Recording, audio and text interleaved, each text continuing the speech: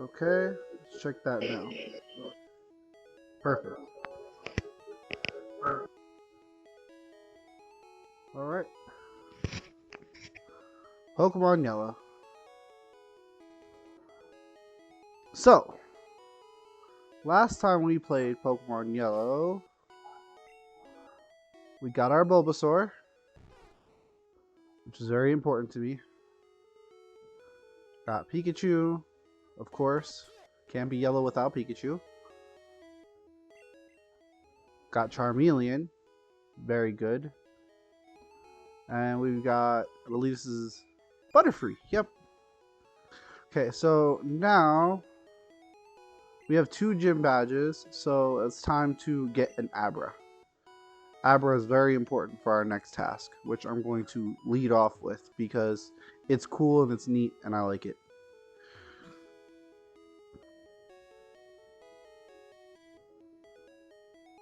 Also, how many Pokeballs do we have? 46. That should be enough. I hope. Maybe. Oh, is Bulbasaur healed? Yes. Alright, everything's copacetic. Good evening. What's up?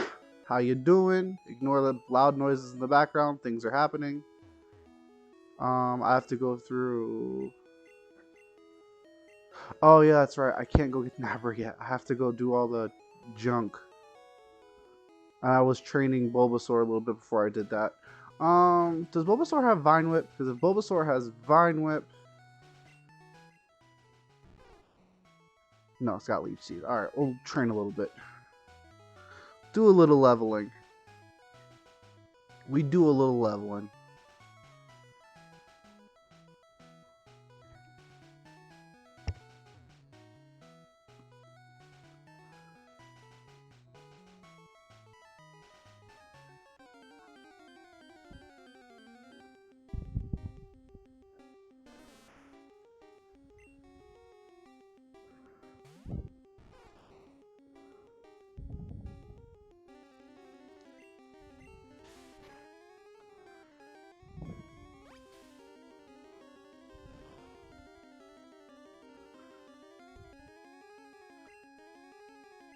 Alright, so this is... I have to stop saying alright so much.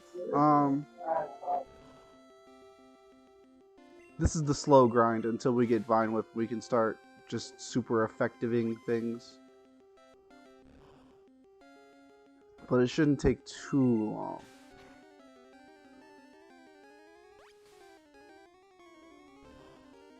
Honestly, normally I wouldn't even be training Bulbasaur by this point, but I guess my friendship with Pikachu is still kind of low. Which, again, weird, but whatever.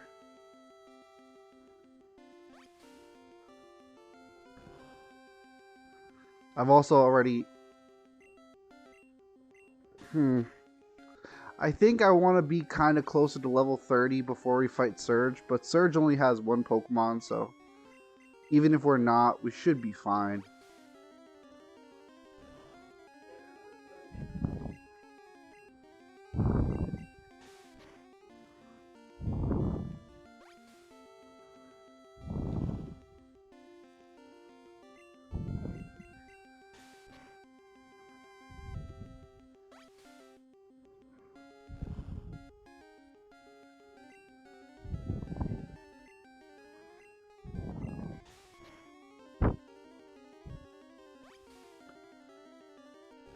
Any day, little green oddish.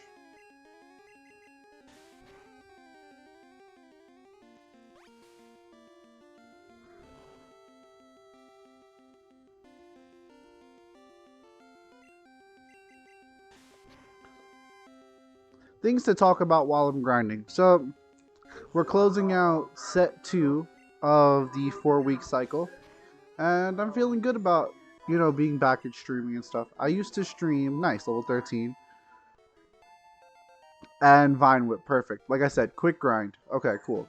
I used to stream pretty constantly several years ago. And I stopped when I started, because I started back up. And I was starting to stream more consistently on a completely different channel.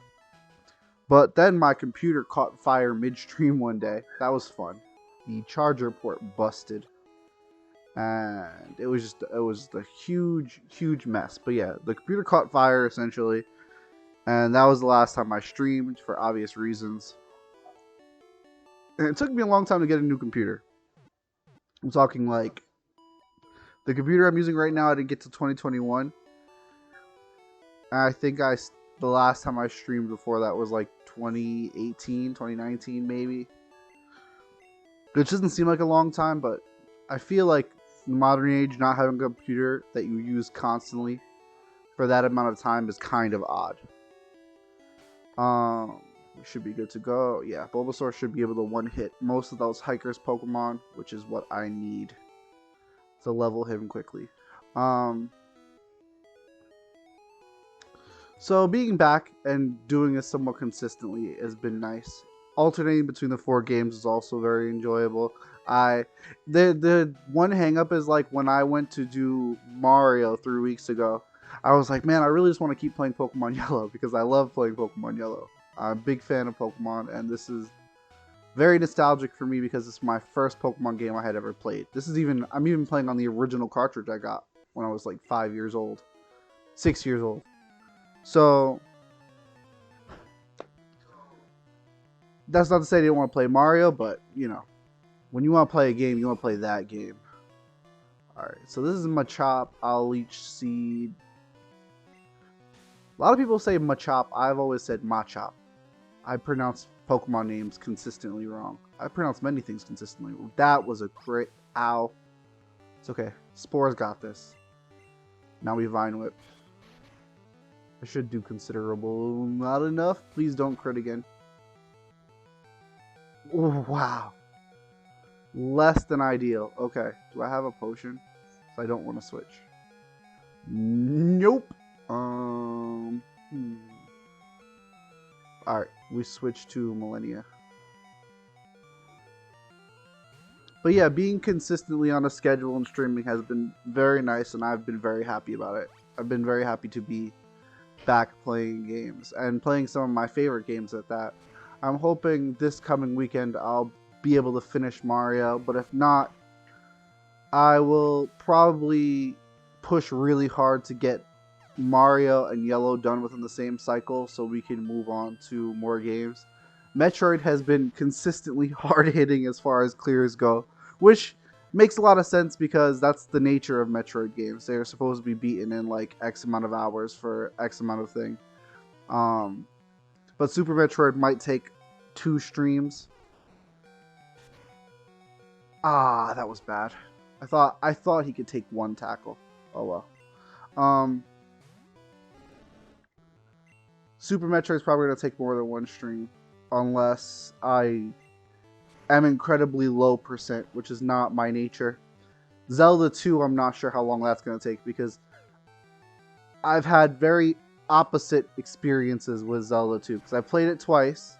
And what's up, Best? I'm doing alright. Hope you're doing well tonight.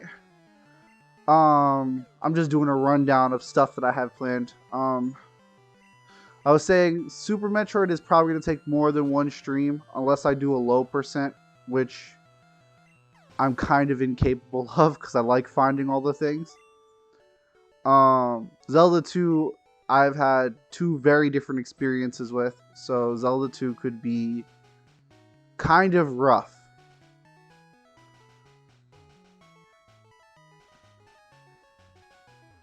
But just to catch you up, Best, we finished Metroid 2 last weekend. Mother brain. The Metroid Queen was... Oh, no, I'm not doing it. I'm not doing anything special for Zelda 2. Zelda 2 is painful enough on its own. I've got no need. Unless I start to blitz that game at a pace that is completely unreasonable for me. Because the thing about Zelda 2 is I've played it exactly twice. Which, the first time I played it, I swore I'd never play it again. And then I broke that when I got it for free on the 3DS, and I said, might as well play it. I have it. Have a complete file on my DS. And it went very well, and I was like, why is this so easy? So I have no idea what Zelda 2 is going to actually be like to play again. I have a feeling it's going to go horrendously. But if anything, Zelda 2 will be a typical 100% run, essentially. Just finding all hearts and magic containers max level and just beat the game, which is pretty baby mode, but also I sort of feel like it's required because I suck at that game. But yeah, Zelda 2 is no challenges. A Link to the Past, what I'm probably going to do is I'm going to do it on the Game Boy Advance version. I'm going to do the Four Sword Palace on stream.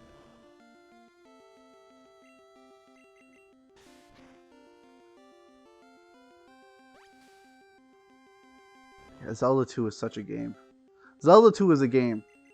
But yeah, I knew that the 3DS run that I did for Zelda 2 was different when I made it through Death Mountain without using a continue. That was wild because I'm like, okay, I'm gonna get killed by a Daira or whatever the hell they're called. Like, I'm gonna get killed right at the end or something, or right before I need to.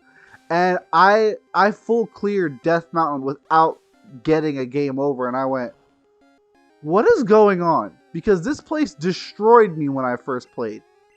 It was like absolutely devastating.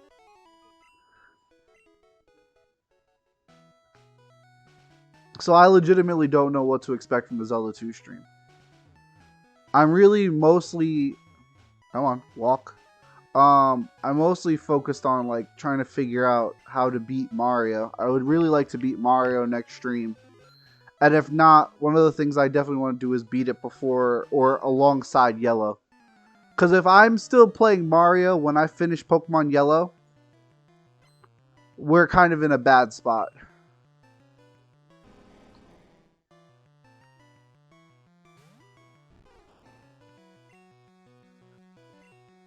That's going to be fine. Yeah, that's fine. Get Leech Seed off. Do some Vine Whippies. Do not. Thank you. I also can't blame you for... I can't blame you for using a map your second time around, because if you beat it raw the first time, forget about it. Like, technically you should just know, and it can be just assumed that you remember. I mean, like, some of the best, like, streamers of any game, right, have to look stuff up, because, and this is important, even the smartest people that have existed on this planet say, you know, if you could look it up or check it really quickly, there's no point in memorizing it, right? So, like, even watching, like, I watch small, like, challenge runs for Pokemon a lot, and he looks up, whenever he can't find something, he's like, let me look this up real quick, and he just does it. Like, who is going to be ashamed? And who is going to shame him? Like, do you remember the exact moveset for Poliwhirl at Gen 3 in Fire and Leaf Green because it's different from the one in Emerald? Like, no. People don't know that information off the top of their head. And if they do, it's the only information they know is that Pokemon information. They don't have any other knowledge because it's hard to memorize all that stuff. It's unreasonable to expect someone to memorize all of that. It's completely unreasonable. 15, nice. Spore is moving along. I want to switch back, but Bulbasaur will get one hit by Spearow for sure. Ah, why'd I use Leer?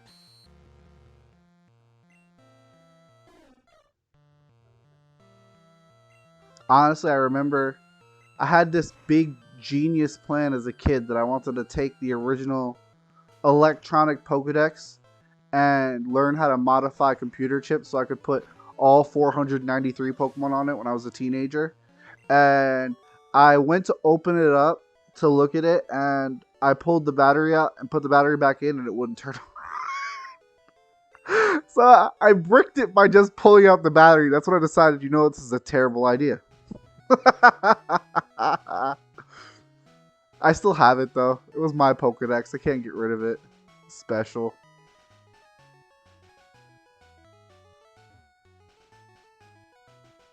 Yeah, when you break something just by pulling out the battery, you kind of know you're not cut out for modifying computer chips, at least at that point in your life. Um, I'm probably a little bit smarter now. I've successfully taken apart and put back together things from Game Boy Color all the way to 3DS. So I'm a little bit better now. But as for modifying computer chips, I'm not gonna fuck with that right now.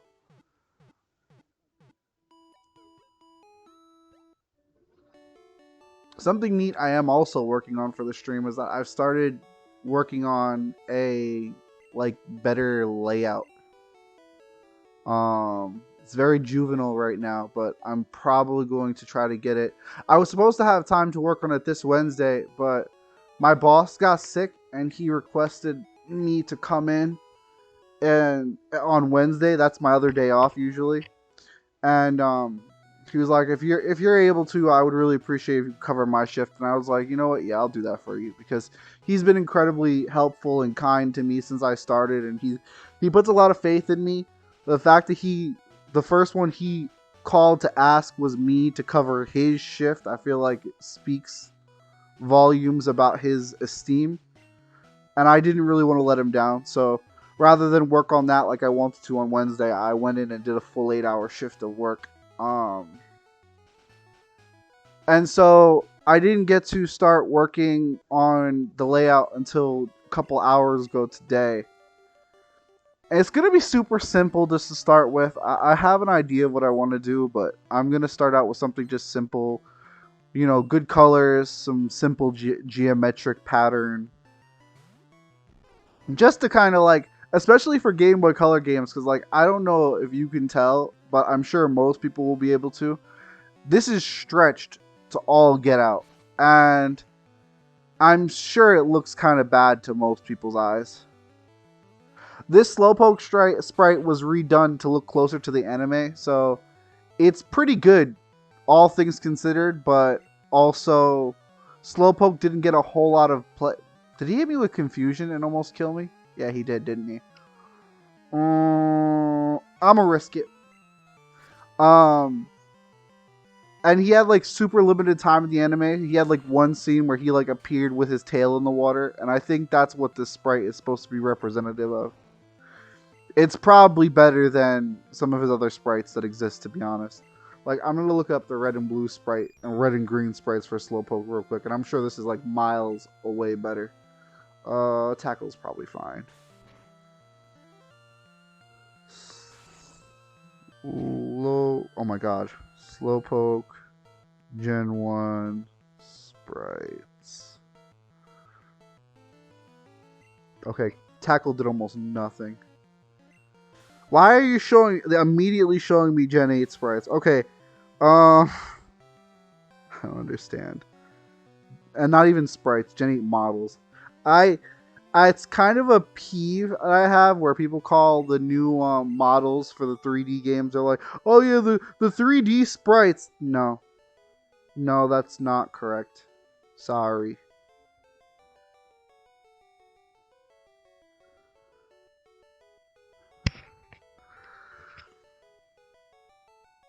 Okay, so yeah, like the Slowpoke sprites. I believe these are the accurate sprites. I'm gonna send them to you, and then I'll post a link in chat. Well, okay. So, what is NES music called? Like, what is that? What are those music or sound font styles referred to as? Are they referred to as something else? Because I actually don't know why that's wrong. Mostly because I don't know a whole lot about what video game music is called or not. I really need to train Bulbasaur more. This is not working. Anyway.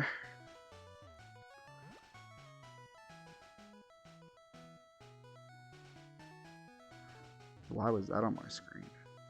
Okay, let's see.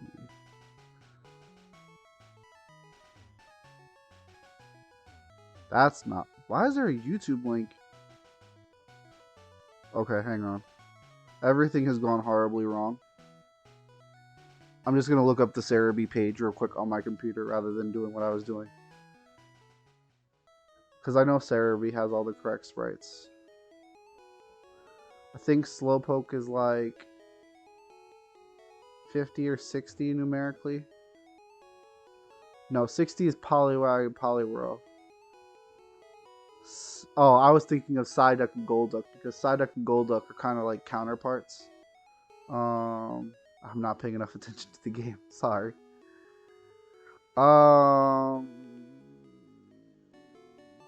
Okay, no. Slowpoke and Slowbro are 79 and 90. Okay, yeah. Alright. So, no, the sprite I was going to post wasn't the correct one. But if you just take a look at this page real quick, you can see how awful those other two sprites are.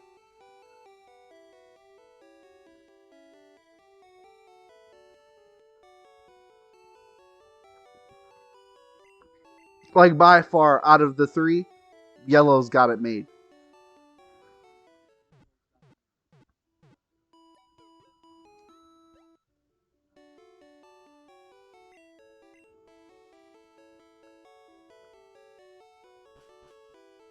Yeah, a lot of the green sprites were just straight up abysmal. But I mean, it was their first crack at the sprite work.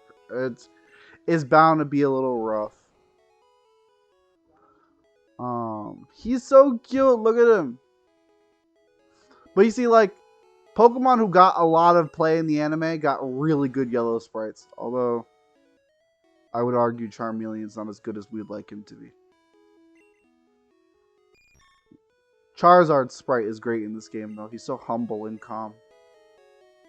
Literally, he just had a snack and got full belly. He's just like, yep, I'm Charizard. It's me.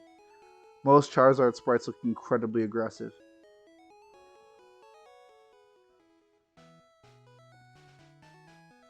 Funny enough, like, I think I talked about this, the game's a tiny bit quiet. I can bring it up a little bit. I actually brought it down because the last time I played Pokemon Yellow, people were saying the game was competing a bit. That should be better, I think. And I also had to adjust the volume for Metroid 2 because Metroid 2 was much louder than the Yellow version. But I used the same layout for both, so I have to, like, sounds a little too loud. Alright, well then that should be reasonable then. That seems like a nice mid-range. Did I fight you yet? No. Very cool. Your boyfriend is cool? That's nice. Congratulations.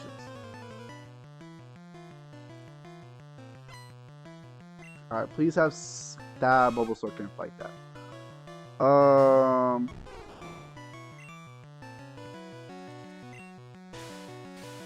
Yeah, so I have to test sound balance like at the start of every stream just to make sure it's pretty decent. And usually it's just a quick test, so apologies if it's not always perfect. I will get it right soon, hopefully.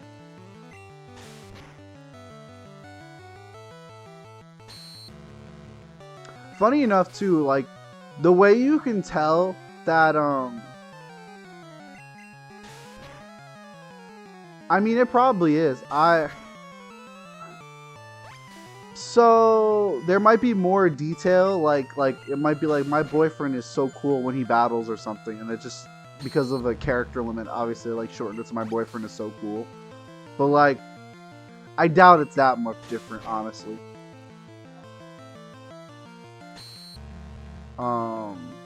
Just based off of the Pokemon names, to be honest, like I don't really think the localization worked super duper hard. Maybe that's kind of a take. Like, oh, it's really hard to, like, yeah, 100% it's hard to translate data like this, and the amount of dialogue that had to be translated is huge. However, I will refer to the Zelda 1 handbook of really poorly translated stuff.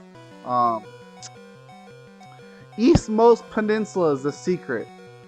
Dodongo dislikes smoke. Like, they didn't necessarily know what they were doing all the time. Let's be 100% here. Everyone can improve, and they've gone leaps and bounds past what they could do here. And it's not entirely up to them. They didn't have the technology that they have now that makes it as easy as it is. 100%, right? But like also,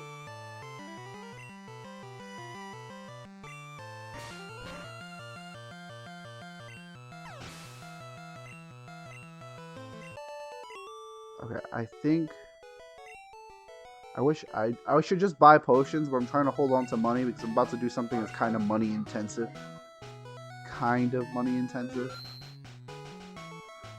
But I'm gonna believe Bulbasaur can just beat this guy.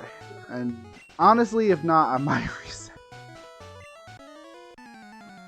I might literally reset to just go heal him instead of making him faint. Because I feel bad about making my Pokemon faint. You know, I had a conversation with someone about this character's sprite a couple years back, I think, where it was like, oh, it looks like he's holding out his fist, but actually it's his elbow, and his elbow is just like hairy. Like his like arm and elbow are just hairy, you know? Not Geodude the hiker. Take a look at that when we go to the win screen, and you can decide for yourself how you feel about it. Because I always like, it looks like it's just his elbow. Bulbasaur's not beating the chop. Tara, you should get some action because you're not going to be on the team for much longer, probably.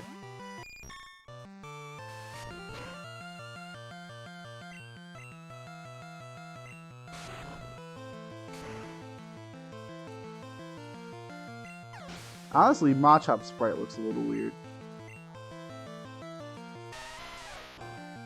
But I think I was going to say, and I don't think I did, that you can really tell how weird some of the Gen 1 sprite work was too, because all the back sprites that look like they do, they look like they do because they were not updated for the red and blue update or for the yellow version update.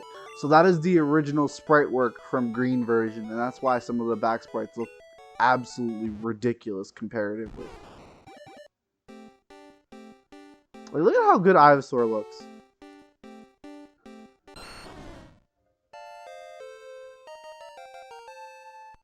That's such a good sprite. But yeah, it looks like he's got like his fist out, but also it's just his elbow like cocked against his side. I should probably go heal Spore now because this kid's probably got like a freaking Spearow with like wing attack or some nonsense. Yeah. It's a perspective thing. Like, it's definitely meant to be like his elbow or his arm. You could also tell too, because I think the Gen 2 artwork for the hikers is just upscaled version of this, so it looks roughly the same. And you can see the pose more clearly, so it's like, oh yeah, that's the same pose he was doing. Okay, that's his arm.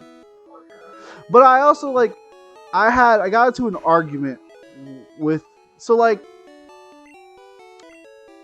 I am very good at getting into like nitpicky arguments. This is part of my history, and one of my nitpicks is everyone's always arguing over. Hang on, over the way these sprites look. Come on, party sprites, Gen 1, and so a lot of these sprites, right? They look kind of funky. And I'm referring to the top ones, the black and white ones.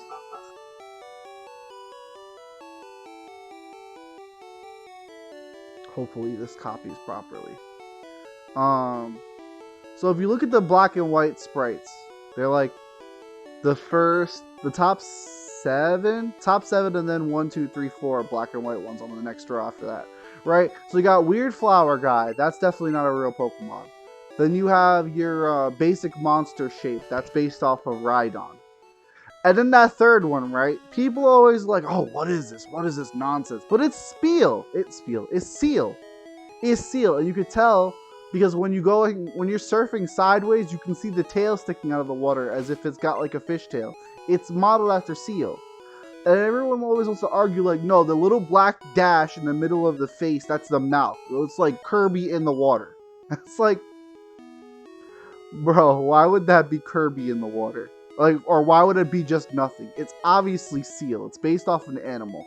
And if it's based off of an animal and it's realistically similar to a Pokemon, it's probably just that Pokemon. It's a Seal. Everyone wants to be like, oh, no, it's not Seal. Like, okay. Cool, thanks.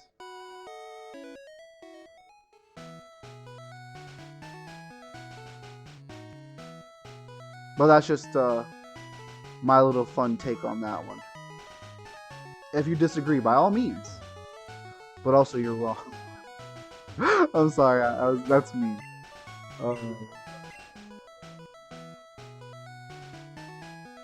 So I'm gonna save here. I don't think this guy is critical for anything that I have to do, but also just in case. And I cannot save inside that little room there because then you can get soft locked.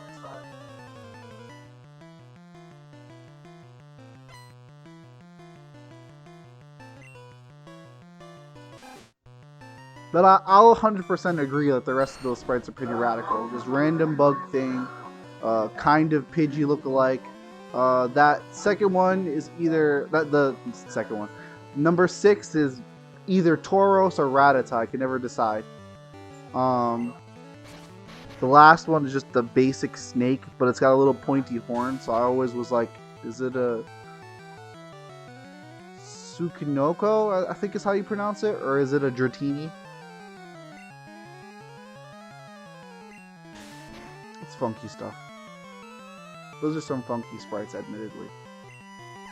Also, okay, so this is fun. You see this sprite, right?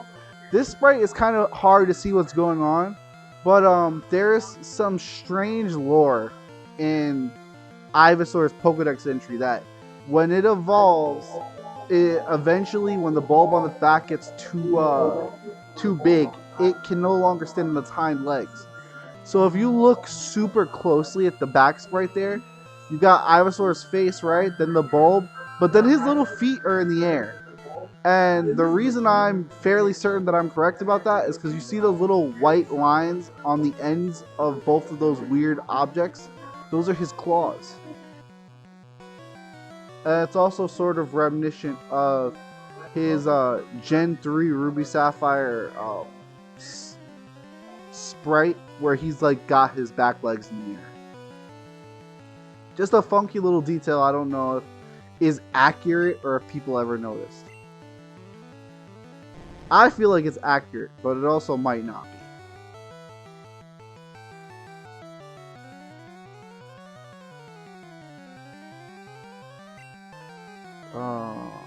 Gal Leech Seed Ekans.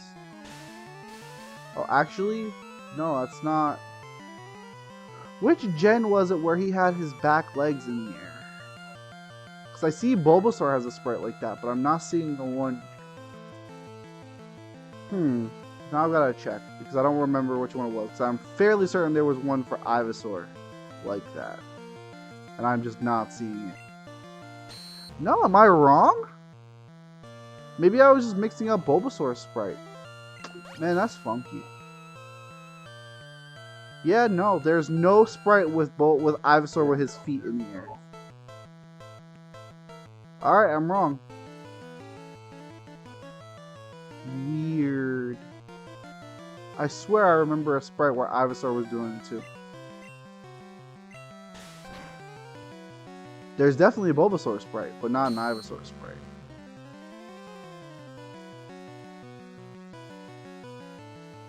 Alright, well, wrong about that one at the very least. But yeah, I'm pretty sure on this one his feet are in the air.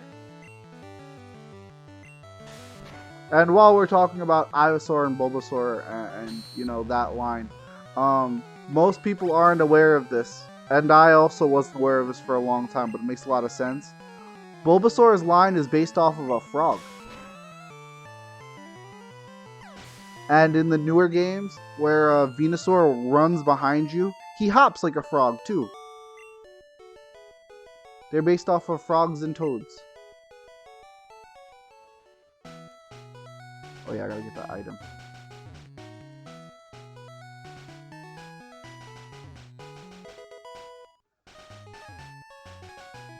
But I think that's all the Bulba lore that I have for us today. I think I've gone through the fun factoids about Bulbasaur's line today. You knew you had to fight me. Bro, I came up from behind you. How could you have possibly known?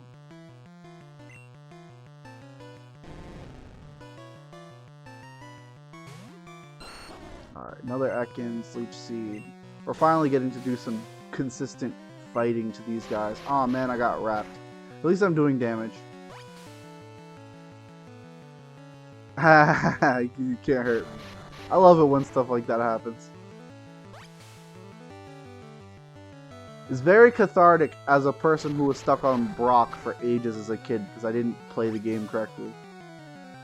To have other people stuck in their own foolish attacks rather than me.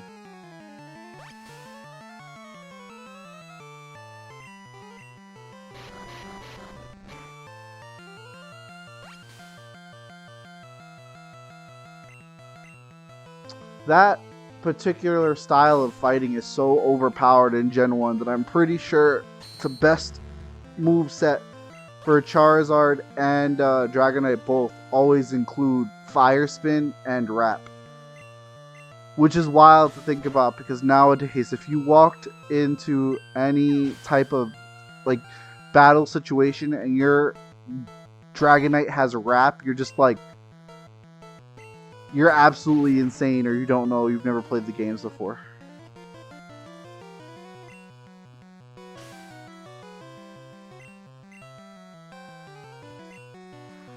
Sandshrew has a really great sprite in this game. Okay, Sand Attack is working overtime, incredible. Oh my goodness. There we go.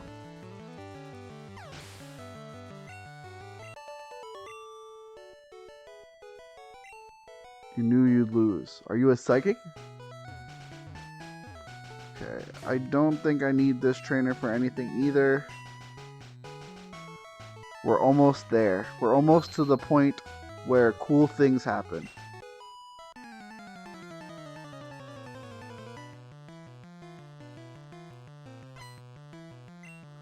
I'm trying to decide what's going to be harder, catching the Aber or catching the Pokemon we're going to catch after that. Not sure.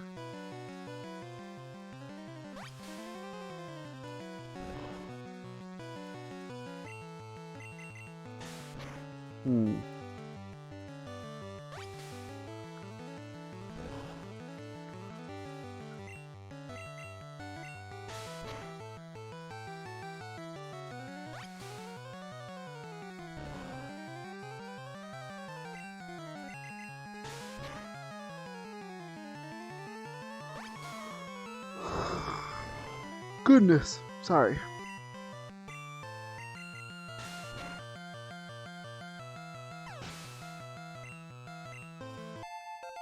All right.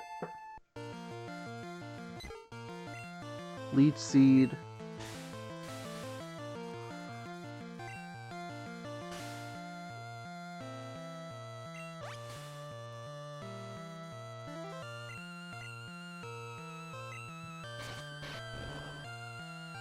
I don't know how many people can remember this from the anime, but I remember I thought it was super cool, the idea of Pokemon that had different colors. Even before like the days of like shiny Pokemon, they had this episode of, well, they had a few things that happened during the Orange League. It was season 2 of the Pokemon anime, and they just that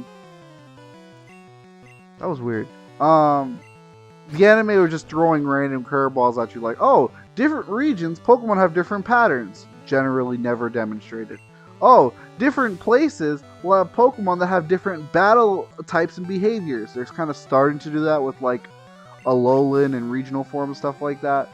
But then the big one for me was like, oh, if Pokemon eat different kinds of foods or grow up in different environments, they're different colors. And that was like it was called like the Pinkin Island or whatever, where there was just like a lot of these pink fruits that all the Pokemon on the island were pink because of it. And I was just like, man, that'd be so cool to have like a blue Pikachu. And like, of course, the first movie had already come out by this point, so I wasn't talking about like Meryl. I meant like a legitimately blue Pikachu. To the point where I remember when I first started learning about shiny Pokemon besides for the red Gyarados, I was like, man, I wonder, Pikachu's probably got a great one since he's the mascot of the series. And I go online and I immediately go look up shiny Pikachu and I just go, I don't want a shiny Pikachu.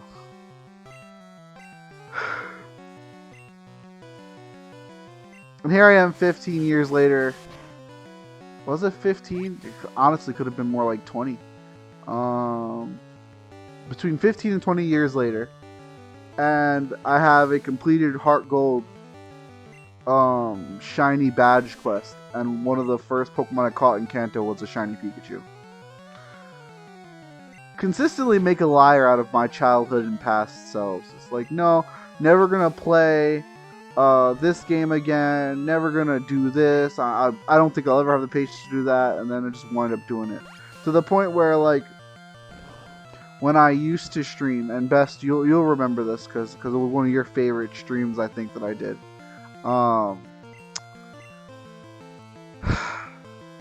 I swore I would never play it again. And I was thinking about the other day, like, am I gonna have to pull that out of the freaking out of the closet one day to actually do? I was thinking about Donkey Kong 64 again. I'm like, if I do play that game, I just won't do 100% because it is the least good thing I ever did on stream. I swear, that was just awful. All of that was terrible. Oh my god, Donkey Kong 64.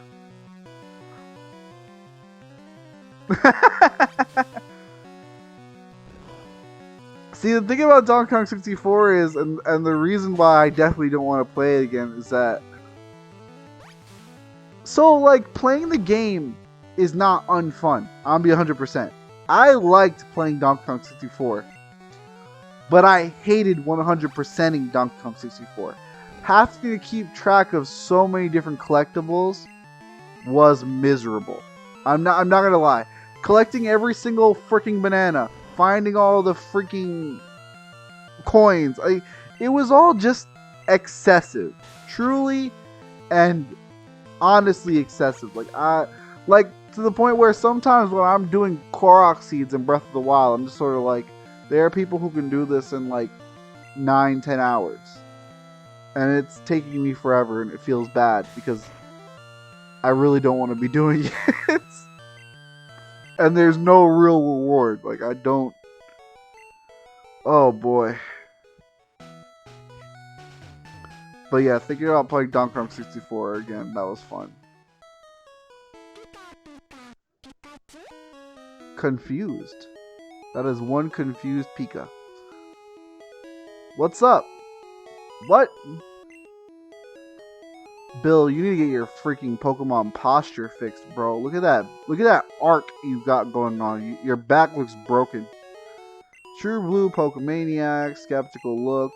I mean, why would you be skeptical when you literally see this person who got turned into a Pokemon? Like, Pokemon don't talk as far as Red, this character knows. Like, my player character doesn't know that Pokemon can talk, or some Pokemon can learn to talk.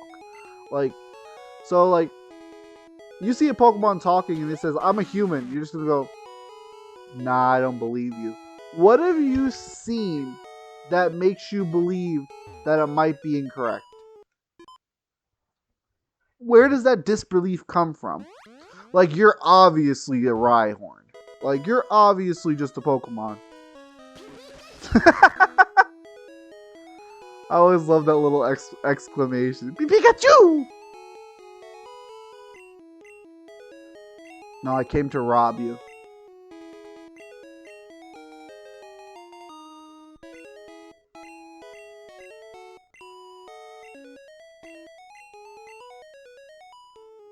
My favorite thing about this guy is he's always got, like, in Japan, he's got like a Kansai accent, so he's always localized in things with the southern accent. Like, watching him talk in the Pokemon manga is just wild. Like, why is he southern?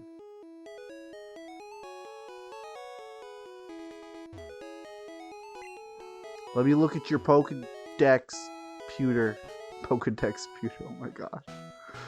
Alright, so we go get Dig, we go catch... I always loved the water texture in this game, especially in this one route where the music is just incredible. I could just sit at that route for ages and just listen to it. But this is not that route. This route is pretty okay, but this isn't my favorite music in the game.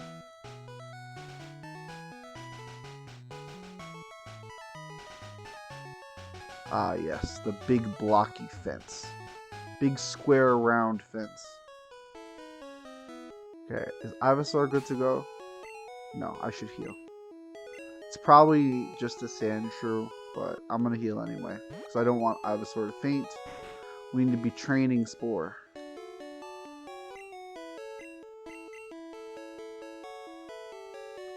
Come to think of it, I don't remember what I usually name my Squirtle.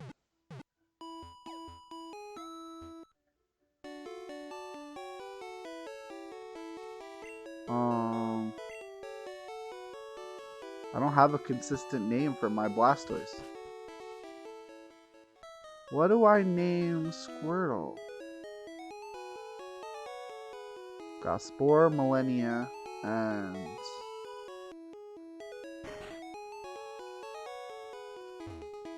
What do I usually name Blastoise? I don't remember.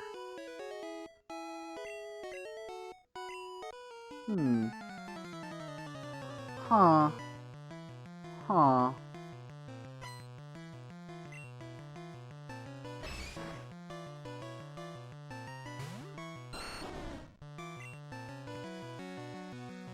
Yeah, I want to use Leech Seed.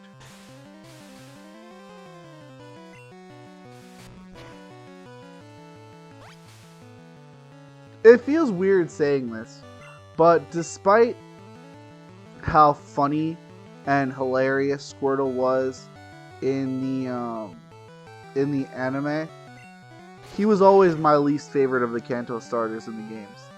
I just like Blastoise is cool. He's got like cannons coming out of his back, but it's just like, I don't know. He never really like grabbed me the way like Bulbasaur or Charizard did.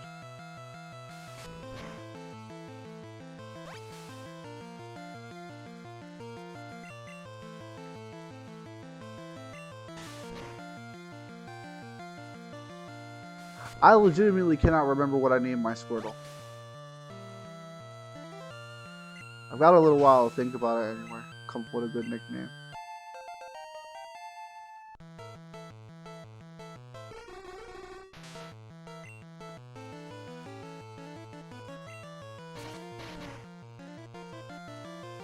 It's messed up too because I remember what I nicknamed my Dragonite, my Gengar. Terra is a new nickname for Butterfree. I don't remember what I usually call my Butterfree. Yeah, I don't care about that. I can just... Should I Leech Seed you and you can almost kill me, or should I Vine Whip you and do a lot of damage? I'm gonna Leech Seed just in case.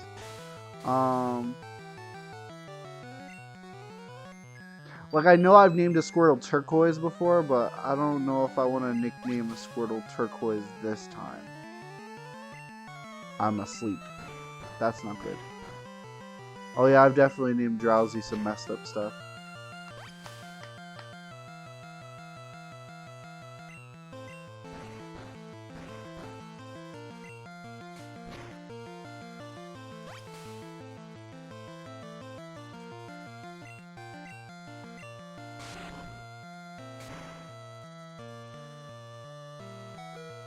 So, my favorite thing is they were definitely intended to be creepy in Gen 1, but Game Freak has gone out of their way to basically bury. Like, every time a Hypno was trying to hypnotize or looked like they were about to do something, actually they were just trying to help the little human child out of a really bad predicament. It's actually legitimately funny how they've been trying to go out of their way to bury, like, oh, we kind of actually made some really creepy Pokemon that are actually kind of gross and predatory. Yeah, in a lot of the recent Dex entries have been like, oh, Drowsy and Hypno have rarely, if ever, harmed any trainers. Meanwhile, it used to be like, yeah, this Pokemon regularly abducts children and takes them away forever, and better watch out. Like, it's very, yeah. But also, like, Pokedex lore is one of those things that's always been consistently really awful. Like, Like for instance, there's like there's a ghost type Pokemon. It's like this Pokemon is made up of the spirits of both people and Pokemon. How do you know that? What did it tell you? How could you possibly know? What research have you done in order to find out? Oh, Jesus Christmas! This thing is made up of people. Like, how do you know? There's no realistic way to include that into actual lore without making this whole thing, this whole game, this whole world where this kid is just out catching random monsters and putting them in his pocket seem like something very, very, very bad. You know? Like, and they very much want this to be like, oh yeah, kids playing with little animals, haha. But in reality, it's like, these are freaking monsters. Like, these are legitimately creatures that will eat and dismember people who wander into their homes. Like, and that's where it's like, okay, so why are 10-year-old kids going on adventures by themselves in a world this dangerous? Like, legitimately, why is this allowed? Okay, it's time.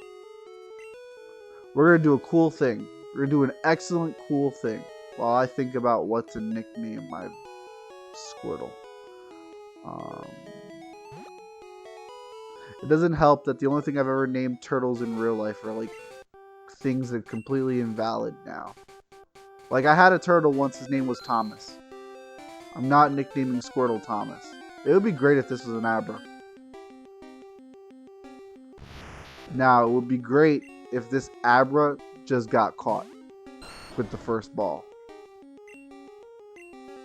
Oh, you know what? I'm stupid. I have Butterfree. Butterfree has freaking sleep powder. Ah, well. We'll switch it after this one if it fails. Now, it'd be great if you just stayed in the ball. Rip.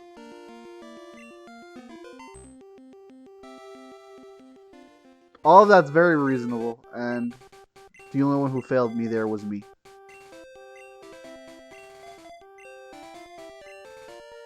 Also, Pikachu gets nervous if you leave him by himself for too long.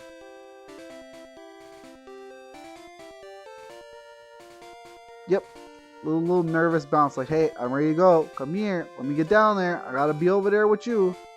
It's adorable. Love Pikachu. It's so funny when I tell people my favorite Pokemon is Pikachu, they're like, oh yeah, you're incredibly basic, aren't you? Then I tell them my second favorite Pokemon is Chandelure, and they're just like, what? Who? What? A literal lamp? Why?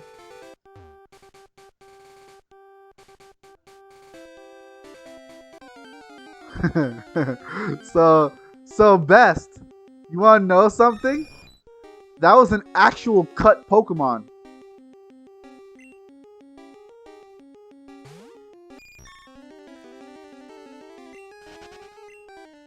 Yeah, so Gen 2 had a Pokemon that was essentially that concept. In fact, Gen 2 had a lot of cut concepts that were incredibly edgy, and that's why they didn't get into the game, because they decided, because of the direction the series was taking, they had to remove like the actual origin aspects of Pokemon. So, for instance, the ruins of Alph were apparently located where, and this is, I don't know about in the current Gen 2 that exists, but in the original Gen 2 that exists, the ruins of Alph and the unknown themselves were actually a huge reference to Hiroshima. Like them being little black markings on the wall. Do you understand what I'm referencing when I say that? Yeah, Pokemon were supposed to have been a result of human warfare. And that's why you have Lieutenant Surge, like, oh, Pokemon protecting me in the war. And all this other stuff. It's this huge thing that was completely and entirely supposed to stay wiped from existence and buried. It was not supposed to actually be a thing. And so a lot of Pokemon from Gen 2 were originally had like warlike designs or also really dark designs. I always have a very funny name for my Abras, and I think it's funny, but no, this isn't just a theory. They literally have map data that shows the original Gen 2 map was based on all of Japan, not just like Kanto and Johto. And Johto is obviously not a real region of Japan, but Kanto is, right? And so the map data for the original Gen 2 before it was wiped and changed almost completely was a much bigger map that included the entirety of Japan, to the point where Canalave City is actually not just heavily influenced but almost entirely based off of the original map of a place from Japan, to the point where they said, oh, does this mean Sinnoh was originally intended to be in Gen 2? No, but the place that Canalave City was based off of was. So yeah, there's a lot of the extra, like there's more theory crafting, like real theory crafting was that the reason that kids go and this is like full on theory crafting. This is like full on, definitely not just theory crafting. Definitely theory crafting rather. Was that the reason that Pokemon trainers are kids was because these monsters were immune and too powerful for most weaponry, and experimentation with trying to understand these creatures in order to like find ways to be peaceful and things like this, they got along best with children or people who just tried to befriend them rather than people who tried to command them or hurt them and things. And so world peace, this is 100% theory crafting. Like I said, world peace was essentially established simply because of the environmental damage done by these weapons that created these super monsters, that the only way to stop these super monsters was to set children out on the world to control them and calm them down and things like that. And again, it's really absurd to see the theory like completely written down. But then to actually look at the old maps and like the positioning of the ruins of Alph and the markings of the unknown and the warlike themes and things like that, to see all this cut content that seems to actually somehow support it, even slightly, is wild. Like, obviously, it's not ever going to be a real aspect of anything ever again. They buried it. They didn't ever want this stuff to leak out. I don't know why they even kept the files in general, to be 100%. Like, why keep this stuff if you never wanted to see the light of day? But, I don't know. Oh, I messed up. Okay, I gotta do this again. There we go. This is where we start doing some funky junk, brother. While I was talking about some really wild nonsense. But it's crazy. If you want to, Gen 2 has probably some of the most cut content in the whole series of Pokemon. Man, I'm not doing it fast enough. Why is it not working? Yeah, Gen 2 has the most cut content in all of Pokemon. The region in Gen 2 looked completely different. The way you progressed the game was completely different. Most of the Pokemon are just completely different. Okay, there we go. Alright. This is a fun little glitch that everyone knows and loves. And this is the easiest way to do it and the earliest point in the game where you can do it.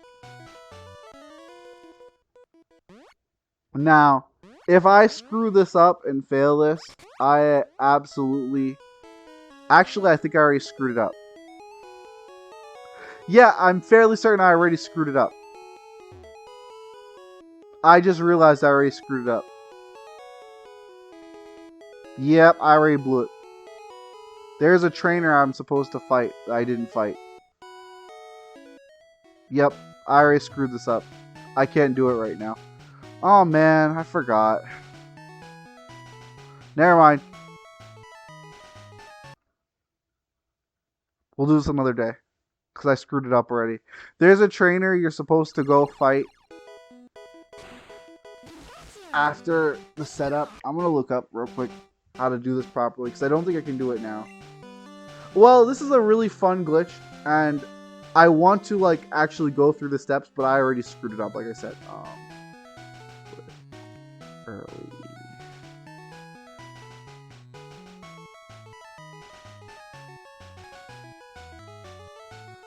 But essentially, this glitch lets you get Mew.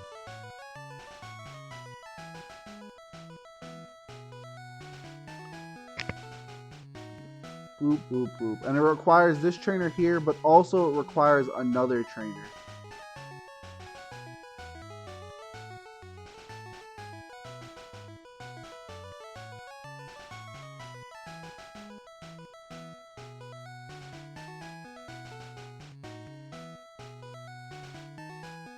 Route 8.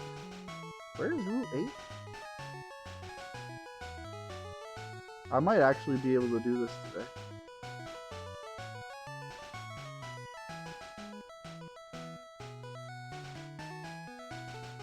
Oh, this is the one that requires fly.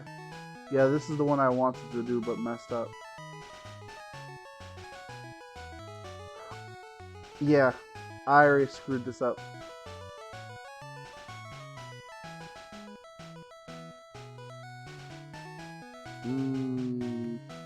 Yeah, so I was supposed to use a trainer that I already defeated. See, essentially what you do is you have to use this long range trainer who can see you like as soon as you step down onto the map. You see how he like really quickly turns? There's a glitch that involves him turning around, but you need to also fight another trainer with a really specific data set, and I already fought that trainer. Because I'm used to doing the extended glitch. The extended glitch happens much later in the game.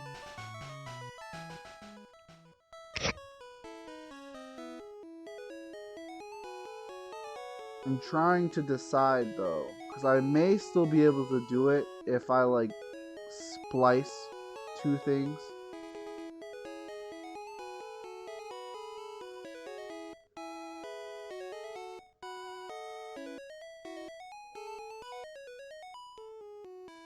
Yeah, I would need fly for this one, which I could definitely get today. Alright, well, I have everything set up, so I can just do it later. It's a neat glitch and lets you get Mew, and sometimes it's fun to use Mew. Yeah, so essentially, if you do the glitch correctly, you encounter a level 7 Mew on returning to the specific location where you're supposed to fight the other trainer. And you can just fight and catch Mew. Yay! But you have to use specific trainers or Pokemon because those specific data sets, they need to include a very specific number set.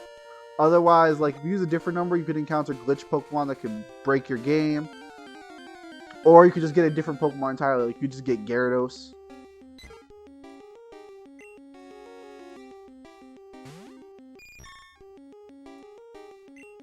But yeah, it's a cool glitch. It's pretty simple when you do it correctly.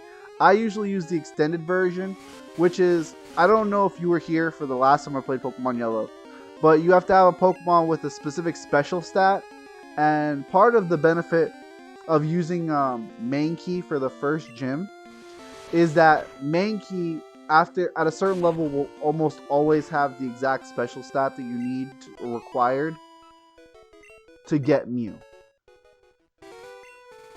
And the reason it works is because Gen 1 is a mess. There's no reason any of this should work. It makes absolutely no sense. This is a house that I bet most people never even go inside. I didn't even know how to use it when I was a kid. Time to go on a really long walk. Not a rock. Really long rock, yeah. So yeah, I cleared all the trainers on this area, so I can't do that.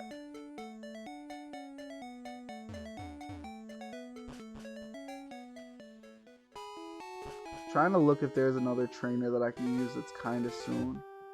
Because there's a super specific.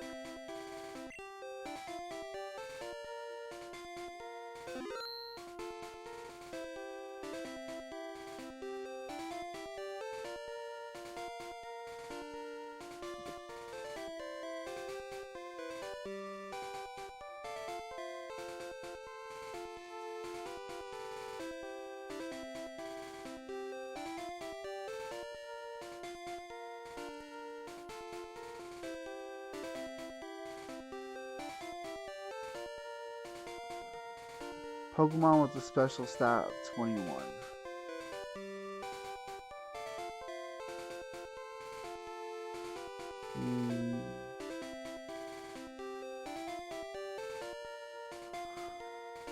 Pokemon and trainers with special stat of 21. Yep, this has apparently been researched before.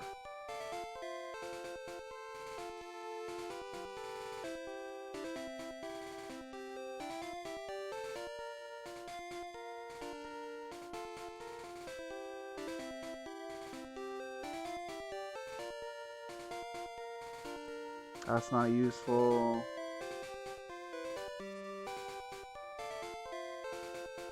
Level 17 Ekans in the patch of grass west of Lavender. That's not useful either. All of this is not useful. Unfortunate. And I doubt that there's an index with all the trainer levels, so I'm just going to have to do the extended one later. Which is fine, it's not a big deal. But yeah, it's a cool glitch, and I like having Mew sometimes. I haven't used Mew in a while.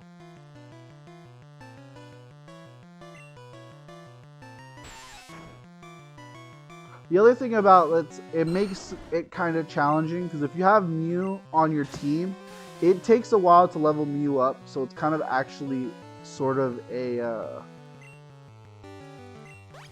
an additional difficulty for in certain ways. I used Leech Seed twice, like a goon.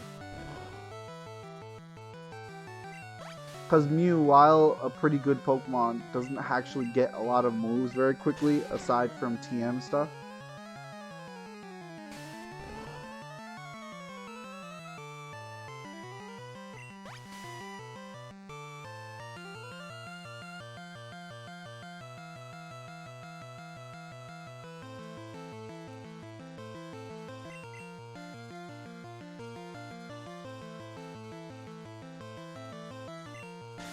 Doing some quick research.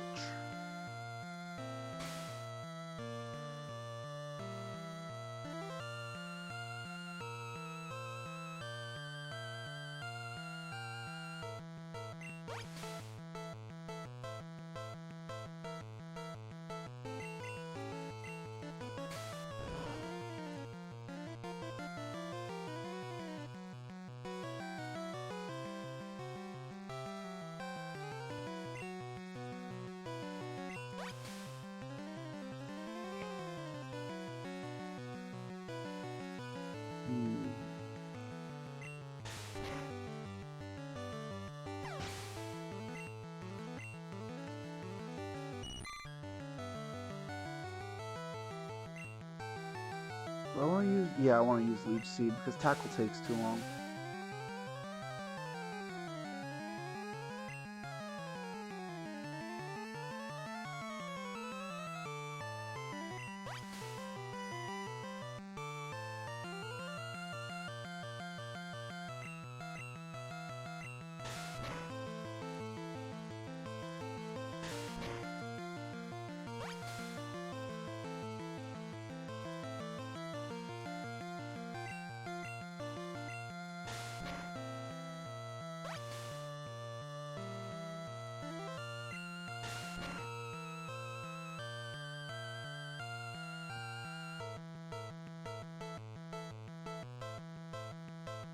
Okay, where's the Trainer 2 list?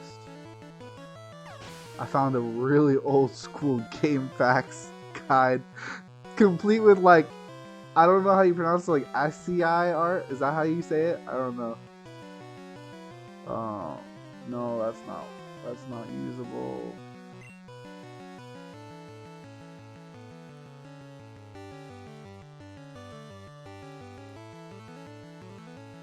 Okay,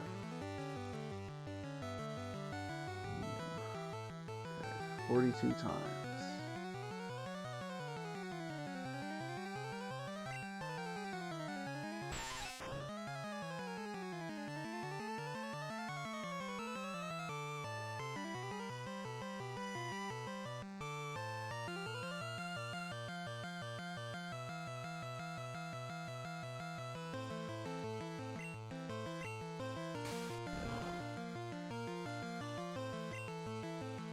Come on, Ivysaur. Give me a crit or something. Did I miss Leech Seed? I just realized Weedle's health isn't going. Oh, hello. Thank you, Ivysaur. What a bud. Do you just like pronounce it like the letters? ASCII? ASC2? I don't know.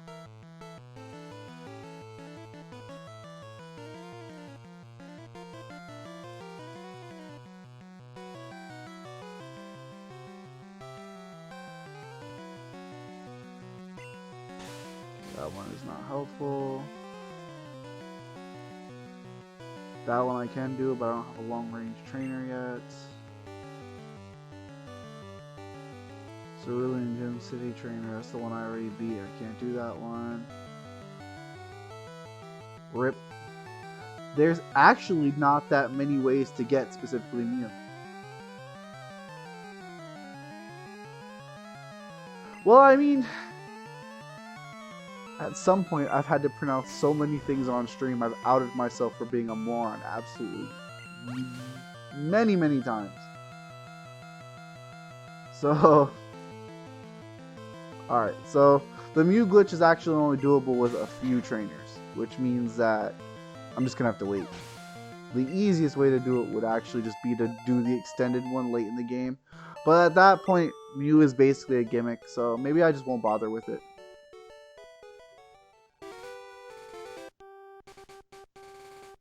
That's my fault for not knowing the steps for the early one. I don't have the steps for the early one memorized, so. I mean, maybe.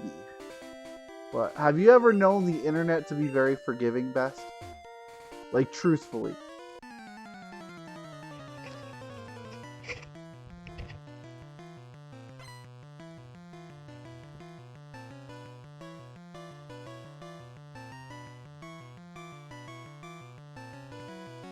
Oh, goodness. Alright, I'm going to stop researching the Mew glitch. I have missed my shot for it for the most part. I'm not going to worry about it too much. I'm going to eat these cookies instead.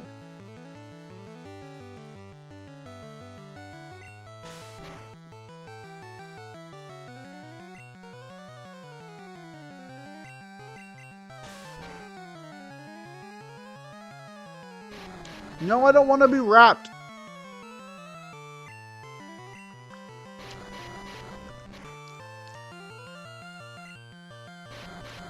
Fun fact, Weeping Bell, actually kind of a fun Pokemon to use. I was using one for a good bit during my Soul Silver badge quest.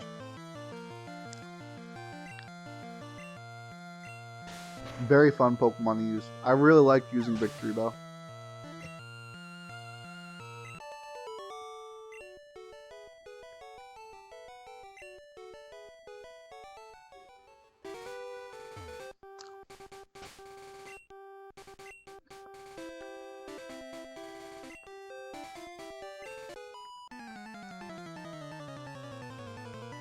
Actually, what grass type? Oh yeah, that's right, Breloom.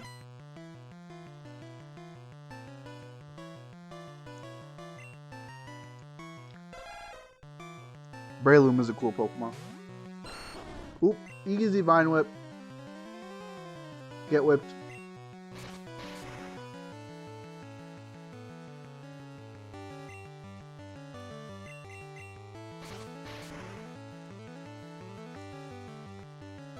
I like how he tried to whip me back. Not happening.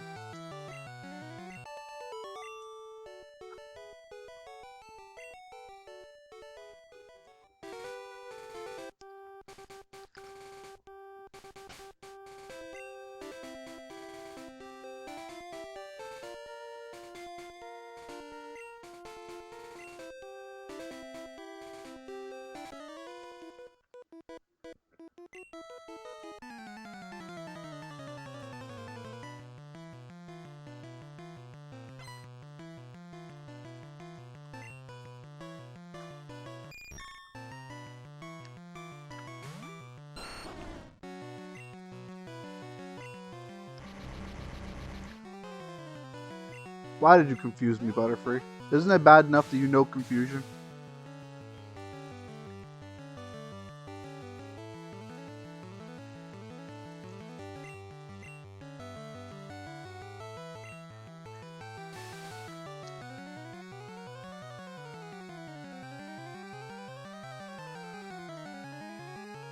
Oh man, Best, something crazy happened the other day after my stream. I was watching a video on shiny hunting, and I was trying to set up a different shiny hunt. I was setting up to do Drifloon in Platinum, but Drifloon in Platinum is supposed to be only on Fridays. So I had saved in front of it, obviously, Friday. And after the stream, I was like, oh, hey, you know what? It'd be a good time to check today to see if it stayed. So I checked and it did. So I did a couple like test encounters to see. And it freaking shined. It was like 10 encounters total or something. It was wild. I couldn't believe it. Got a little yellow Drifloon friend. Made me very happy.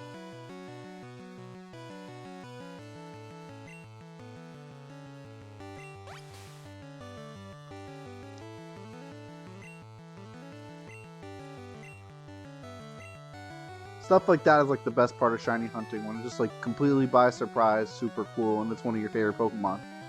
Then there's stuff like this Trapinch hunt, which is at 22.4 now. 22.4 is a very painful number. 22,400 encounters roughly is very painful.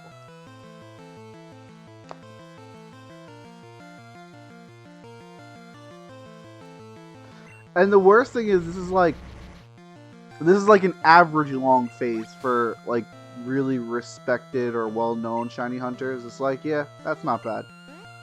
If I got it tomorrow, they'd be like, yeah, it could be worse. That was pretty good, actually.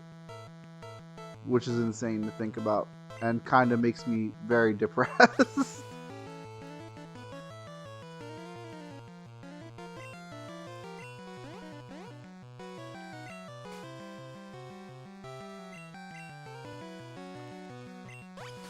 What have you been up to, Best? Are you still playing Breath of the Wild?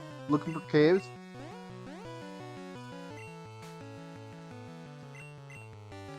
Come on, Spore, you can do this.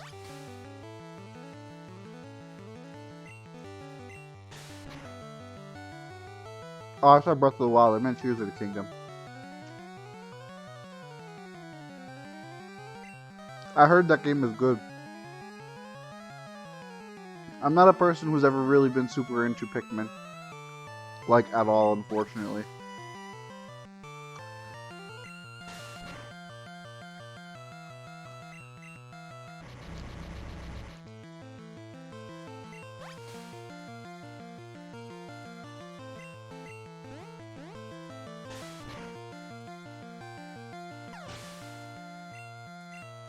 Nice.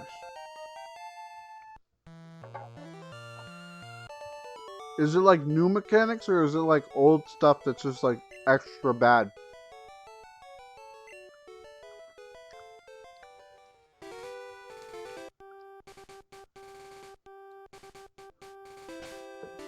Do I have...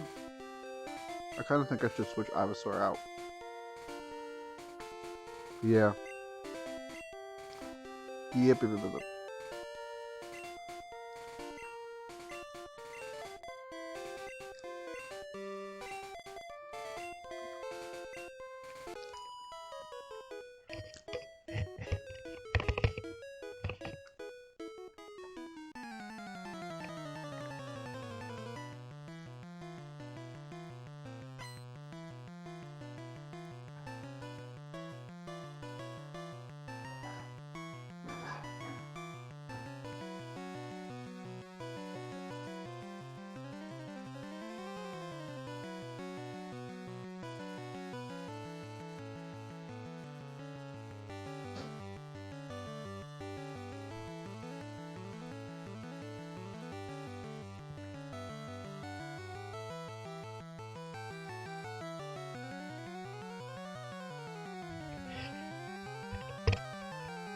Oh, I see. So they made it easier for people to play the game for who are new to the game, but that makes it so that it alienates a lot of features for like the original fan base. Yeah, it's really weird. Like,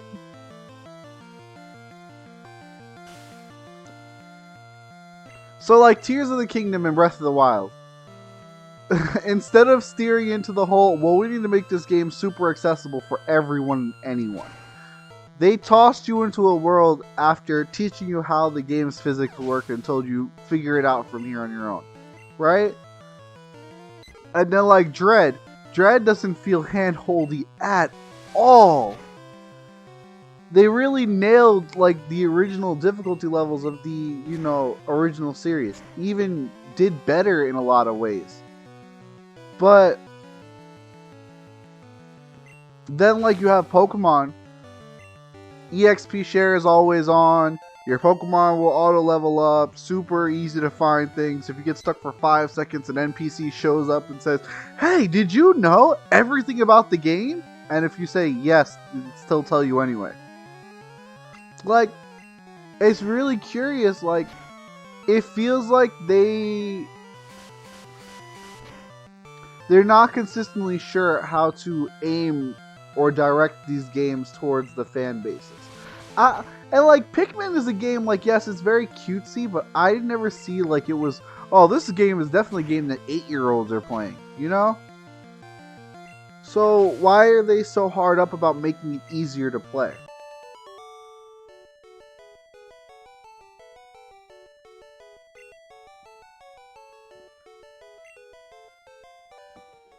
I don't know, something like Mario I can understand. Even Pokemon to a certain extent, I get them like toning down difficulty.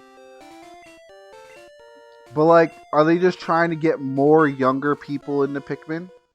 Or was it ever like, did fans ever have a really big problem with the way that Pikmin worked aim wise? Like maybe it's like a knee jerk to like a complaint for Pikmin 3 or something?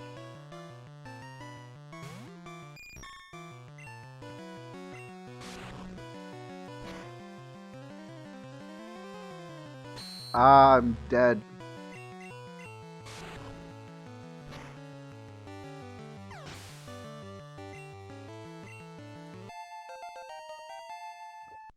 The team is leveling nicely now. Maybe this will be a run where I just hold on to Butterfree. I don't know, because I was thinking about getting Dragonite again, and Dragonite's also a flying type. Then I'd have Charizard and Butterfree, and then Butterfree is also weak to fire, which Venusaur is also weak to. I like Butterfree though. Butterfree's a cool Pokemon.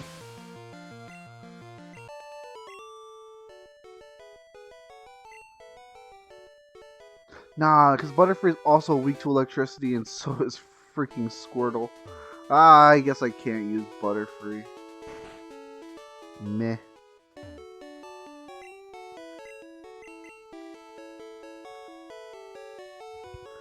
Vermilion City looking more like Mandarin City right now on my screen. Very, very deep orange color.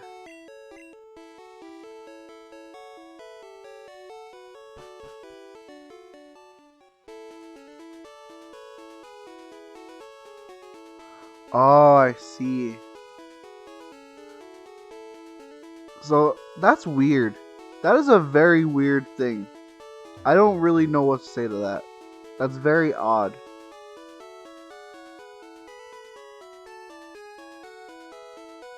You know what? I know what game might have a Blastoise in it from a Gen 1 game.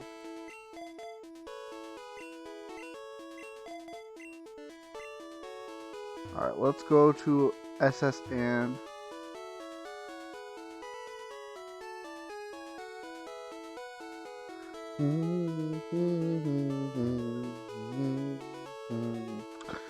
Ace Flash the SS ticket.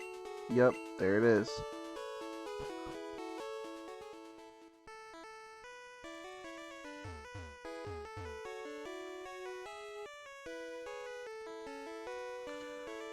Okay, well, yeah, honestly, if Pikmin 1 and 2 were like known for being incredibly difficult, it sort of makes sense why they react that way now. What's up, guy? You call me a little guy? Is that mon petit? Is that like words. Does that mean like a little guy?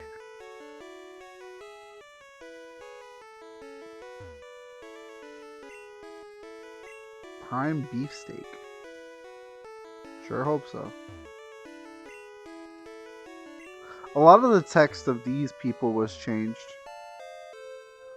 Like the chef said, one of the cooks says, "Oh, there's an odd berry inside the trash instead of a Pokeball. The Pokeball is moved to a different spot." And this guy says like something about the main courses. Oh wait, yeah, here it is. Yeah. So I don't think I've ever seen the beef line. I guess like so it changed. So the first thing he said was beef, like beefsteak, and he says, "I don't know if we have enough fillets." And now he's saying the fish, but in the Gen 3 remakes, he doesn't ever mention the beef. It's crazy. I didn't ever know about the beef line.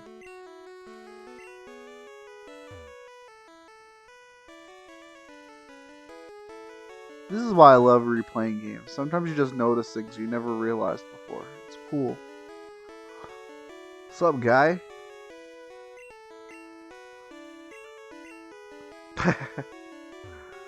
That's a nice little nod to the silent protagonist.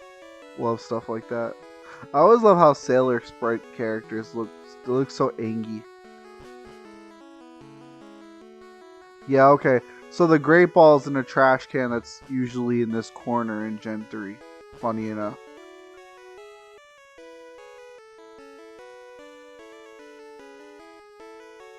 Okay, there's the last cabin. Okay, let's fight you. We got Ivysaur in the lead, right? Yep. All your Pokemon are from the sea. That's crazy.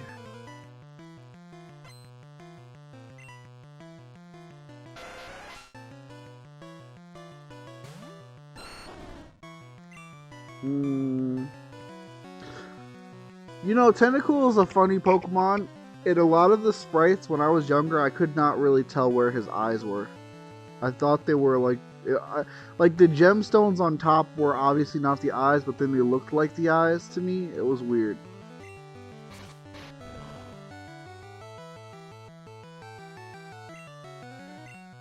Some of the type effectiveness in this game is really wild too. Like Charizard's main type is fire, but he's still weak to ice. But then like Tentacool's main type is water, but poison is still resisting grass properly. It's like they only tested like a few types. Weird stuff.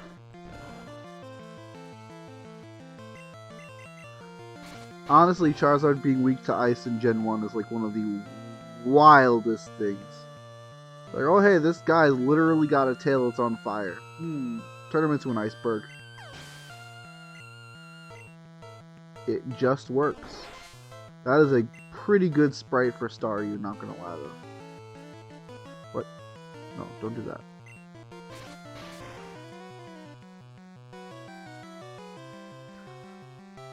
I wish that had one hit.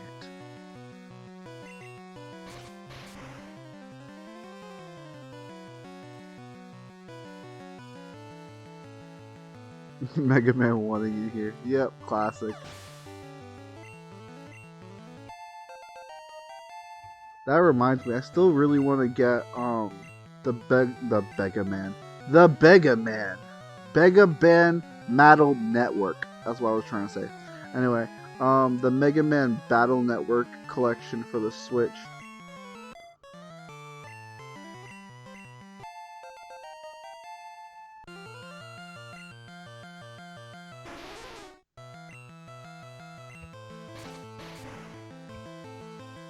I only played the first two of those games because I have them on my Wii U. I didn't buy the rest in time, so kind of need to get that Switch collection. That was a weird flash. Hey bro, you wanna fight? Walking the plank. This is a luxury cruise liner. This is not a pirate ship, you goon. He's got anchor arms. I never noticed that before. He's got anchor arms.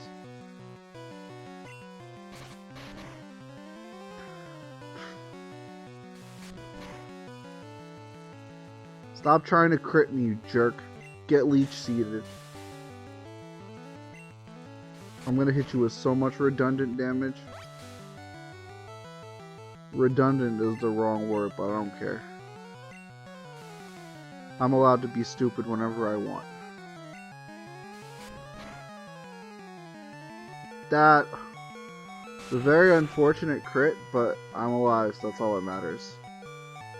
Can I kill it with a vine whip where it's at? I'm gonna try. Come on, Spore, you got this. Yes! I knew he had it. Spore the strongest. Is there an item here? Is there an item here? Aha! That's usually just sitting out in the open in the Gen 3 games.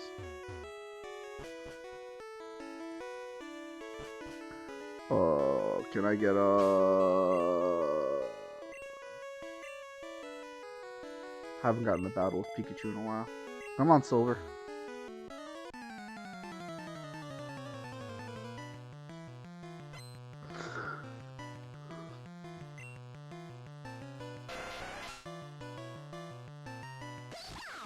Yeah, Thundershock. I legitimately love the sound of Thundershock and Thunderbolt making the Gen 1 games. So good.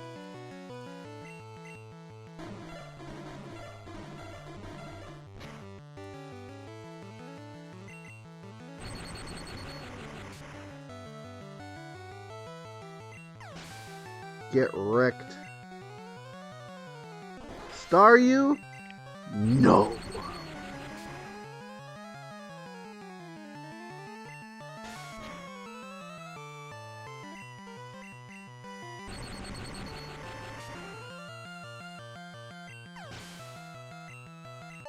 Very cool. Alright, Silver handled that well. Steal a TM, sure. Just leave a CD on the floor.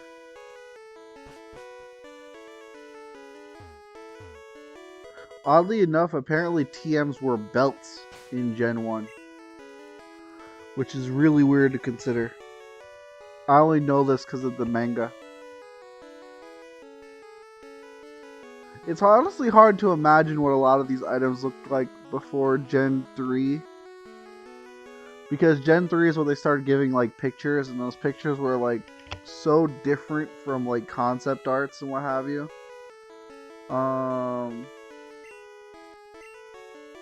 Pokemon's really one of those games that it feels like at several points they just wanted to stop making them, and they just kept going for whatever reason. And I feel like it really shows in the way that like the games have been redone and changed and retconned so many times.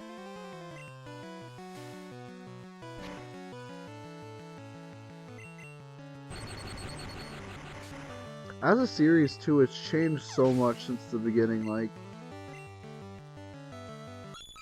it doesn't even feel like the same games anymore in some ways. In a lot of ways, honestly.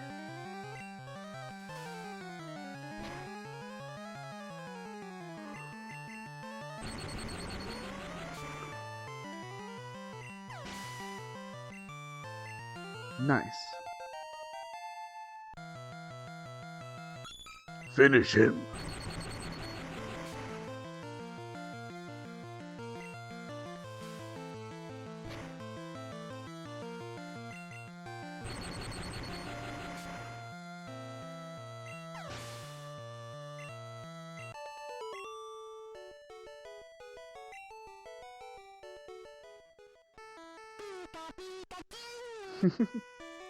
This is so cute.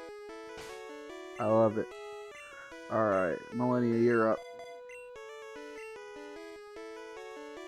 feels kind of bad that I've only named Charizard Millennia because of a vague resemblance to a Yu-Gi-Oh monster.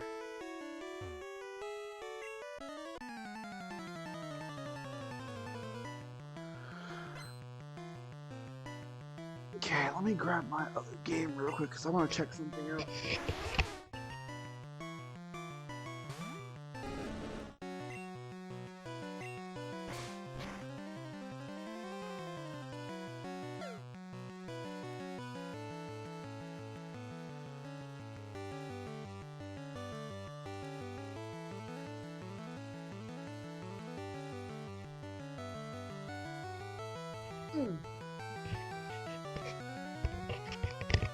So if I'm right, my copy of Pokemon Ultra Moon has a living dex made up of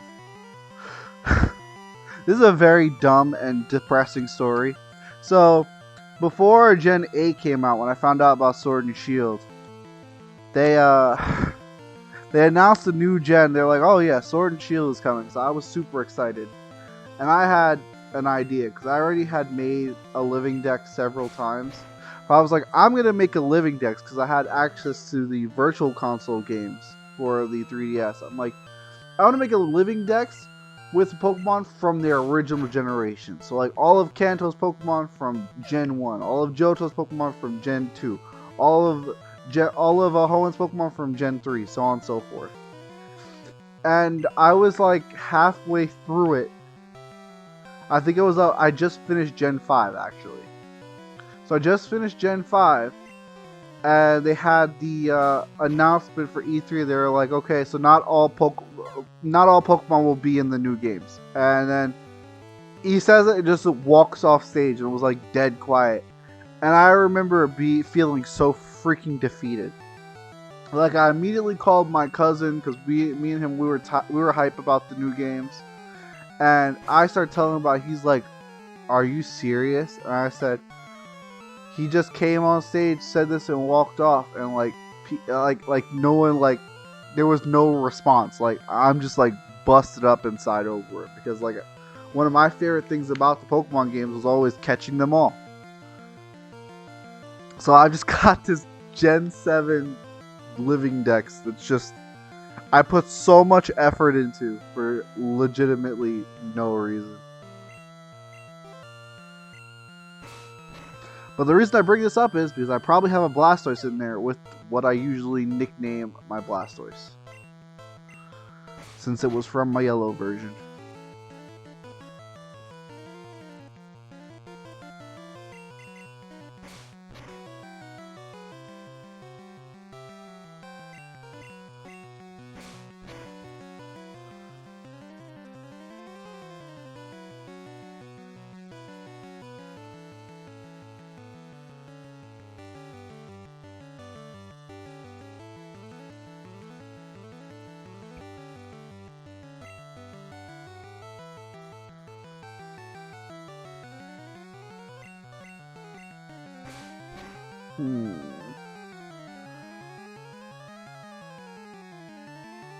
This is kind of a cool team, actually.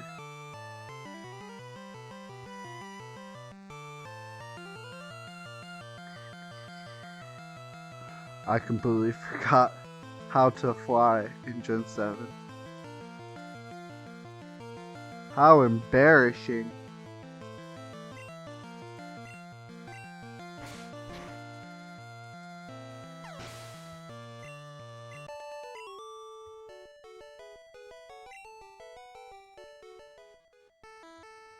Okay, we gotta fight this guy now.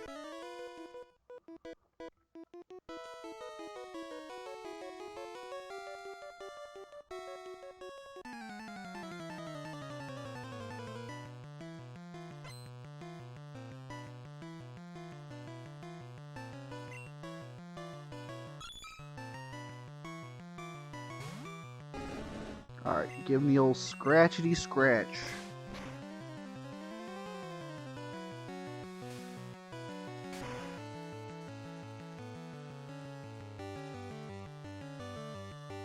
Okay. So apparently the last thing I named my Blastoise was Seafoam. But this isn't actually my official Blastoise. This is one I traded in from another game. I know because it doesn't have the right trainer ID. Yeah, so I actually don't know what I... I let me down. RIP. Because my Charizard also has the wrong nickname, and my Venusaur also has like a corrupted, different version of what I usually call it. RIP. Okay, so I have no idea what I nicknamed my Squirtle last.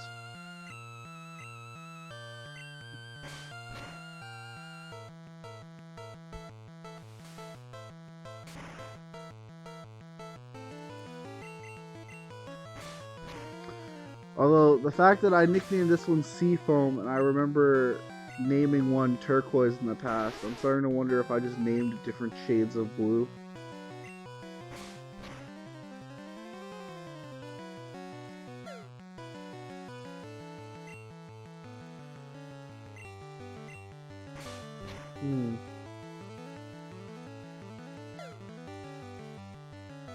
Can you stop defending yourself, Shelter, or just die? RIP. Nope. Guess not.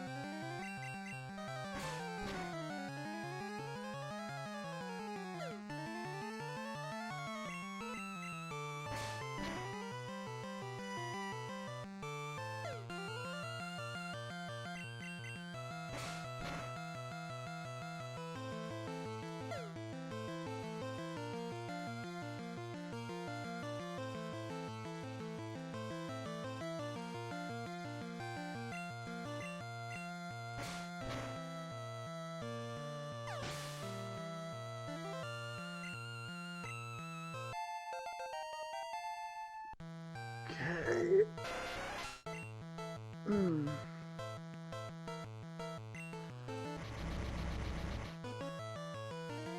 I think I'm just gonna go with Turquoise.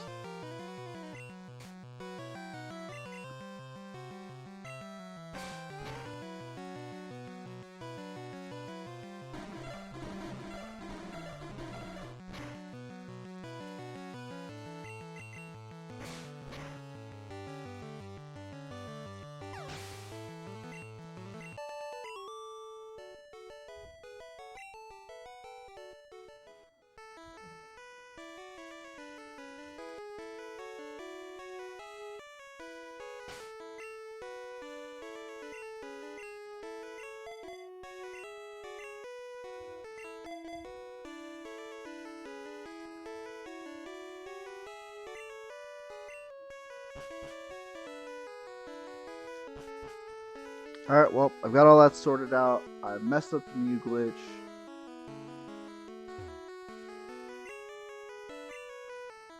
I think it's time to just focus on beating this. And I think once I crack open Gym 3 here, we'll be able to make progress pretty quickly. I realize I am taking my sweet time, but I'm enjoying it, so.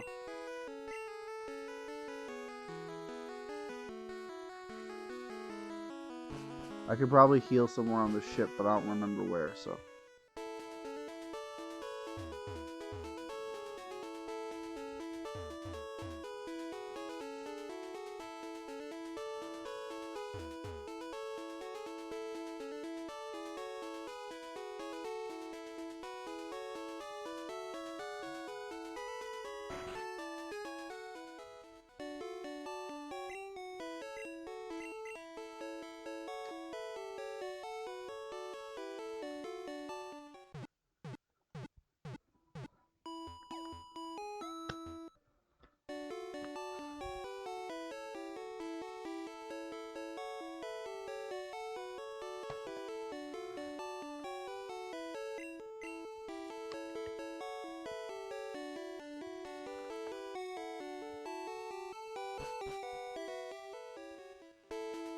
How you feeling, Pika?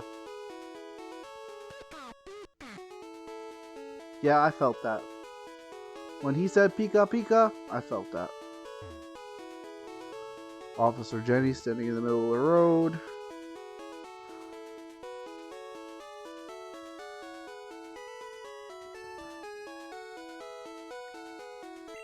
Yes, I do have my ticket. Please let me in.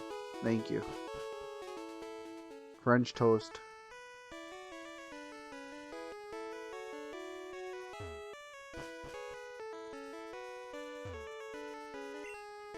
Alright, time to fight the old Growlithe man number 1. There's like 3 guys like this on this boat.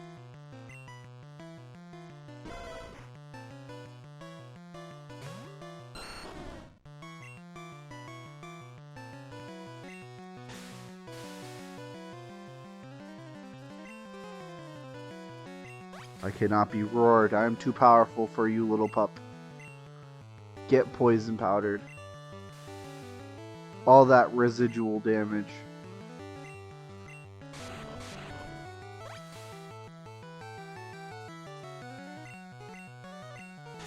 Little stripy dog.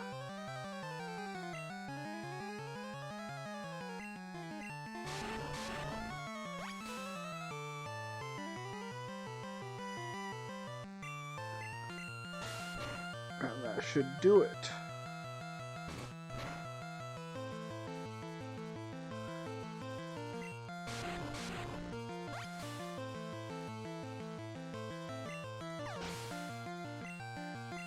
Nice.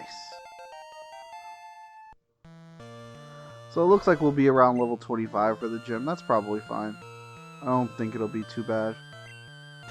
Probably just going to teach Charmeleon Dig and watch him eat everything. Everything being one singular Raichu. Oh no. Oh, thank goodness he roared.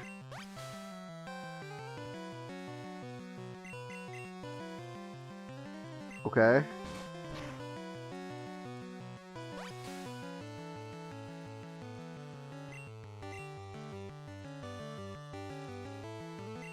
There we go, finally.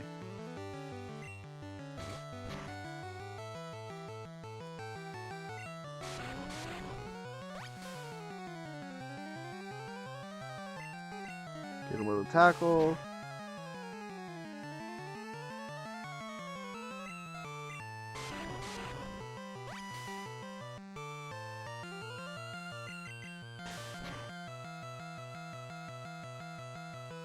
Goodbye.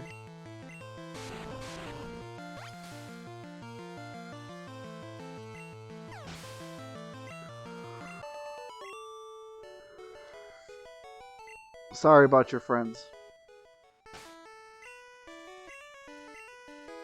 But also maybe don't make your friends fight. What do I know? I'm making my friends fight.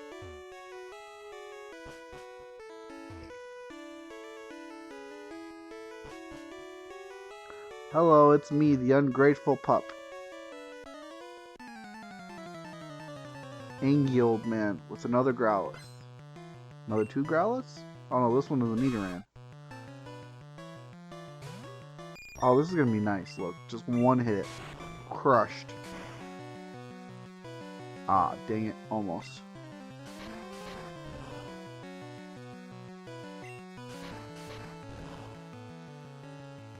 I was kicked twice, and now you'll be tackled once.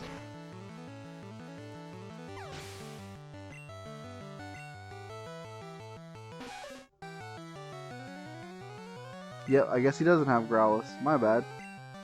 Maybe he's upset because he doesn't have his Growlithe with him.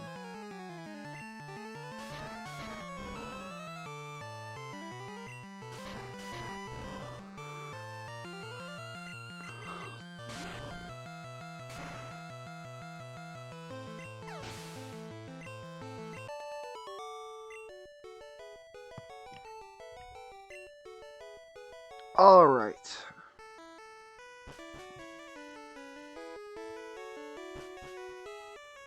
Later, I'd like 1 cherry pie, please. Is that what you say? Yep. I'm not a waiter, though. Why did you walk sideways?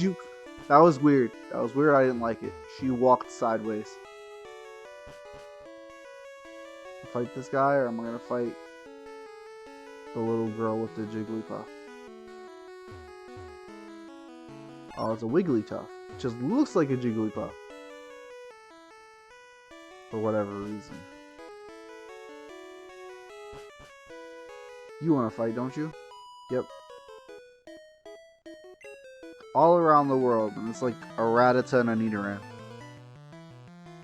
All around the world means only to Johto.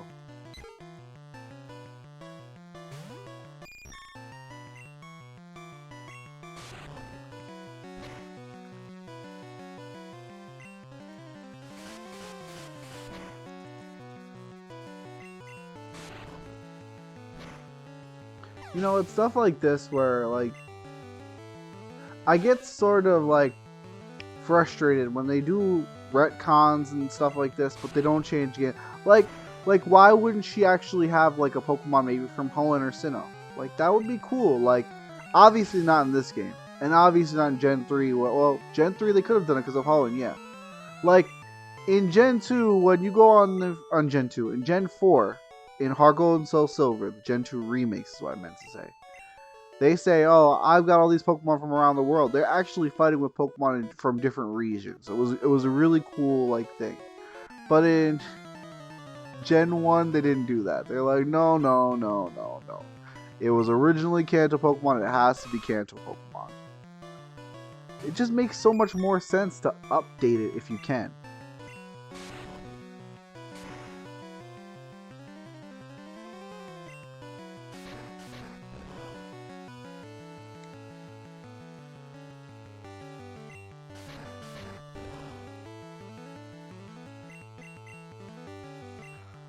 Ah, come on, Terra.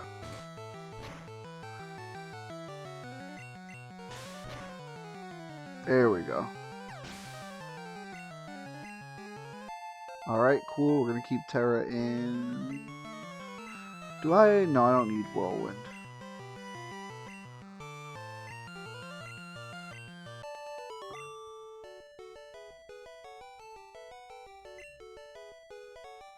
Alright, steal this.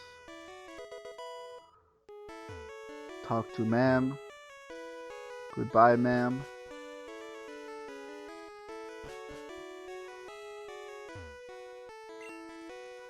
What up, Looker? Agent Hampson is on the case.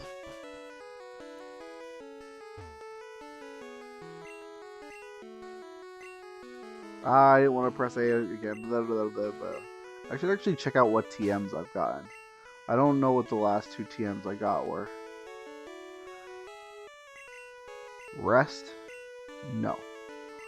What about this? Body Slam. Body Slam is very good. Who can learn Body Slam?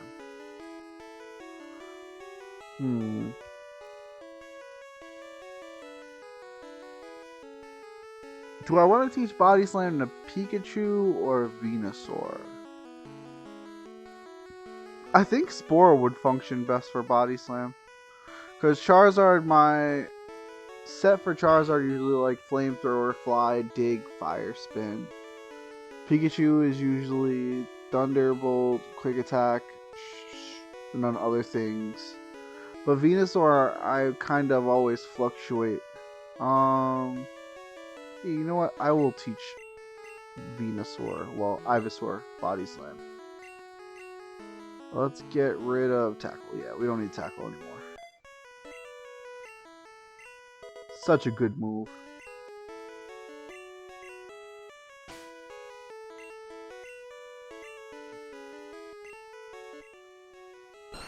Adorable. Little green buddy. Alright, let's go to the deck. What you doing, bud? Captain of the Sword Master? Wow, that's incredible.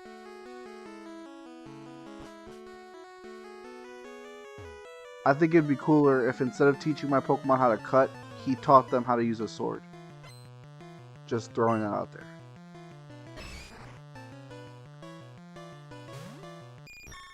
One-hit confusion. Nice. Terra putting in work. Oh, beautiful. This is probably a 2-hit, but still going to be strong.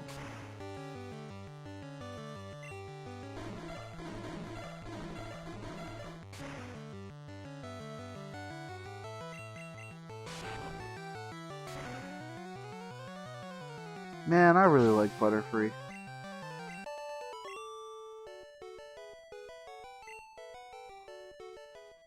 probably just replace Butterfree with Haunter. Blah, blah, blah, blah, blah. I didn't mean to press A so many times. You want to fight? No, you don't want to fight? Okay. He doesn't want to fight. What are these? I don't know. You want to fight. I don't dance. I refuse to jig. I do not be getting jiggy with it. All cool. Easy food. Easy Butterfree food.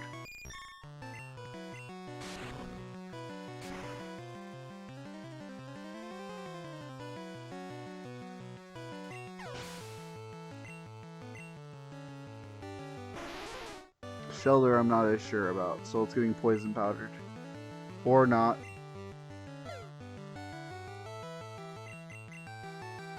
Come on. Get poison powdered. Thank you.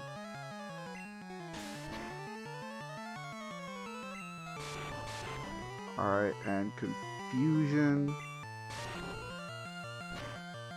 Oh man, I could have just beaten it with confusion instead of using poison powder. I should have had faith in Terra. She's got it covered.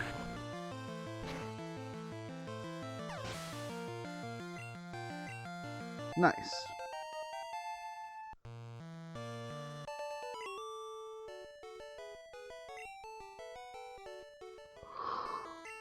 Okay. Time to put Pikachu up there. What do you want to do?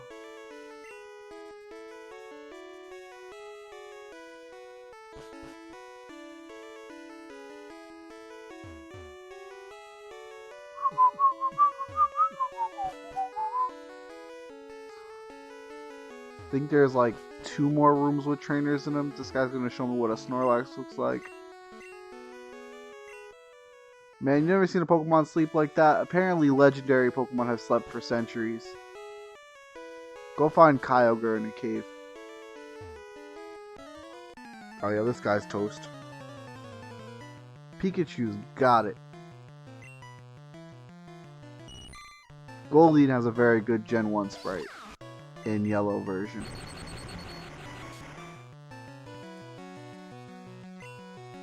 Man, I can't wait till I get Thunderbolt. Eat the fish.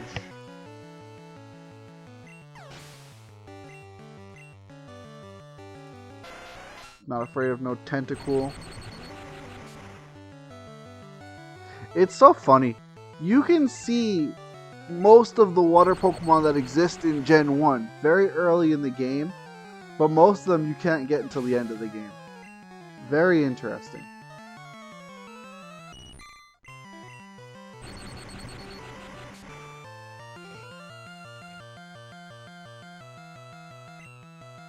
Heck. With what beak? Stupid horn.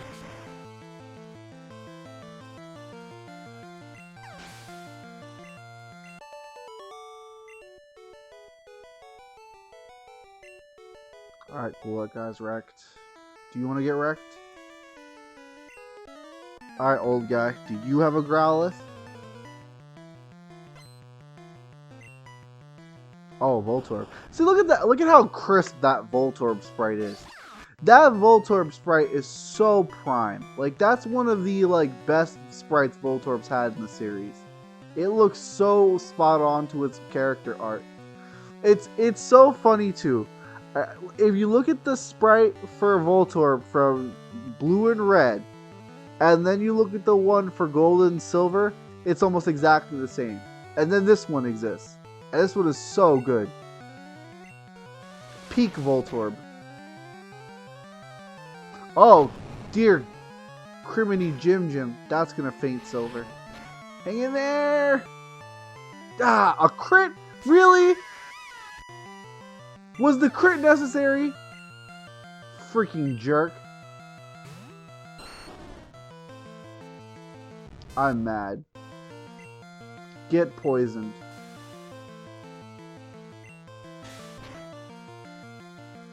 Yeah, you're not Steel type yet for whatever reason. Get Leech Seeded. You know, it was a Pokemon who should have gotten Steel type? Blastoise should have gotten Steel type. 100% Blastoise should have gotten Steel type in Gen 2. There's no reason he shouldn't have. It would have just been cool as heck. And he's the only Gen 1 starter that didn't get dual typed. He deserved it. That would have made him so cool.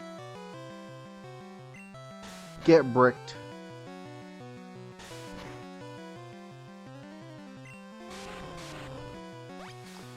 Get wet, get wild, get cool, go bananas.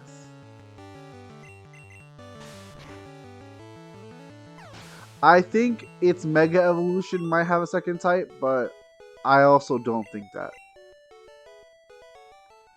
Yeah, Pikachu's just dead. I'm mad. Now I gotta leave and go heal Pikachu, you jerk. But yeah, even though I think that... Oh yeah, I talked to you. I'm pretty sure Blastoise is just pure water, yeah.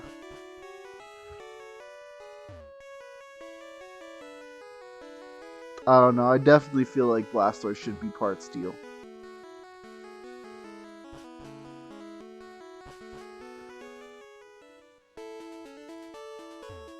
Now Pikachu's gonna be mad at me like I knowingly put him in front of a bomb. Like, I didn't know the dude was gonna blow up.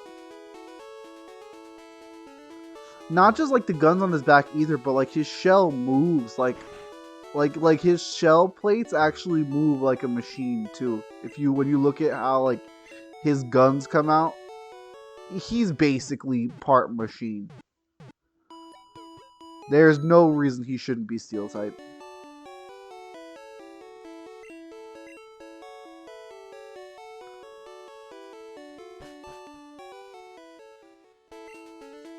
Also, I decided of naming Squirtle Turquoise. I'm just going with it.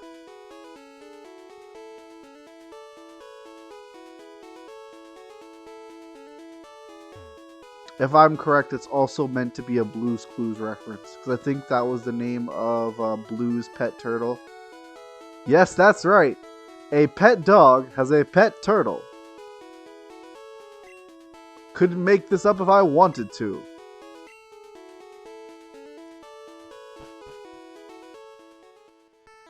The real question is, why would I remember that from when I was 5 or 4 or 6 years old, whichever one it was when I saw that episode years ago? Why do I remember that Blue from Blue's Clues had a whole episode about her birthday where they had to find the clues to her birthday present, and it was her turtle. It was her pet turtle. Why do I remember that? It is unreasonable for me to remember that, and yet I do. Look at this person. Look, I got a funky hat on. Yeah, that's called a Lapras. Yeah, I'll fight you. Strong Pokemon or rare Pokemon? ¿Por qué por las dos? Hey, there's the second Growlithe, old man. Get electrocuted.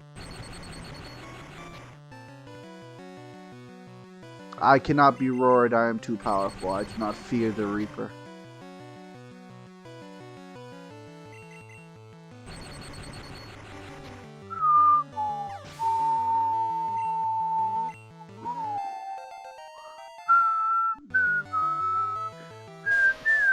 That Ponyta sprite sucks. That is just a regular horse. I guess it's hard to make a good horse. But that is not a good horse.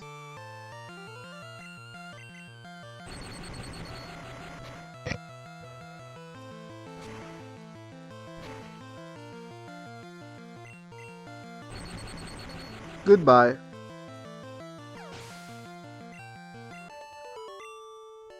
Good job, Silver. Okay, now we go to Spore.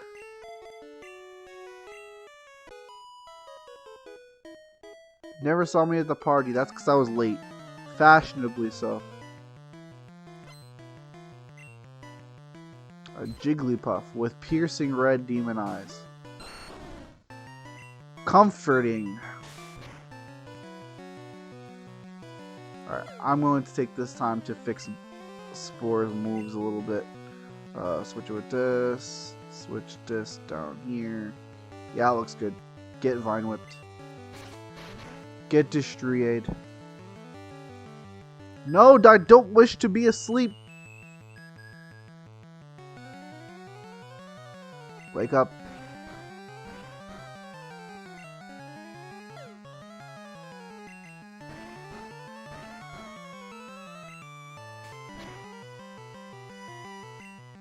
Let me wake up. Wake me up inside. Can't wake up.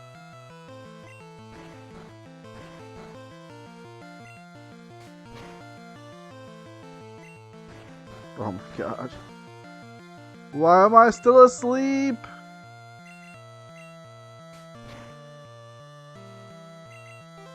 Goodbye.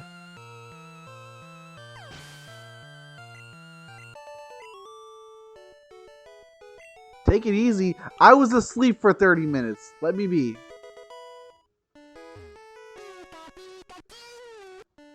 What a proud little boy.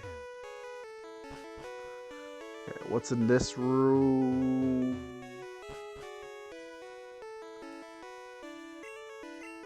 I have not yet been to Fuchsia City, no. The Safari Zone is certainly awesome, yes. Anyone want to fight in here? The captain is sick. Sick with a sword? Alright.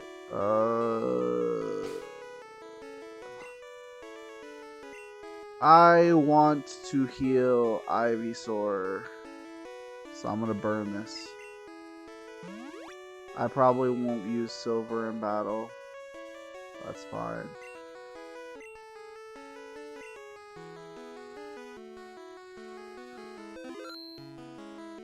Alright, let's go. You are a big jerk and I don't like you at all. You're gonna die. You're gonna lose. I'ma whip your butt. He's showing me that he has a Pokeball in his hand. Incredible. Alright. How do I want this to go down? This thing definitely knows either Peck or Wing Attack. So I'm gonna go with Poison Powder to start. And I missed. Incredible. Do it again, do it again, do it again. Got it. Big giant dust particles.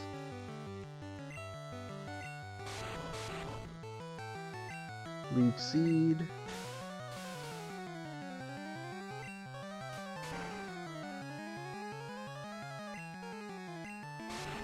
Alright, now I just need to do one body slam and somehow it's going to do enough to kill it and I'm going to survive. Because I'm so smart. Wow. I was kidding. I didn't think I was smart at all. Canonically murder Rattata. Spore is doing it. Look at him go. Oh, this one's getting whipped. Get whipped. Crushed. Eevee. That was my Eevee. Die.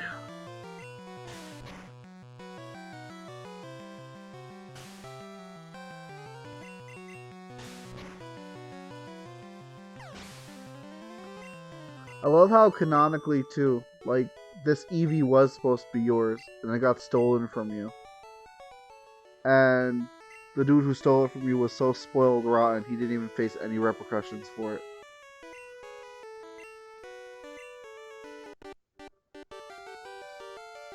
What a jerk. Alright,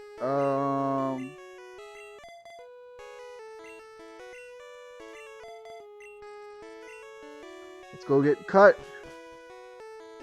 And let's go find a Pokemon to teach Cut. Feel hideous, seasick, rub some old man's back. And then, one of my favorite lines in Gen 1.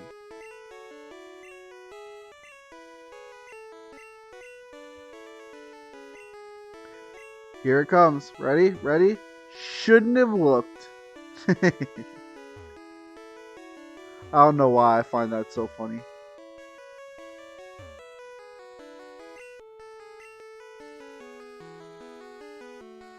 Alright, time to say goodbye to boat and never see truck.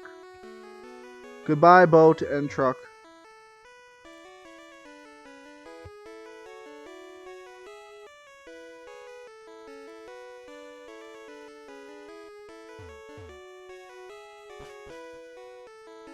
Wait, no, this way. Come on, Pikachu, let's say goodbye to the boat 5 ever. We don't need no stinking truck from you. Although, fun fact, there is actually a virus someone created, right? They created it so that it's uploaded onto a Pokemon Red cartridge. And if you trade with the Pokemon Red cartridge, your game gets the virus. And if you get to interact with the truck with the move Strength at any time before the 6th gym, when you move the truck with Strength, you'll encounter a Mew. And once you beat Gym 6, the virus deletes itself. However, I will also say I just heard this rumor secondhand from another streamer. So I don't know how true it is. I feel like it's pretty true. It's one of those things where it's like, so I could definitely see someone trying to make that rumor a reality just because it's so ingrained with like Pokemon lore and stuff. But at the same time, I don't even know how I'd counter the person with the virus, especially if it cleans itself after a certain point in the game. It is a very cool idea, though.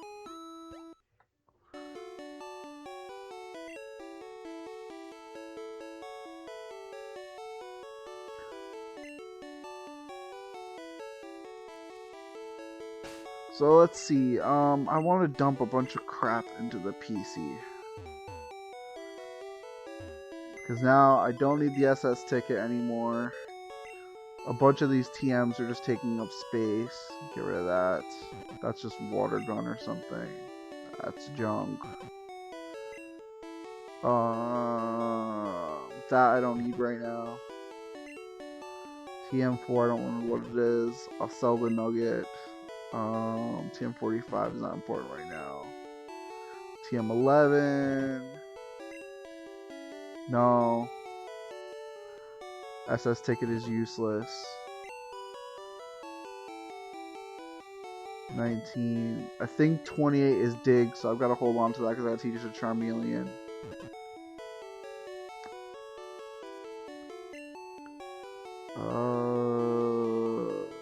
I'm gonna hold on to cut for the time being.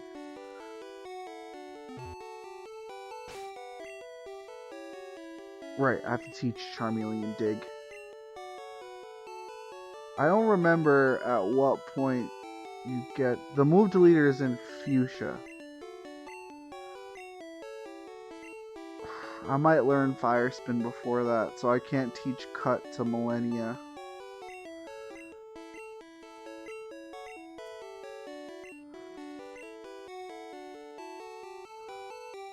Yeah, let's get rid of Growl.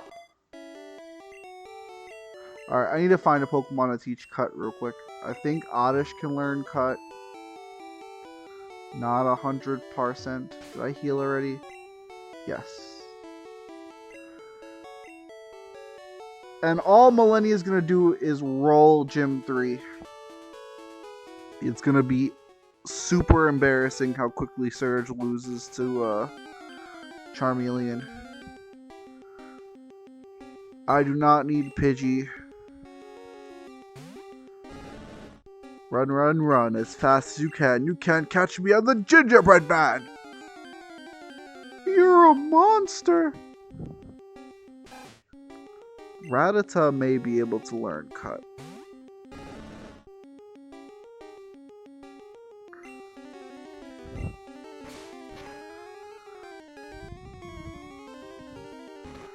Ooh, Hyper Fang. That's painful. Oh, not as painful as I thought.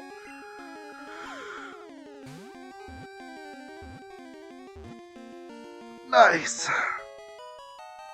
Beep beep boop beep beep bop beep boo.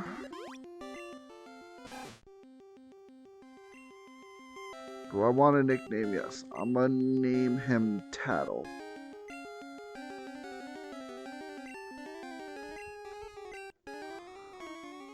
Actually, I guess this rabbit is a girl, since Tattle is a girl's name.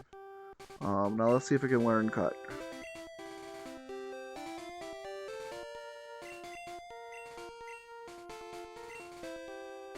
No, that was a wasted catch.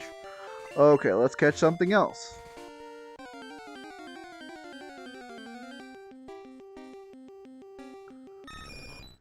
I don't believe Pidgeotto can learn cut. Oh, you know what can learn cut? Funny enough? Diglett. Let's go catch a Diglett. But first, let's deposit Tattle and also Abba. See that girl? Watch her sing. She is the dancing queen. I don't know if that's actually the line. I don't know anything from ABBA, actually. I just always thought it was funny to name Abra Abba. Fun fact, I've actually been naming an Abra that since Gen 2. Which means I found that stupid joke funny since I was 7 or 8 years old.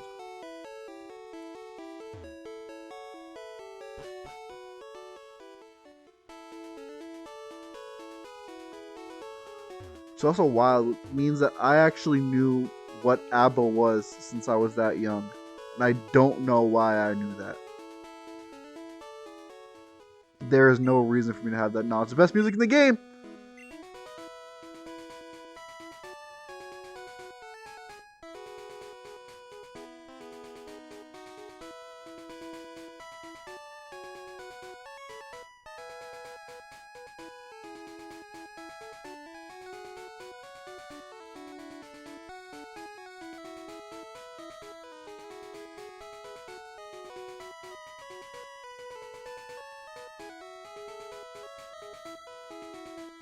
I love this song so much. Can I get a 1 Diglett or Dugtrio plus? Thank you. Dugtrio would be cool. But it's a Diglett. He gonna teach me how to Dougie. First, we're gonna scratch him.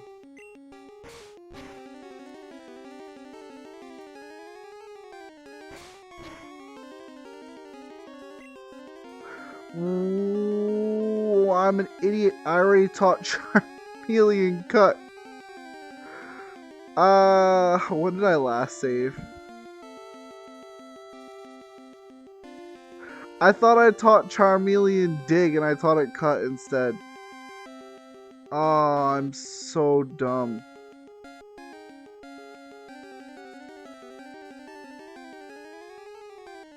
You know what? We're just gonna have to roll with it. I already taught him cut. I don't know when I last saved.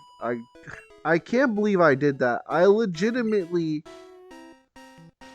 I'm so dumb. I can't believe how dumb I am.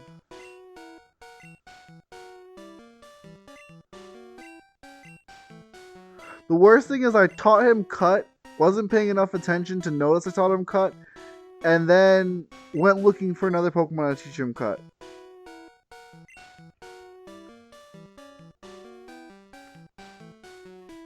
You know what's so funny? That jerk Yuri Geller actually, like, very recently, like, I have finally settled things with Nintendo. I'm sorry for keeping one of your favorite Pokemon for you from years. You can finally have him back. It's like, why do you sound so magnanimous? Like you freed this Pokemon from the ether. You're the only reason this Pokemon wasn't printed on cards and things. You're acting like, with your permission, now he can be. You're just a jerk. Guy's a jerk. He isn't even like... I don't respect him. I don't respect the dude at all. He's just a giant jerk. Not even remotely interested in his existence.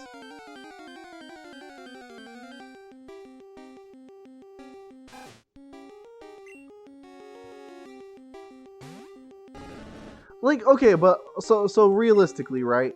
There are people who, you know, when they do conning and like and lying and stuff like that, it's impressive. Like the things you can get some people to believe is actually like it's a skill. It's a skill. Like, and while I don't have to like something like that, I can still respect it from the standpoint of you know, he sucks, but that was pretty crazy. Like the dude who sold a bridge, or no, he sold the Eiffel Tower twice. That's pretty impressive. That's two separate people fell for that. Like realistically, that's impressive. And you can respect the skill it took to lie that well to get two people to believe you, right? But like this dude isn't even remotely interesting in his lies. Like his behavior doesn't strike me as like impressive even in the slightest. Oh no, I'm not with it. Essentially, just not with it. Yeah, I'm all set. Everyone's reaching 24. Very nice. So yeah, I'll just sweep the gym with Charmeleon first. I'm a lightweight, but I'm good with electricity. If I'm right, this dude's like a rocker. Yeah, and he got changed to something else. He got changed to an electrician for like no reason. Because the rocker category still exists in newer games. It just looks entirely different from like the old rocker category. But this guy just got his trainer class changed for no reason, I think. I don't remember.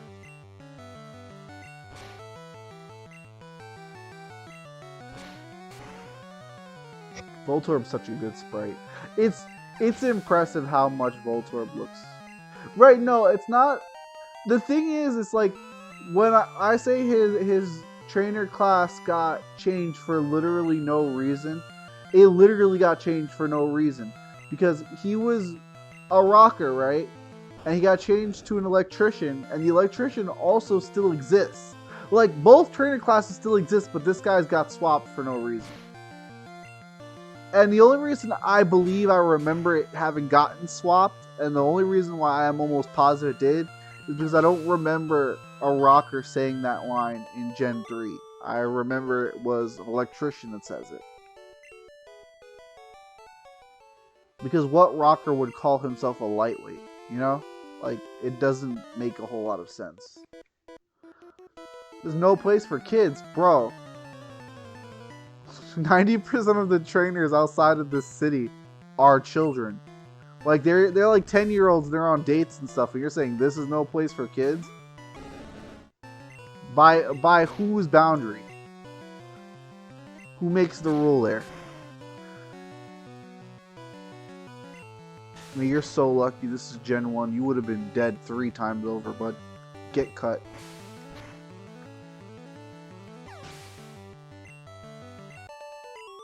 Get wet, get wild, get Google bananas. I don't know why I keep thinking of that freaking King of the Hill line. Fight this guy. Lieutenant Surge was my strict commanding officer. Bro, why are you this old and Lieutenant Surge was your CO?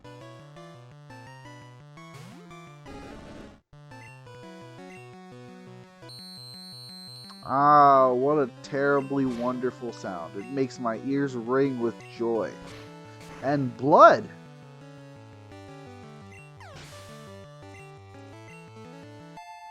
Aw, man. Ah, Charmeleon can be a little overleveled. We'll be fine.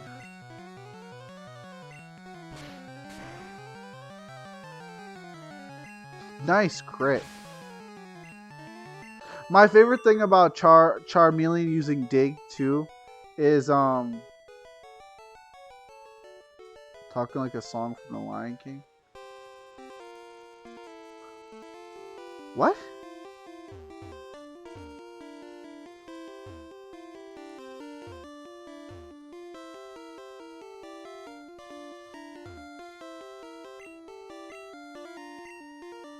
Okay, so it's either this one, this one, this one, or this one. I'm gonna bet on this one. Ha! I win. Oh, okay. I don't remember that one. You're talking like a song. Right. He says it to one of the Buddhists, right? You're talking like a song from The Lion King. Stop it. It makes no sense. Like something like that. Okay, I needed the context. I was like, wait, what? Memory works weird. Look at this guy. He's supposed to be an army person. He's got a mohawk.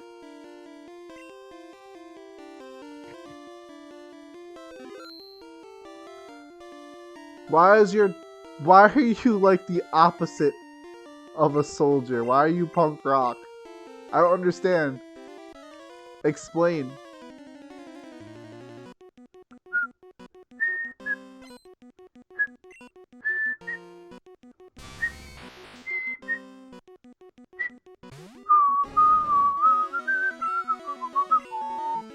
Man, Charmeleon's got punched in the face. Oh wow.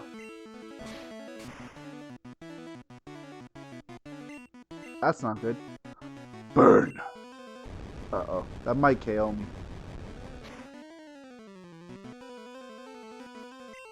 A crit?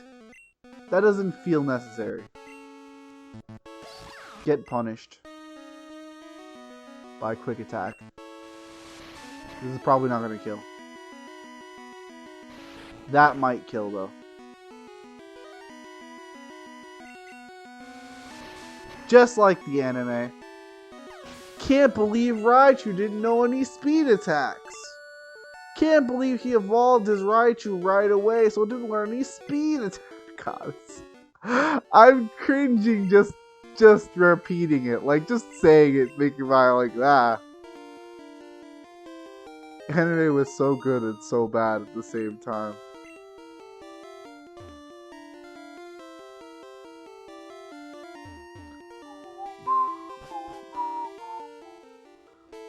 Let me out. Time to get Squirtle. Wait. You have... No, not dig. Jam it.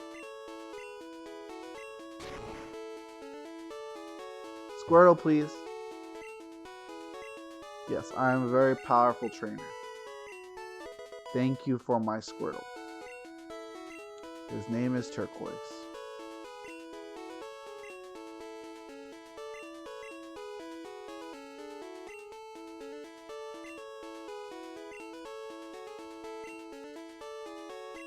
I'm pretty sure that's how you spell turquoise, right? Let me check.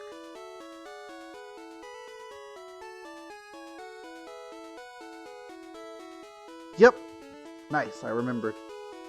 And it also works because turquoise is like turtle and Blastoise. Oh, there's a ton of Pokemon best. Actually, fun fact, there's a lot of Pokemon like that.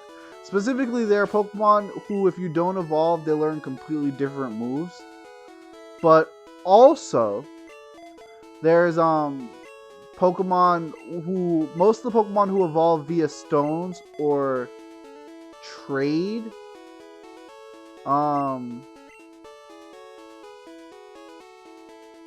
Yes, it is also like turtle and tortoise, but... Anyway, Pokemon that generally evolve through evolution stones and through trades, they stop learning moves after you evolve them through said method. And generally it's best to train them to XYZ level to make sure they have what moves you want them to learn before you evolve them.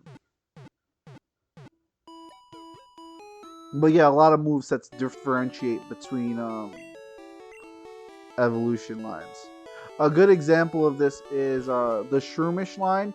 Shroomish learns 3 or 4 different moves that Breloom, its evolution, doesn't learn. And that's because Shroomish and Breloom are essentially completely different Pokemon.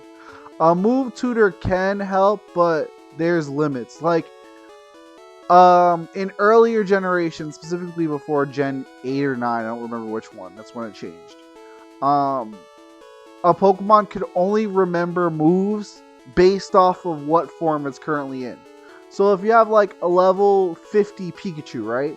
Then level 50 Pikachu should have learned Thunderbolt at some point, and you can move reminder it Thunderbolt. But Raichu, if Raichu didn't learn Thunderbolt by level up, it doesn't matter when you evolved your Pikachu, Raichu will never be able to remember Thunderbolt by level up, because the move reminder only reminds your Pokemon of moves that it could have learned in its current form. They recently changed that in Gen 8 or Gen 9, where any move a Pokemon had previously learned that you delete, it can relearn. So now, like, if you have like a Pokemon with a special move and you delete it by accident or something, you can relearn it, but it took a long time for them to implement that change. It's embarrassing how long it took, honestly. It used to be like if your Pokemon had like certain moves you didn't want to forget it, and it couldn't relearn them, you absolutely could not reteach them those moves. Okay, Turquoise. Where are we gonna go to train him? Once he gets to like 16 to 20, he can just destroy Diglett Cave, but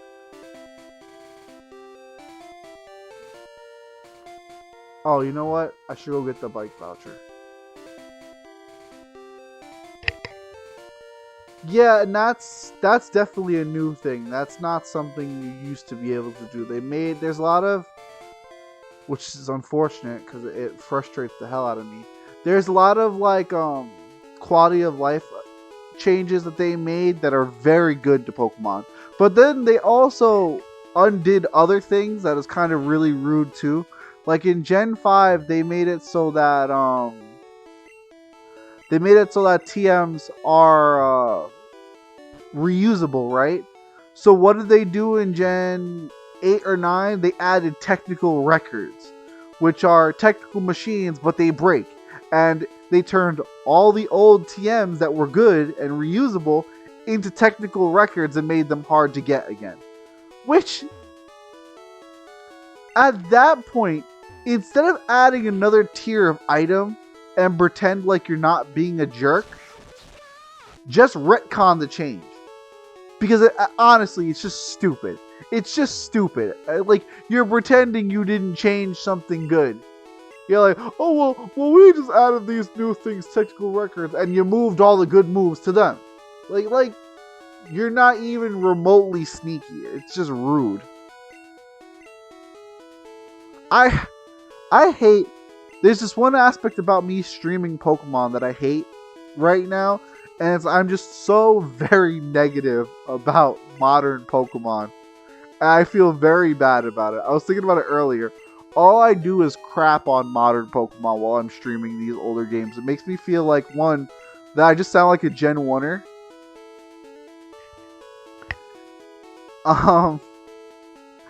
And two, it just makes me feel bad because I don't want to be so negative. Yes, I know you're in love with this Clefairy, but Clefairy is actually not that interesting, so let's leave. We have bike voucher. Let's go get bike and let's go train Squirtle. Even though I'm probably never going to use the bike because, well, I need it for cycling road, that's right. I forgore.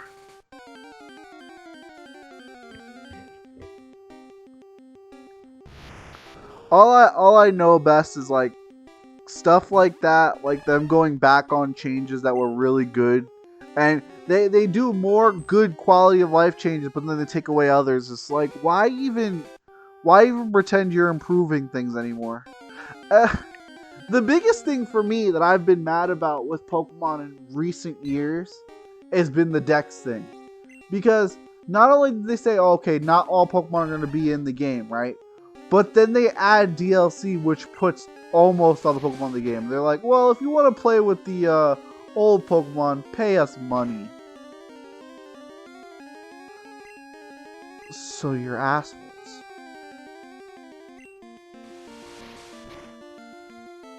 I'll never stop being mad about that.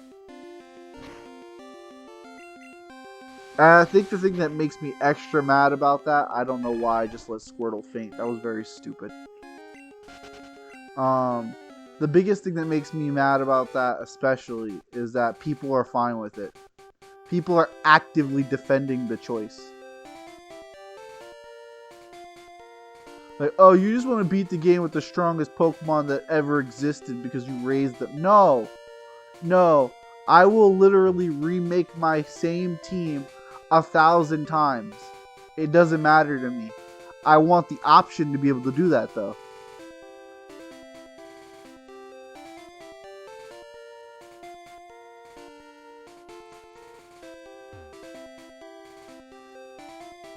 Anyway, rant over. I'm done talking about that because it's making me angry. And I feel bad and also angry. Is there a hidden item in this patch or is it the other one? I know there's a berry here in Gen 3, but I think there's something here now.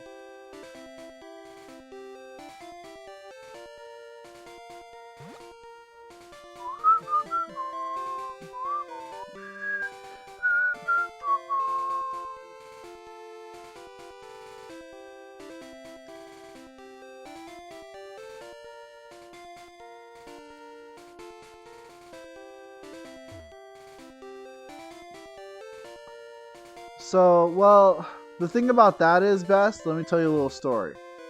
Now, this is a story all about how Game Freak comes and flips things upside down. So, during Gen 6, right?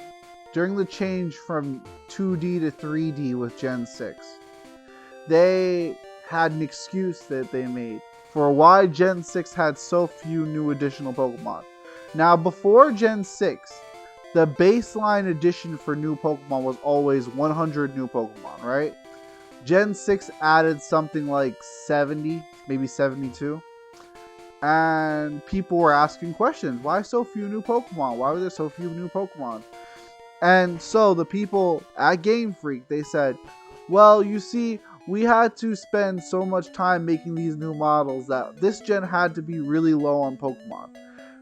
But the good thing is, we made these new 3D models, right, that are so high poly and so good that we can just reuse these same high poly models for all the next Pokemon games, so we won't have to worry about leaving any Pokemon out.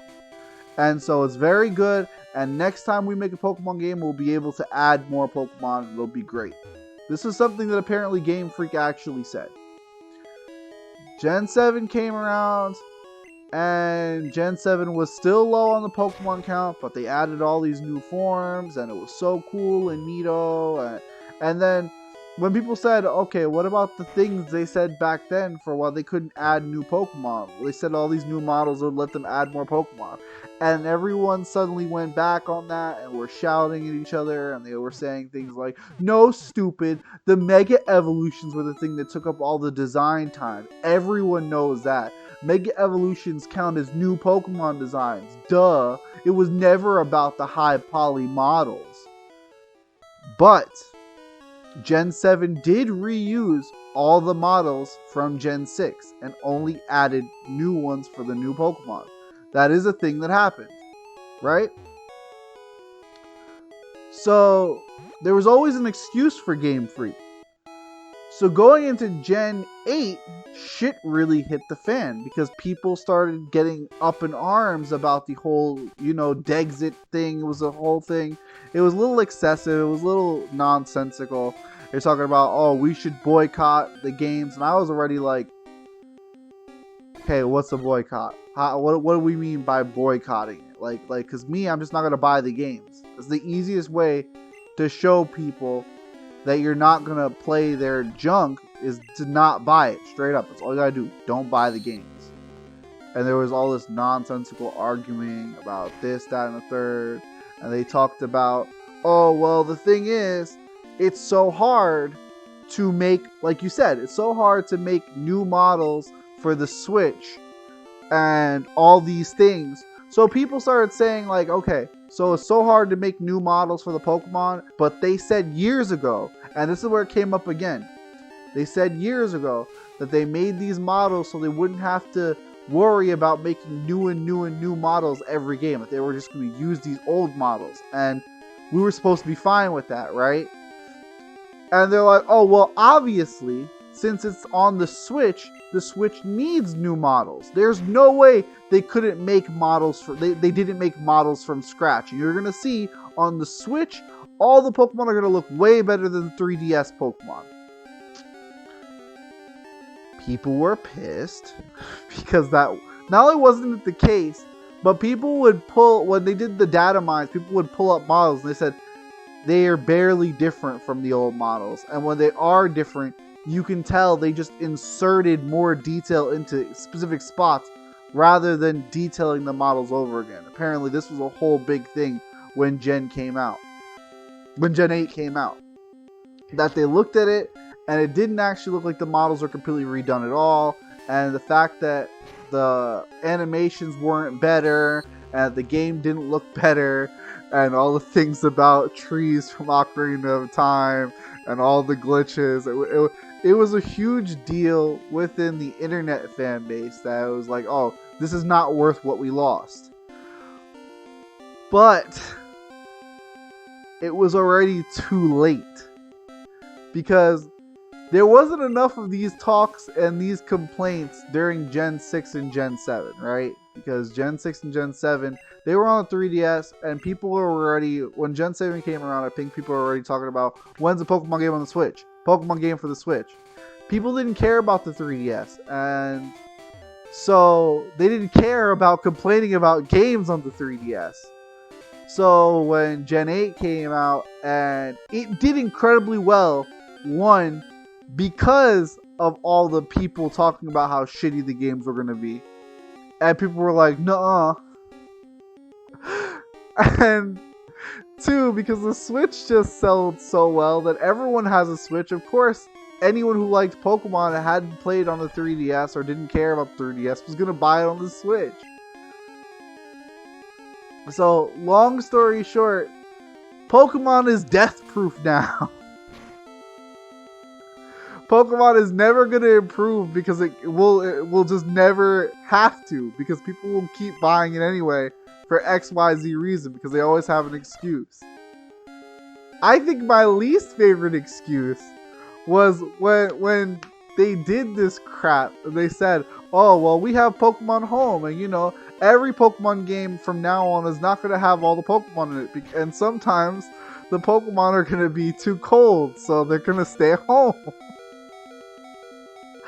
This was an actual, like, translated trailer that they did for Pokemon Home or whatever. It's like, when it's too cold in the region for Pokemon, the Pokemon will stay home. And what did they do? They added them in anyway. Like, they made this whole big trailer, this whole announcement for Pokemon Home. And they added them in anyway for a small monetary remunerance, or whatever word fits there. I don't think remunerance is actually a word. I apologize.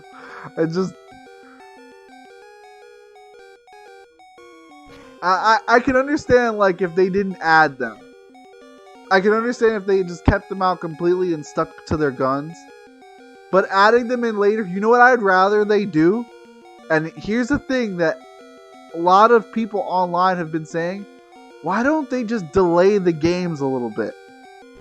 Instead of releasing these broken day one DLC having, can't even avoid glitches, monstrosities they keep doing to rush these games out. And now I can't speak for Scarlet and Violet specifically, but what I had heard people were talking about Scarlet and Violet is that beyond just the ridiculous graphical glitches, beyond just the absurd, nonsensical, like, warping that the game had, there was also real bad game-busting stuff, like people were losing save data too. Like, they should just be delaying their games to make sure you shouldn't be playing an RPG and being afraid that your data is going to disappear at any moment. Because that's the one thing that'll make you not want to play an RPG. Losing your data in an RPG is absolutely devastating for that type of game. It makes playing pointless.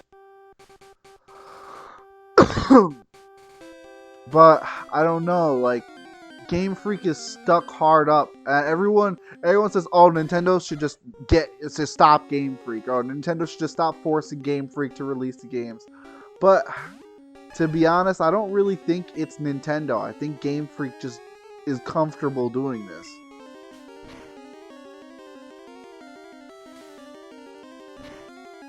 Which is really unfortunate that they've just decided, you know what? It's good enough.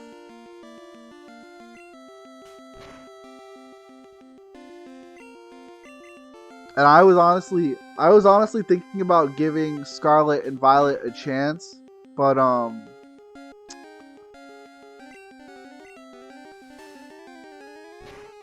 Kimberly wound up not wanting to get the game.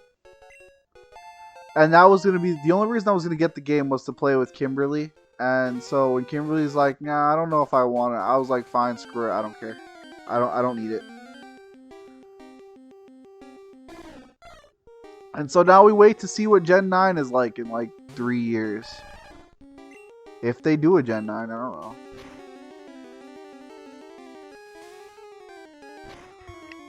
I really wanted Brilliant Diamond and Shining Pearl to be good, and the only thing that made me sad about those games is like the one thing they didn't do that every other remake that the series had done was they did this whole oh, we're gonna do a what was the wording they chose? They said something like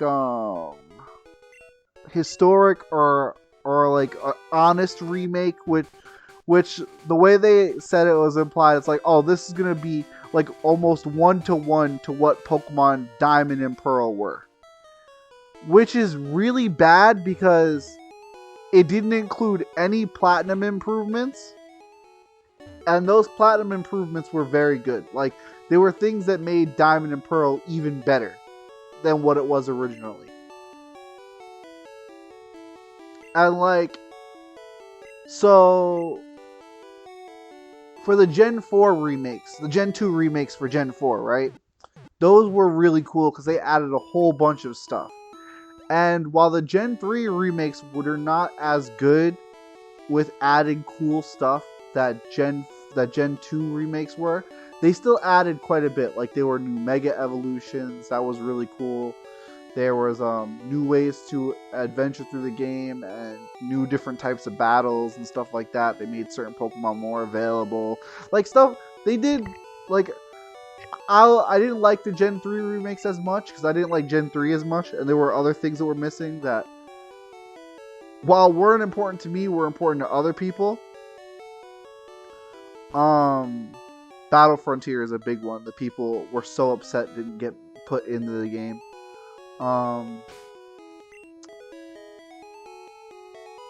Words. Gen 3 remakes were still very good at taking the original games and upgrading it and adding to it and improving it in a way that's still... Oh yeah, they said Brilliant Diamond and Shining Pearl were going to be faithful remakes. And what that essentially meant was no Pokemon past Gen 4, no Platinum changes or overhauls, and Pokemon distribution was going to be as bad as it was for Diamond and Pearl, which I don't know if you played Gen 4 best, but for instance, a big problem people had with Gen 4 Diamond and Pearl, specifically, there were 2 fire types in the game, and one of those fire types was a starter. So if you didn't use Infernape, your only other choice for a fire type was Ponyta. And they fixed that with Platinum, and they didn't include that kind of upgrade and change with the Diamond and Pearl remakes, which people really felt.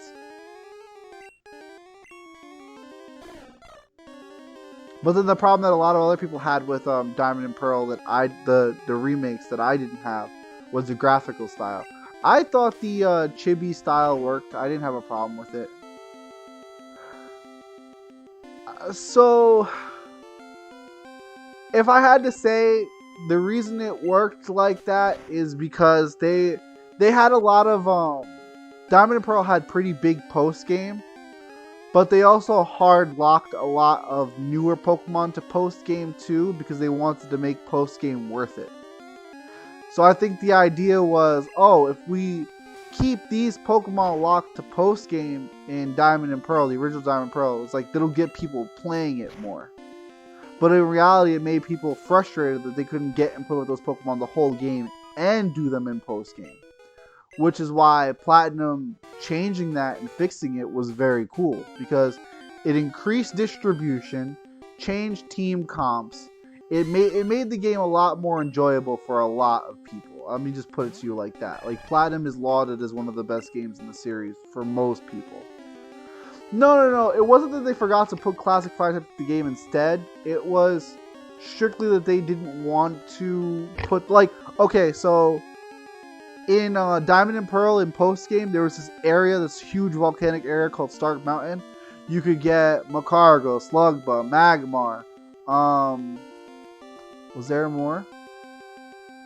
I think Houndour and Houndoom were available. I think there was Torkoal was available. They were just there, but they were in the post game only. It was kind of like how in Gen 2 originally, Slugma and Houndour and Larvitar and Mischievous were all locked to Kanto, which, again, it upset a lot of people. You think they would have learned from that, but it's Game Freak!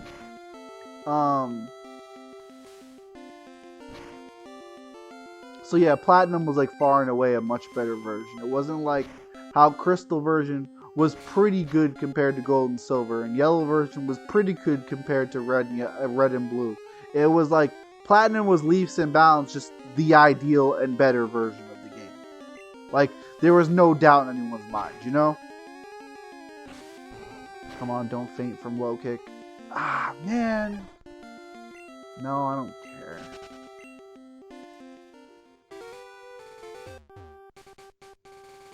But, yeah, so Platinum was like a huge jump in distribution for Pokemon, and so Diamond and Pearl didn't have that. They had a couple of things that that Brilliant Diamond and Shining Pearl added.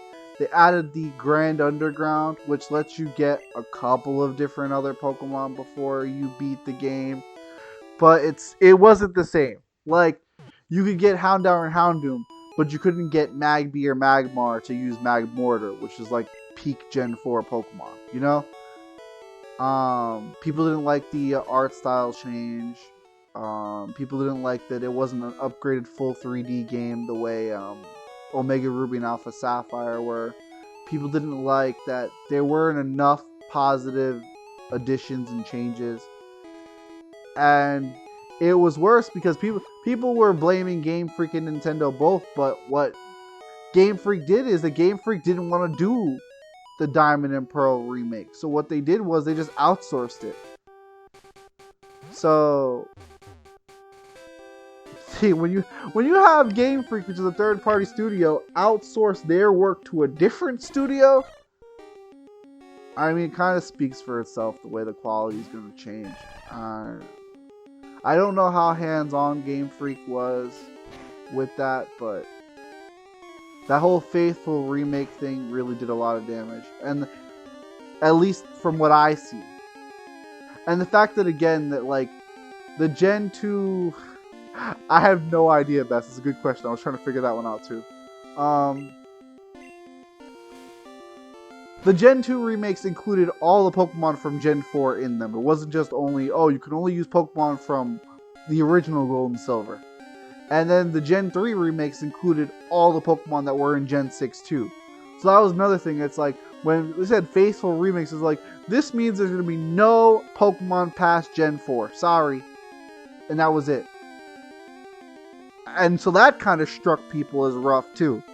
Especially when they released Brilliant Diamond and Shining Pearl almost right next to Legends Arceus, which felt like it was trying to be a better Brilliant Diamond and Shining Pearl.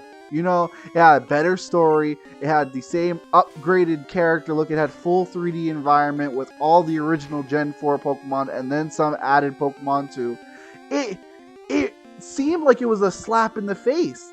Like, oh, this is the remake we wanted to give you, but we weren't able to because you wanted a Gen 4 remake. Here's what we want to do, and here's what you stupid fans want. You know what I mean? And then, even then, Legends Arceus still had a lot less than a lot of other Pokemon games did. Like, it was a brand new thing and essentially its own spin-off, so a lot of people will give it that excuse. It's not a mainline Pokemon game to a lot of people. Or whatever the hell. I don't know how you want to put it. But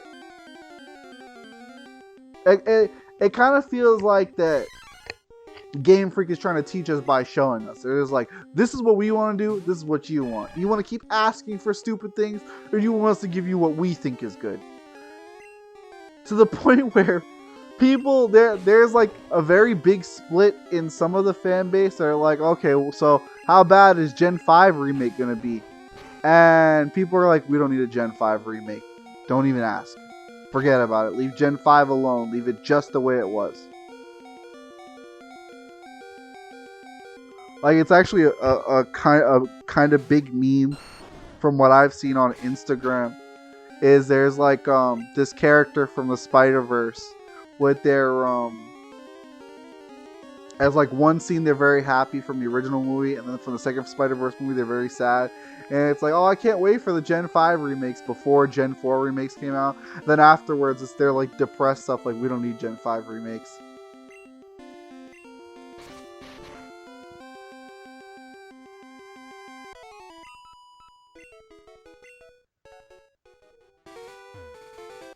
But like I said, I'm pretty sure Pokemon's foolproof at this point. They can just do whatever they want, and people will keep buying the games, and they're making their money, so I can't really do anything about that other than just not buy the games that I don't enjoy.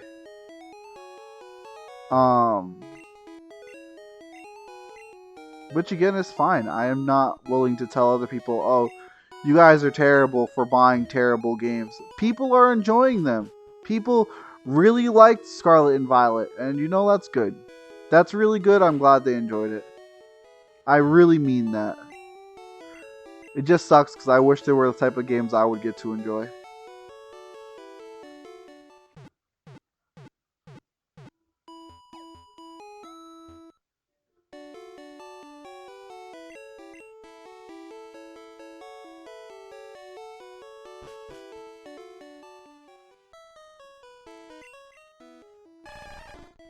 He's so cute. Look at him. Little turtle boy. Little turtley turt. I'm probably not going to train for too much longer. I'd like to at least get him to either 15 or 16. 15 probably because that's a decent level in general, but also 16 because that's when he'll evolve and he should be able to one-hit Diglett's Cave. In which case I can do a bunch of stuff in the Diglett's Cave to level him up, and then can go back to making progress. I don't think I'm going to get more than one badge today, though. It's already 3 hours in, and I'm taking my time. Doesn't help that I kind of started slow with that whole Mew glitch thing, but I mean, I had to train Bulbasaur anyway, and Squirtle needs the attention. Squirtle comes in a very bad spot, because at the point where you beat Surge, you can be comfortably at level 30, and then you've got, if you want to use Squirtle, he's level 10. So, Squirtle requires a bit of grinding. But the good thing is Diglett's Cave is right there and available for consuming. Oh, please don't. Okay, thank goodness. But yeah, we'll train up a little bit here. We will probably get Wartortle. We'll get Squirtle and Wartortle. Then we'll go to Diglett's Cave and get Wartortle to like 20. And then we'll beat all the trainers right next to Diglett's Cave. And then once Wartortles are out 25 or 26, I did not need to come in here.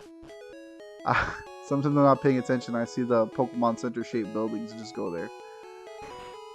Once War Turtle's like 25, 26 or whatever, we'll just go on and just clear Rock Tunnel.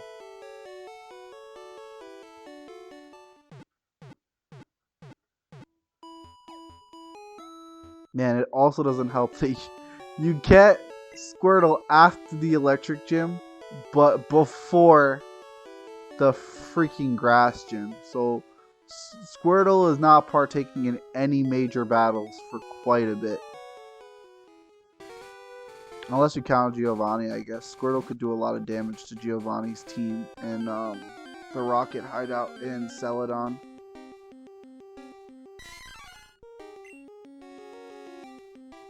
Mankey has a very good sprite.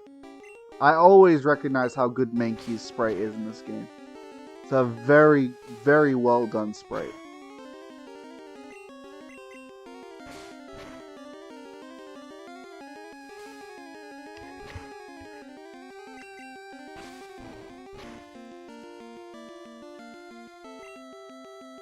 Low kick having a high crit ratio is insane.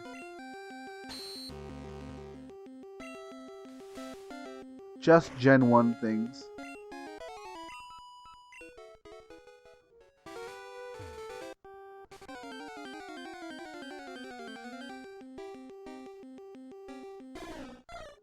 Spiro, please.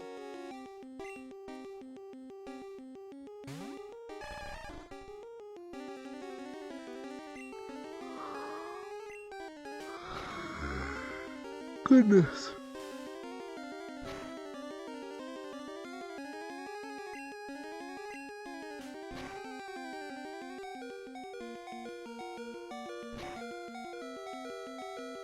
Can I take one more peck? Guess we'll find out. Nope, rip. I'm a moron.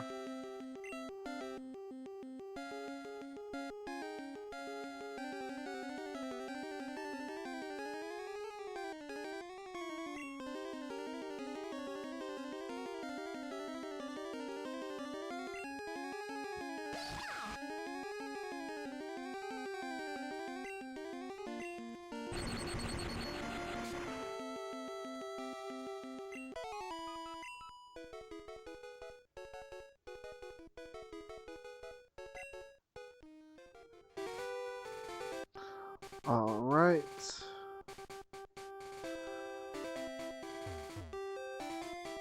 Stuff like this is probably why I'll never do like a Nuzlocke run. I am too willing to test the limits of what is possible. I'm sure he could take that hit 6 crits later. Well, we lost.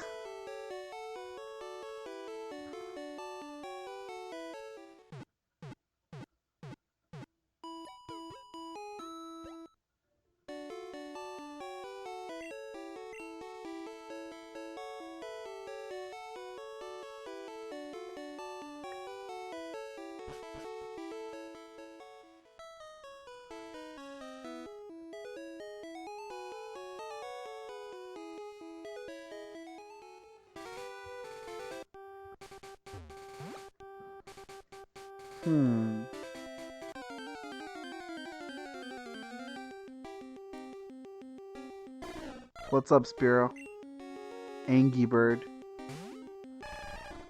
I don't care what no one says. I don't care what any single person says. I love the Gen 1 eyes.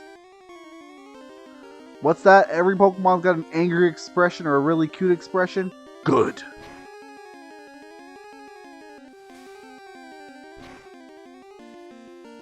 Give me classic anime eye squint.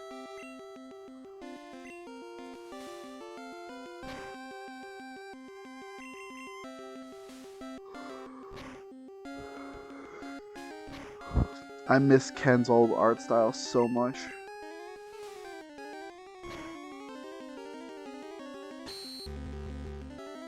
That feels so incredible.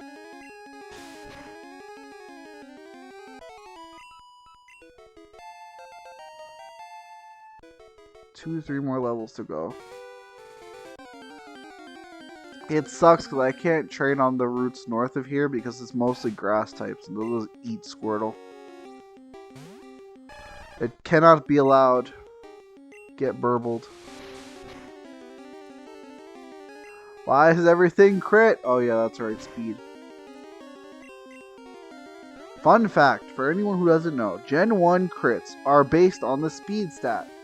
So the faster a Pokemon is than the other Pokemon, the more likely they are to crit.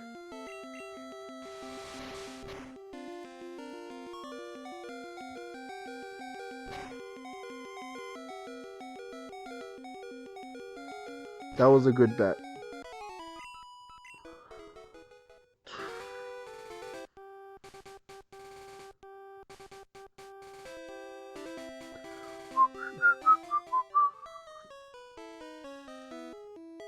Get out of my way, fool.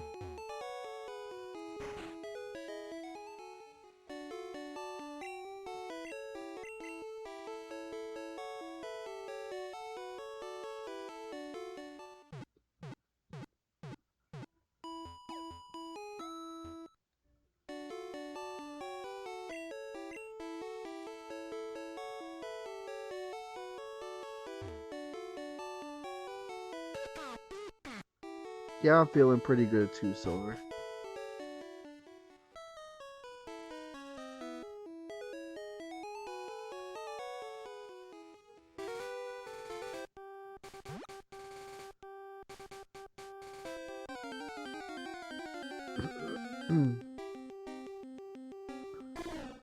What's up, bird? Well, everybody's heard about the bird.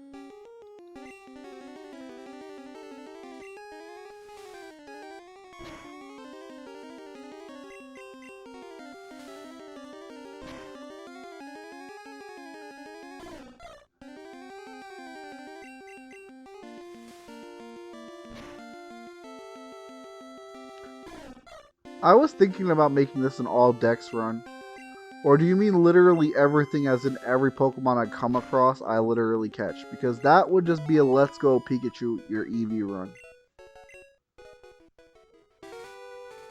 Yeah, okay, so that would be a run of Let's Go Pikachu or Eevee, because one, you get experience for catching Pokemon in those games. Two, catching those games actually makes the Pokemon you catch stronger. For instance, like, if you catch more Pikachus, you can make your Pikachu stronger.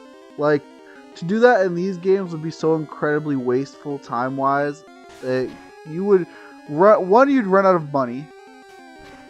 Two, because you ran out of money, you would get soft locked.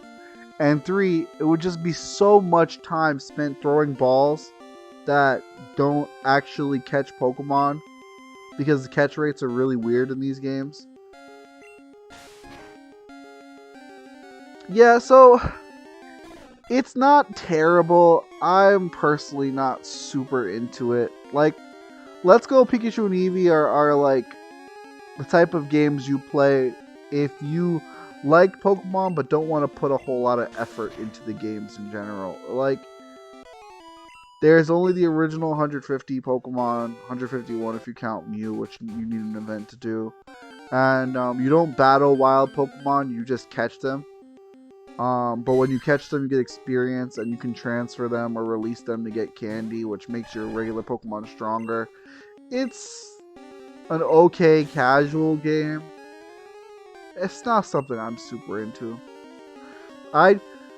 Ace wanted a copy of it for Christmas, so we got it for him, and he got bored with it super quickly because he is not a kid who really enjoys Pokemon, which is fine. So I tried it out, and I don't know, it's just not very fun to me. I wasn't enjoying it.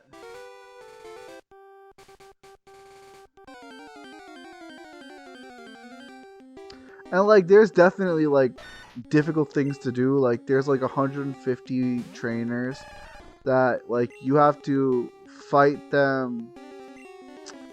You have to fight them with the exact Pokemon they're gonna fight you with, and so like you prove how good you are by how well you beat a Pokemon that's the exact same as yours or whatever, with whatever moveset you can get it. I don't know. It's just not very interesting to me. It looks like it's a cute game, and I'm sure lots of people enjoy it. I know a lot of people enjoyed it, but it's not a me type of game.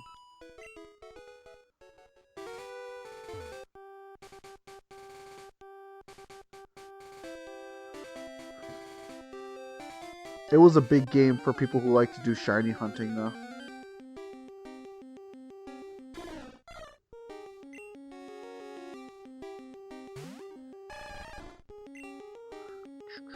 Bubbles.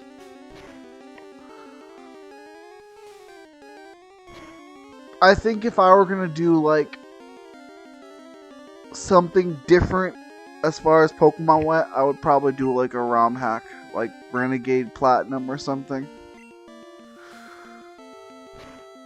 So those are cool. They come up with like original move sets and they update the game mechanics to include newer moves and things like that. They like I think Renegade Platinum has added Fairy type. That's really cool. The game is harder because they made the AI better and the actual attacks and stuff are like more reasonable and viable. They made trading Pokemon easier. You can get every Pokemon in Gen 4. Blaze Black is also similarly good. I'd probably do something like that. That seems fun. But I don't know at what point I'm going to decide to do something like that. Like, if I do, it's going to be after I finish my Gen 3 playthroughs because I can't play anything on Gen 4 because I don't have a DS that streams. I wish I did. I want a freaking DS capture card so bad. I want to be able to play my DS games.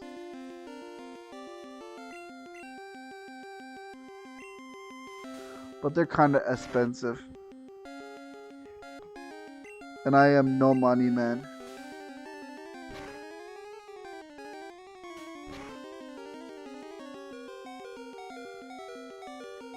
I'll say this is kind of like, you know, pipe dream sort of thing. The idea would be that if this, you know, became a channel that people liked and were, I have no idea best because I assume there's quite a few. Honestly, I thought, that Uranium was one of them.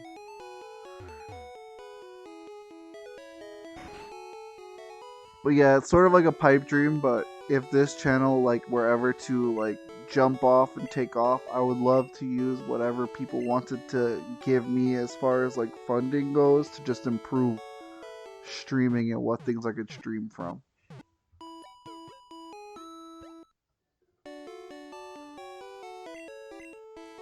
Like the first thing I would do is get a freaking 3DS capture card. My library would expand so vastly, it'd be insane.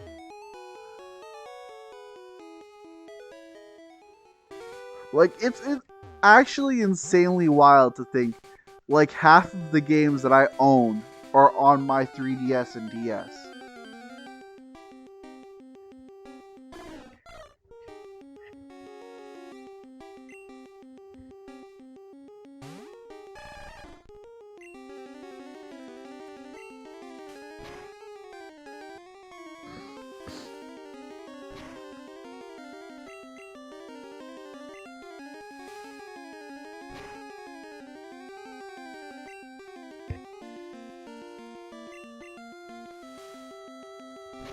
I'll look into it. Pokemon Uranium was one of those games that I think I was watching either Caleb or Peaches stream it ages ago. And it looked kind of cool, like, from the standpoint of a fan-made game. But usually fan-made games are so, like, flipped on their heads, you know what I mean?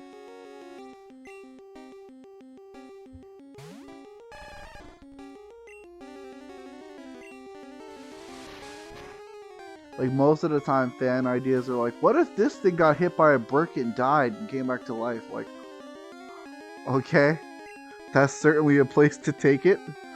Uh,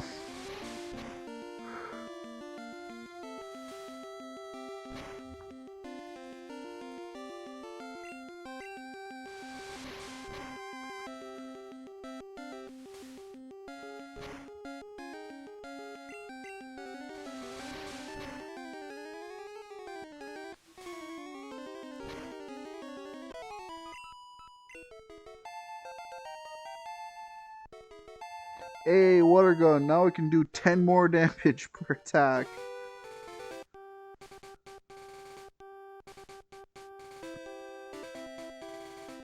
Now, the kind of fan games I was always really, like, I thought were cool were stuff that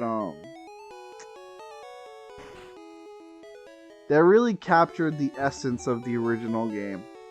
Not like stuff that turned it on its head. Like, for instance, another good reference for turning the game on its head, in my opinion, is Kaizo. Okay, like Kaizo Mario games and like extreme difficulty hacks or levels made for like Mario games.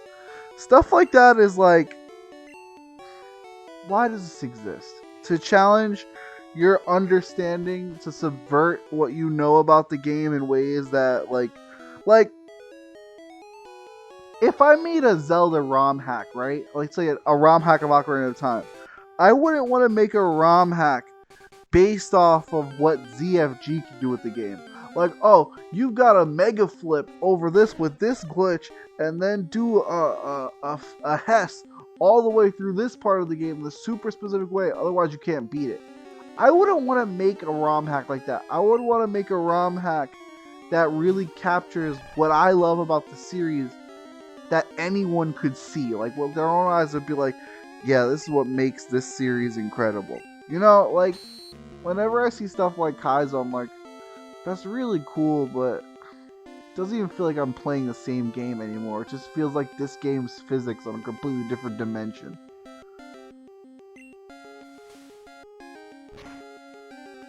Like, I respect them for what they were going for and the effort they put in to get there.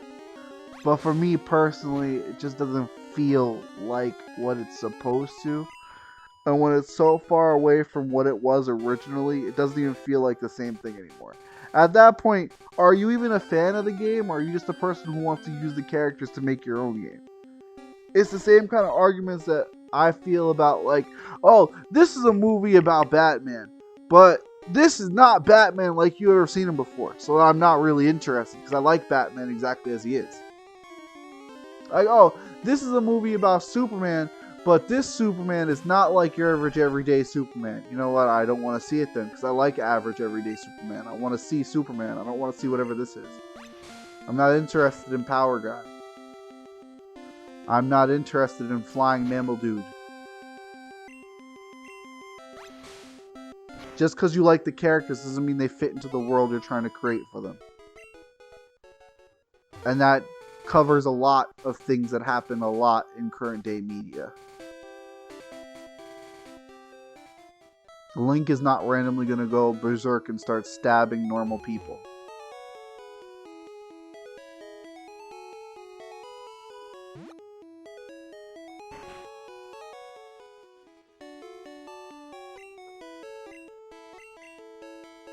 There was actually one ROM hack that I saw recently for Ocarina of Time, and it was pretty well done. The game was called Master of Time. And Master of Time was essentially, I don't know if you ever saw this game called Pokemon Snakewood. I'm just throwing this out there for anyone who might see this video. If you're not 18, don't play Pokemon Snakewood. Don't even look it up. I've warned you. But Legend of Zelda Master of Time was this ROM hack that was essentially the Ocarina of Time version of Pokemon Snakewood. Yeah, it was definitely streamed on VS a few times. To the point where, like, there was just random cursing. There was all sorts of I would love for you best.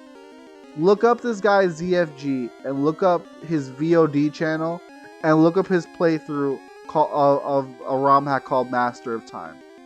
And when you watch it, you see the type of thing that pop up on the screen, and you see the kind of nonsensical subversions they go for as far as Zelda goes. It's stuff like that. Like, I 100% respect that you went through all the effort of making this brand new world for Ocarina of Time, Link. I 100% appreciate you wrote a brand new story for Ocarina of Time. How you made dungeons from scratch, how you completely rebuilt textures. It's so cool and wonderful and great. Why is this middle school childish dark humor? Why is this like the edgiest thing you've ever heard in 7th grade? The main aspect of the game. I'm sorry. I'm not into it. The gameplay can be wonderful. It can be incredibly greatly designed. But when you spit the words into this hack that are just like, I'm so cool and edgy and dark and real. Get the hell out of my face. Get out of my face. It's not really cool. I'm just not interested.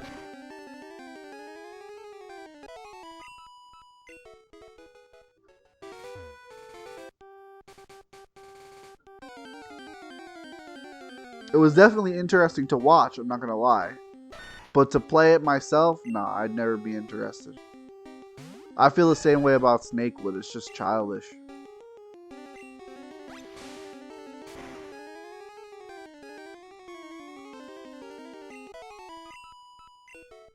But I also even I extend those kinds of thoughts and feelings towards even games like The Binding of Isaac, which I'm going to be 100%. If The Binding of Isaac wasn't so blood, guts, pee pee poo poo, I would probably play Binding of Isaac and enjoy it a lot. But I hate so much the subject matter and the way it looks that I just can't do it. I feel bad because that's a game that, again, it looks very fun, it looks very enjoyable, but then you've got... Ugh.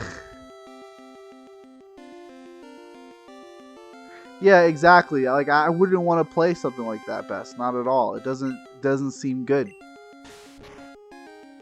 At the point where that's all you're doing, grow up.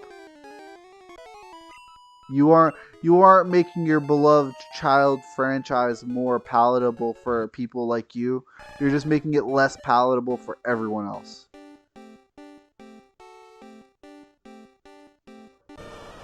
Hey, War Turtle. Let's go eat some Diglets.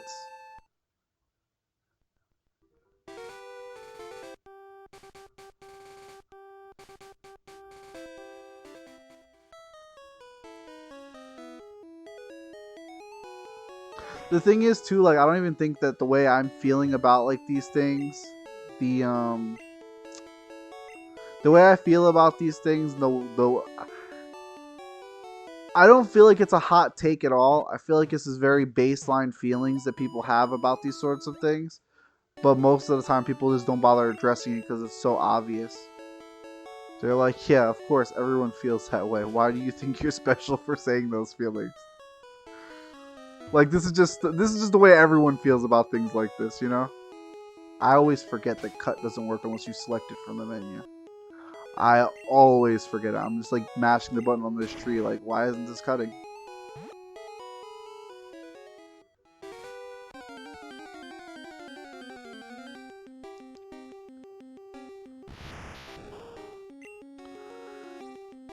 Abra.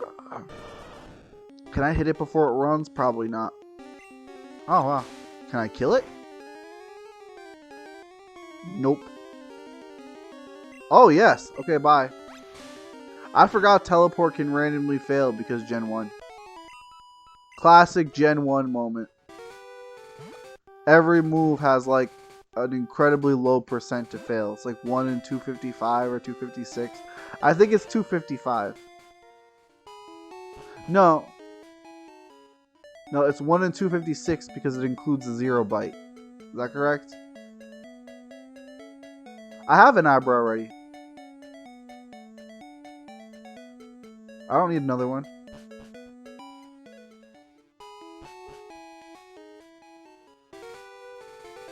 Yeah, you don't remember I was talking about Abba earlier?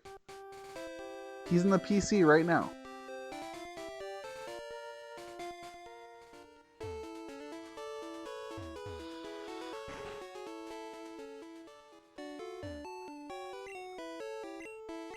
Yeah, Abba's not probably not going to be very important anymore, so I don't need to hold on to them at the moment.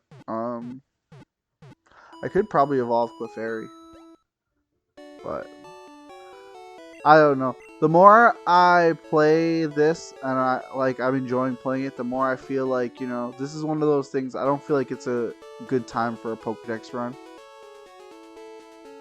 Also because there's a minor issue that the second Game Boy Color that I have doesn't have a screen that works. The screen is actually gone completely because it broke.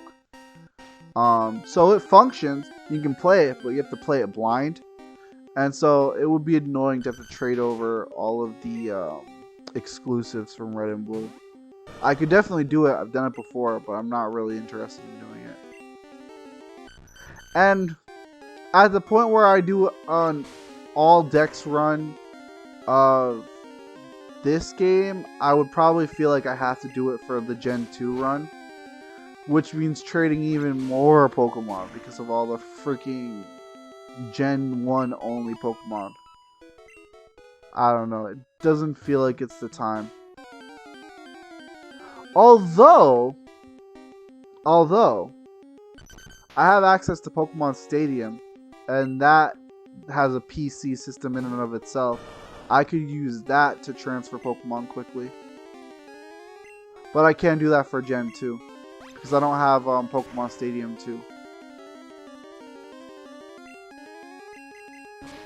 I would love to do like a full complete run of Pokemon Stadium 2.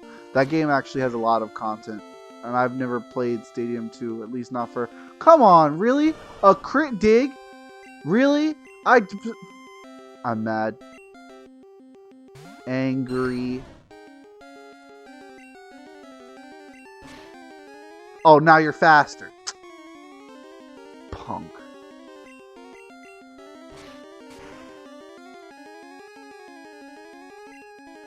Perfect example of another nonsensical thing. Dig is super effective even though grass resists ground. The only thing that works right for resistances on dual type is freaking poison. It's dumb.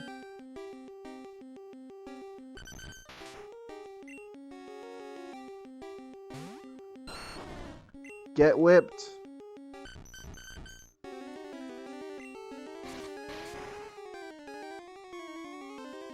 Honestly, I'm feeling hungry. Hey, good stuff, Spore. Ooh, tough guy.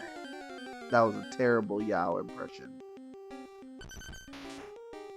And I am Yao, King of the Rock. That was better.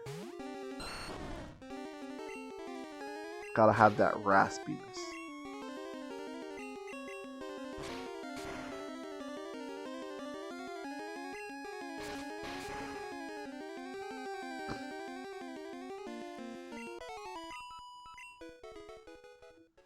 I hate going like halfway into Diglett's tunnel and having to go.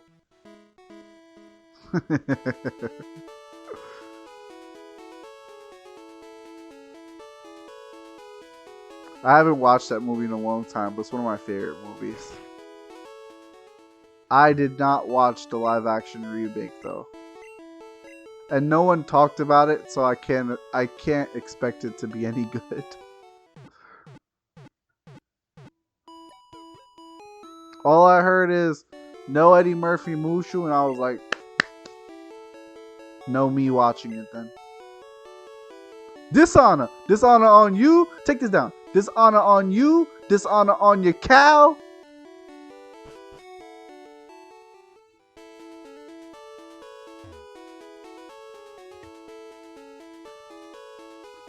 There's also a lot of jokes in that movie, like just thinking about it, like you can't make anymore. Like, I mean, there's a whole 30 minutes full of jokes about cross-dressing that are just people would not be okay with anymore. Like, you just can't say those things anymore. So, also, it's kind of understandable why the movie had to be completely different if they redid it. But at the same time, like, it's such a good movie. no, no, no, that's not the line. He's like, he doesn't talk about me much. And he goes, I can see why. The boy's a complete lunatic. And then the guys are like, in the background, like, losing their shit.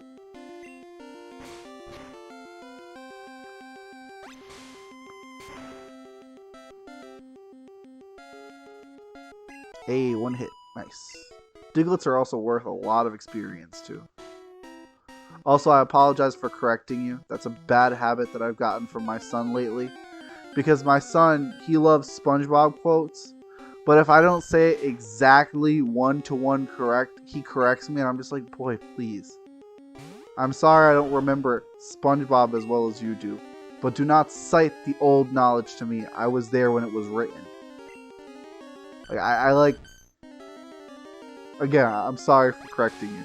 I have to make sure I'm apologizing for real. I know you're not taking it that seriously, but I have to make sure I'm better about it because the boy needs to be better about it too. His penchant for correcting people borders on excessive. A17.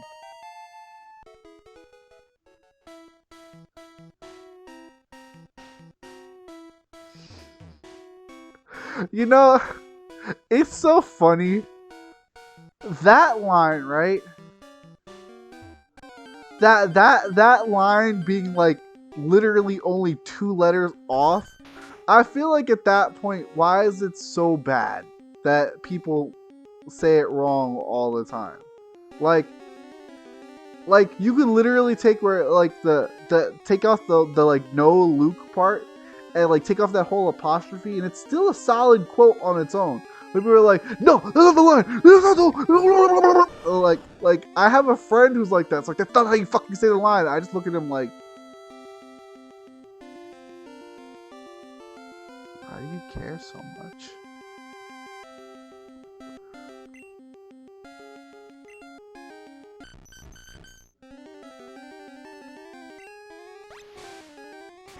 It's so funny too because I'll have long-winded and long drawn-out arguments over Star Wars, right?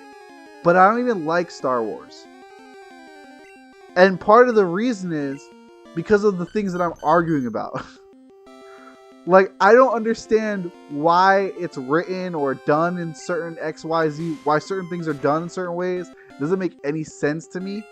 And so, like, I'll talk about, like, this is dumb. I think this is really dumb. They're like, and I was talking to someone the other day. He's like, you had an hour-long argument with this person once. And you're saying you don't like the movie. I'm like, yeah, I don't like the movie. That's why I argue about it so much. Because it doesn't make any sense and I don't like it. If I don't like something, I try to talk about it to understand it better. Because I don't want to dislike it.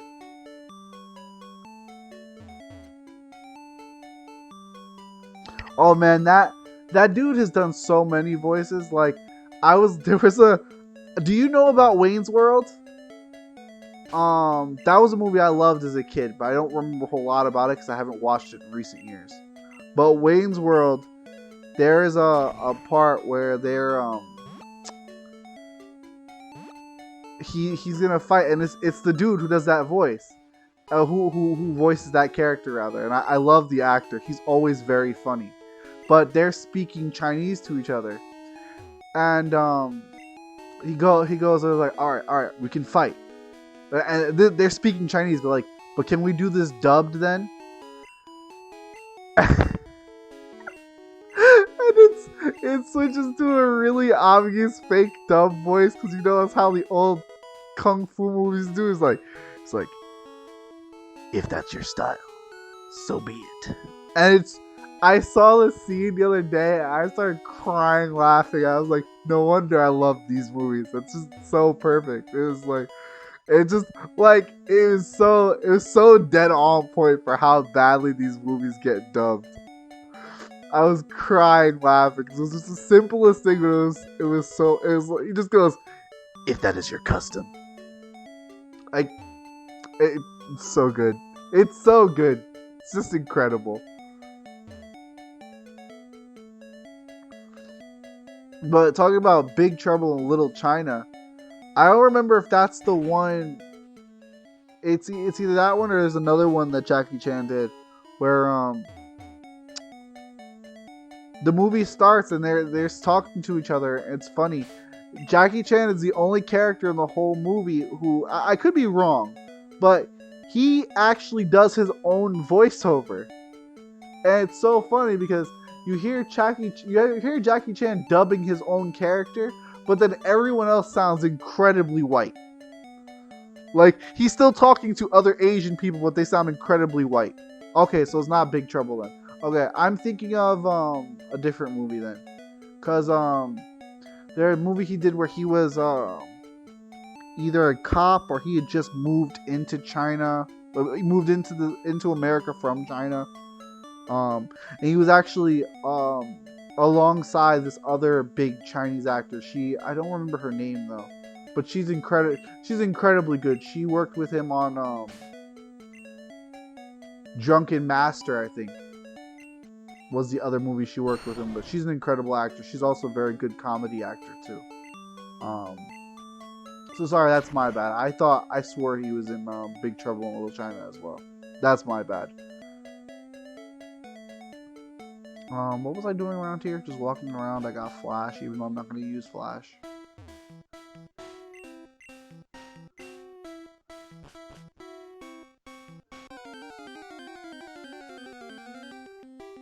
I'm trying to remember what the name of the freaking movie was then, because it's not Big Trouble in Little China. It was a movie that was very similarly named,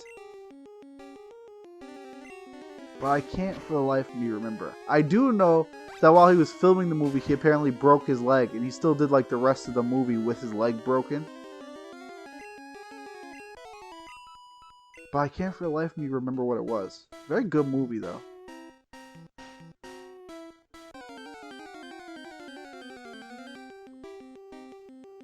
Plot was something like he moved to America to help, yeah, no, that's true. Apparently he can't get insurance because of all of his work. But that was something I read many years ago. I don't know if it's still true now. I don't know how much stunt work he does nowadays. I remember his leg was specifically broken in that one because it was very obvious in all of the outtakes.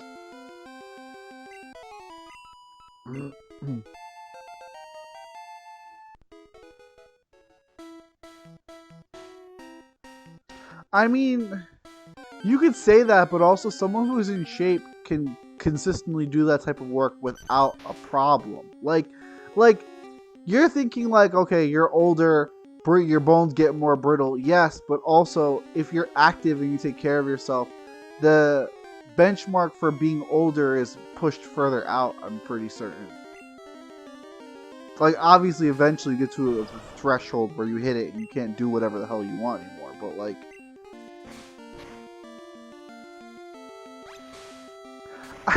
okay, yes, that's fair, that's reasonable. But he also loved what he did. Like, he was in an interview where he was working on Rush Hour, right? And the interview, he was on this like talk show and whatever. He was saying, yeah, I was like, I'm gonna keep going. And everyone was like, no. Union says everyone's done for the day. So he loves what he does. It's not like, for him, it was never just about the job. It was a job, but oh well. Okay, being rich, keeping him alive longer. Yeah, that's fair. That's certainly fair. I didn't consider that that's what you meant. I probably should have, because that is one of the bigger thresholds for keeping people alive nowadays, is the monetary value that their life has. I try not to think so much of the dystopia.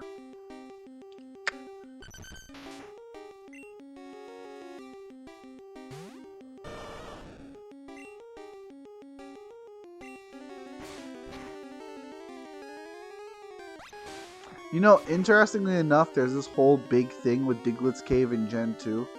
That apparently this area is a lot more fleshed out in a lot of different ways. For instance, apparently in one of the dex entries, Diglett are weaker if they spend a certain amount of time in the sun. And because of stuff like that, they made it so that the encounter rate of Diglett skyrockets at night. And also, you'll see Diglets in Gen 2 with higher levels the more you explore at night. Like, it's pretty interesting, actually. I was watching a video about it the other day. Stuff like that you would never know about.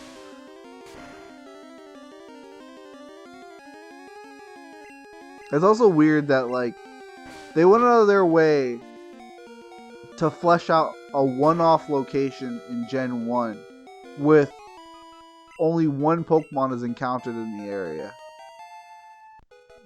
But they didn't put in that much effort consistently across the board to lots of Pokemon. They're like, you know what? The Whack-A-Mole gets all the attention. Why, sir? Who cares? Let's just do it. Okay, sure. It's like such a weird piece of lore to, like, I guess double down on. What did you say? I don't know. It's funky.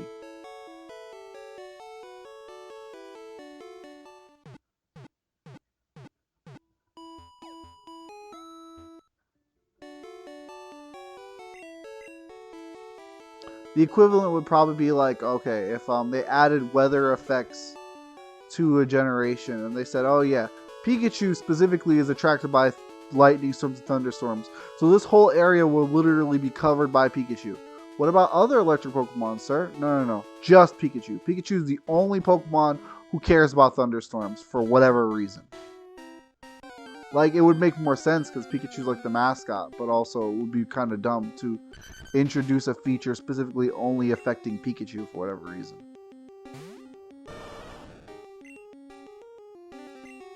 That being said, there was something incredibly cool that I read about that was in Sword and Shield or Scarlet or Violet. I don't remember which one. But apparently, the person in question was talking about, like, they were in a sandstorm, and the sandstorm kind of led to, like, a mass outbreak of different Pokemon. And in the sandstorm, they had found a Tyranitar. And when they caught the Tyranitar, the sandstorm ended. Well, the thing about that is that Tyranitar has an ability called Sandstream, which causes sandstorms. And the only reason there was a mass outbreak or whatever at all was because of Tyranitar's sandstorm. So he caught the Tyranitar who caused the sandstorm, and the sandstorm ended. That's an incredibly cool, very neat thing to include. Like, that, it's stuff like that that makes me feel bad that I'm, like, not playing the newer games. So I would really appreciate seeing stuff like that. That's great ways of influencing the lore and including all this old details and stuff like that.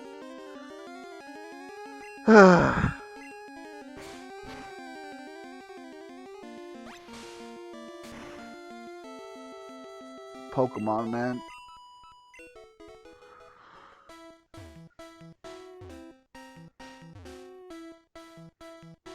It's almost 3. So I've been playing for 4 hours. Man, pardon me. Hello. Trio. I'm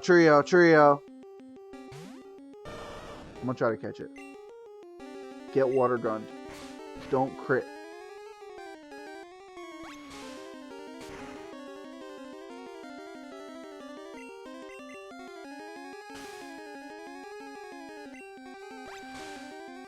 I love it when I see a rare Pokemon in an area. That's probably low enough. Get bald. Uh-oh.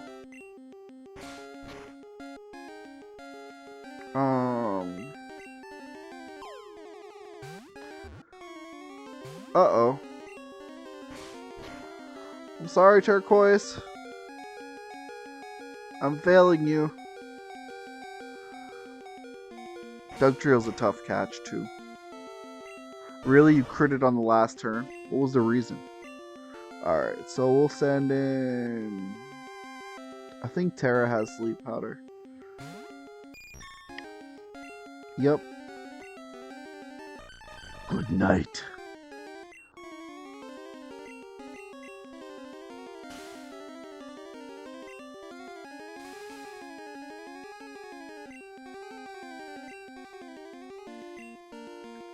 Get in the flask.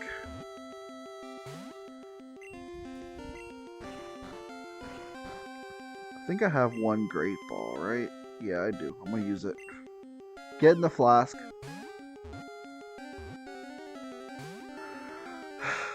Angry. Maybe I should attack this thing one more time. I swear if I kill it now, I'm gonna be so mad. Okay, cool. I can attack it a few more times. Oh, wow. That was a crit. Okay, well, that's as low as I can get it anyway. Are you kidding me?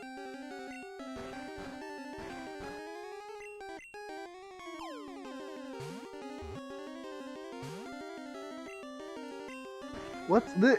And, okay, see, Best, this is exactly what I'm talking about. Look at the freaking catch rate in this game. This thing is asleep at max lowness, and it's just being an entire jerk. Trying to catch everything in this freaking game would be miserable.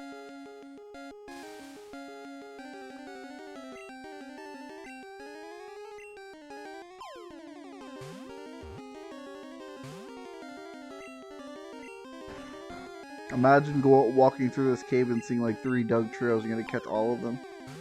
Be out of balls in 5 minutes.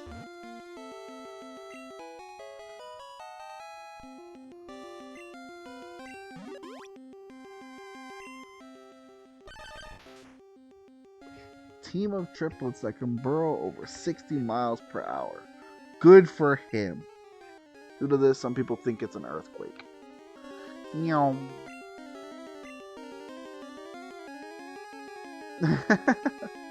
That's fair. Pokefloats is very much... I actually missed that stage. I was gonna name him Fresh. Bet you can't guess why his name is Fresh. No one can.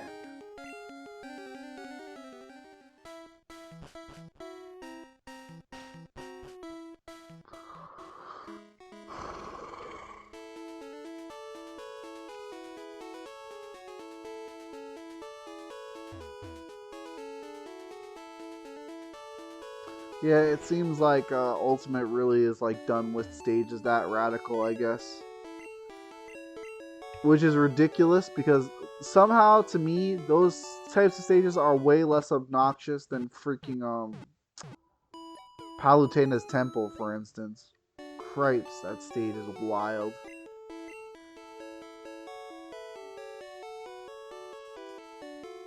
I feel like stages like I feel like Temple from Melee was as big as we needed to get. Yeah, the thing about Big Blue and Brinstar Depths though is that oh no. What I mean is like stages that will have like obnoxious large amounts of moving platforms that were not ever consistent. Like Pokefloats, the Star Fox stage from Smash 4. There's another one I can't think of the name of right now. Oh yeah, the Ice Climber stage from Melee. Go away, Fresh. I'm done with you.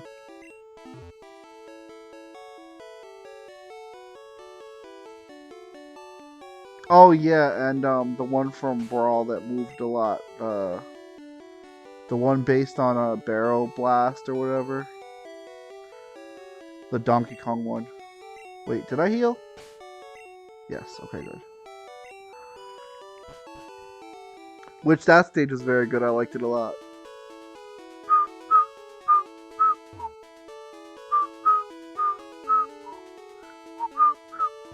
You know, it would be so hilarious if they just made a Gen 1 remake and they just freaking put the Battle Tower here. They said this guy finally got his crap together and made the Battle Tower. It was just in the middle of freaking Vermilion.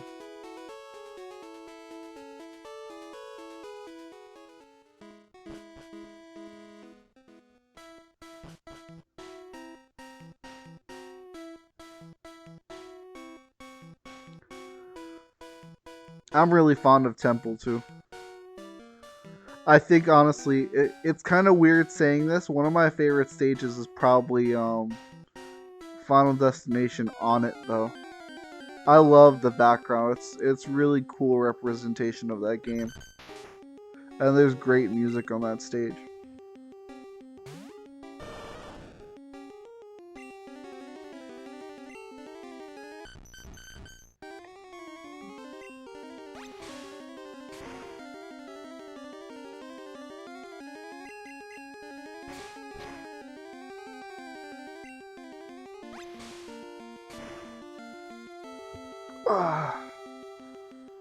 I'm also really fond of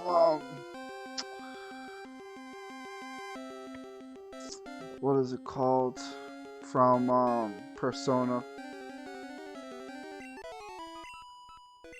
Mementos.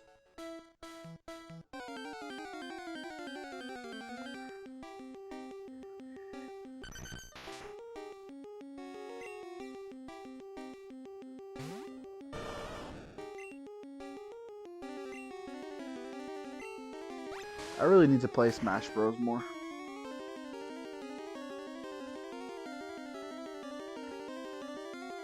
It's really simple, but it's got a really nice look to it, and most of the music is very good.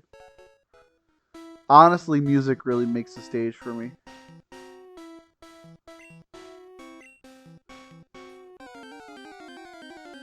Oh, I got mad that I talk about hating Hannibal all the time. Like, of all the stages to bring back, you brought back Hannibal. Get out of here. I would have rather had Sector Z, the original freaking Brinstar stage. You bring back Hannibal. Get the hell out of here. Hell, where is Metacrystal? Where is that? Like, why isn't that a stage? But no, you brought back Hannibal. Get the absolute absurd behavior. You know what else I'm mad about too? Put Dark Samus in the game and didn't put her freaking theme from Metroid Prime 3 in the game. It's so good, and it would have been... It's such good fight music. I'm still mad about that to this day. They really did Dark Samus dirty, in my opinion. I'll never stop saying it.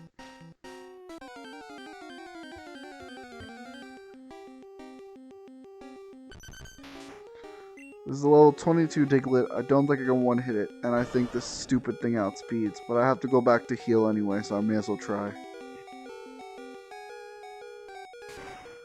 Does outspeed, but it made a bad decision because it's stupid.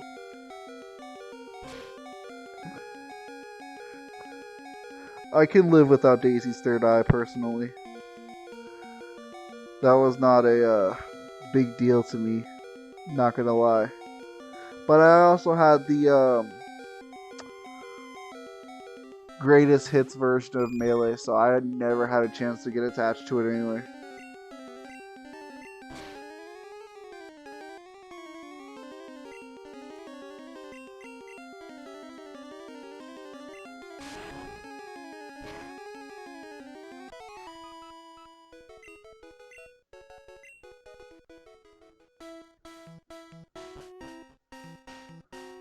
It's actually, it sucks.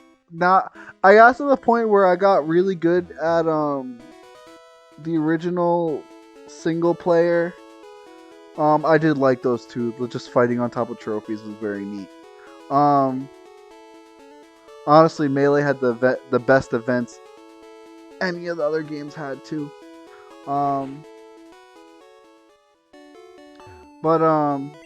Yeah,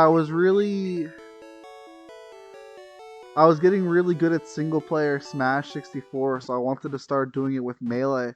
But for some reason, my Melee single player just randomly crashes now. I don't know if my disc is damaged or if it's the memory card. But I also had to re-get all of my records for Melee once before, and I don't really want to do it again. Because my memory got corrupted for Melee previously, so I haven't really been able to just sit and enjoy freaking Melee.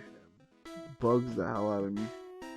Because I wanted to like beat classic mode on very hard with no continues and stuff like that. Oh crap. Oh my god, why is this one level 31? The hell is wrong with you? Please die. It's gonna take like a quarter. Oh, actually, it's closer to a third. No, it's a quarter. So, but yeah, I haven't been. I don't. Melee is probably like one of my lesser liked Smash Bros. Games anyway. But still, I want to be able to play it because I love Smash Bros. And it sucks that I can't play it. Very angry.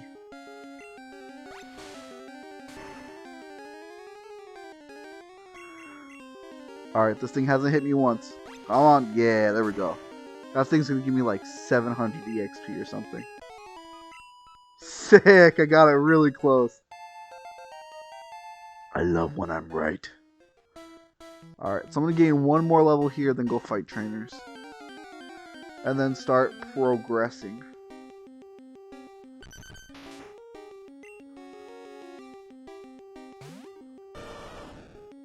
What up, Diglett? Get wrecked.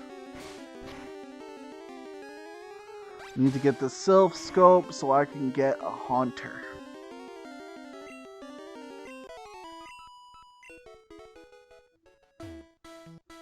Honestly, I could probably go get Dratini pretty quickly too, but I don't know if I want to go get a Dratini right now.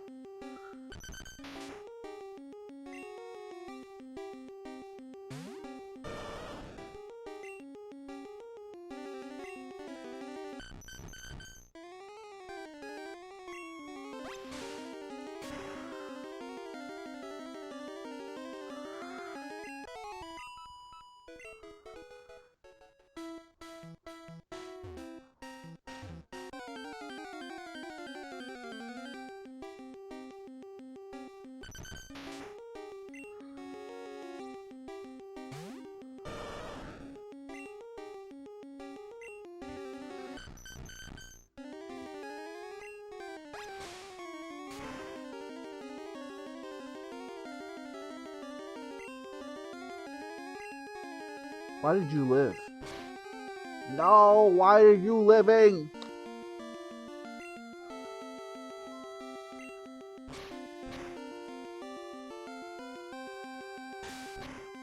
Dig does so much damage. It's so strong in this game. You know Dig has 100 base power in Gen 1? It's ridiculous.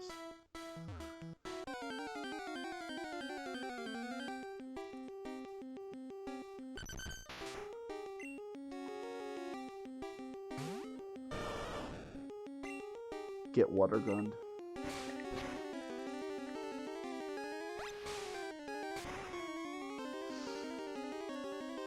Good. Okay, now level up. No? How much is left for Warthog to level up? Okay, cool. About 1 or 2 more battles. Then we can escape this forsaken cave.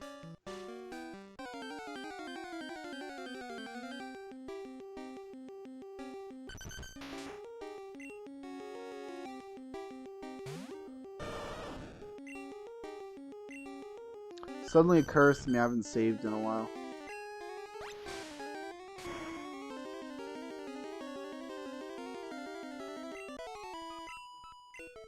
Nice.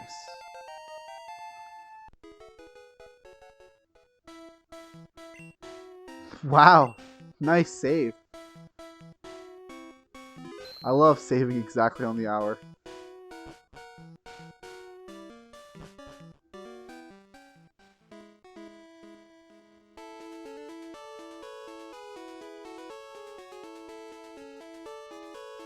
Jenny. I evolved a Squirtle Jenny.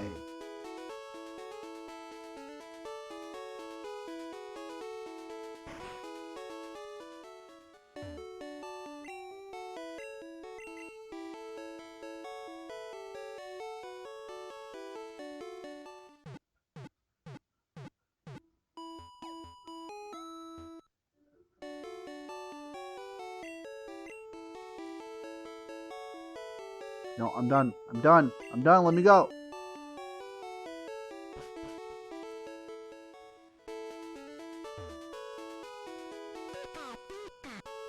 One happy Pika.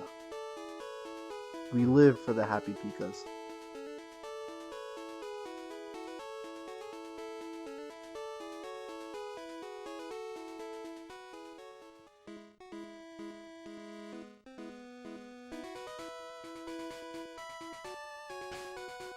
This isn't Route 8, is it? No, it's not. Wait a minute, though. I have to check something.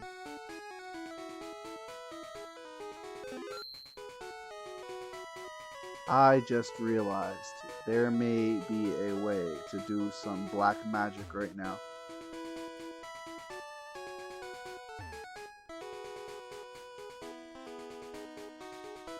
Okay, not you.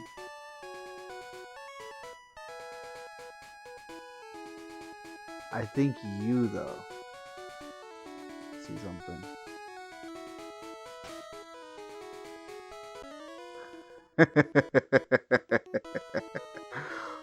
Oh boy. I do believe it's time. Is it time? Oh yeah, it's definitely time. Okay. So, I'm going to try to attempt a glitch. I think I can do it.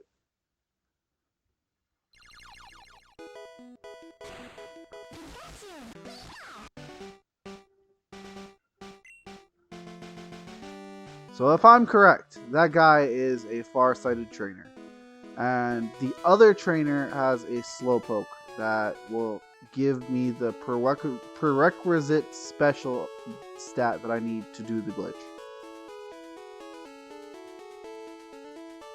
So I just need to grab...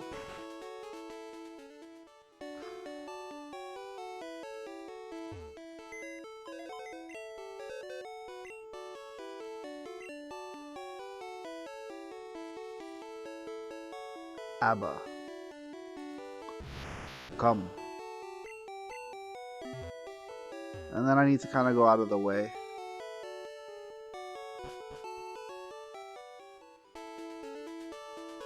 Gotta teleport away, but the best thing to do would be to teleport to Cerulean because that would make things incredibly quick.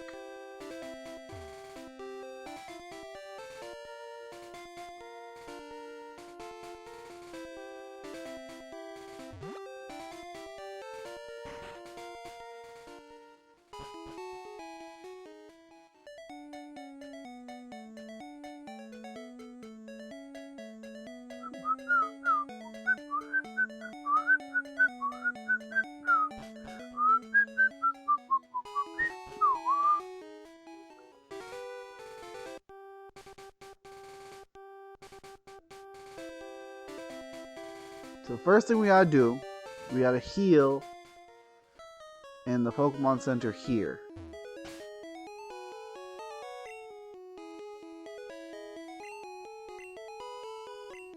This is gonna be a really funky setup that I'm sure no one will ever use except for me, but that's how we're gonna do it. I'm pretty sure it'll work. And if it doesn't, we may break the game incredibly badly.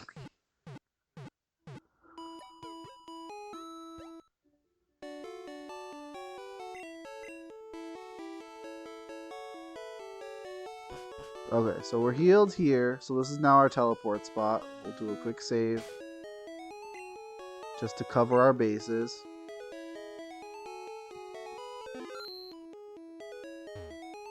Cut this dang old tree.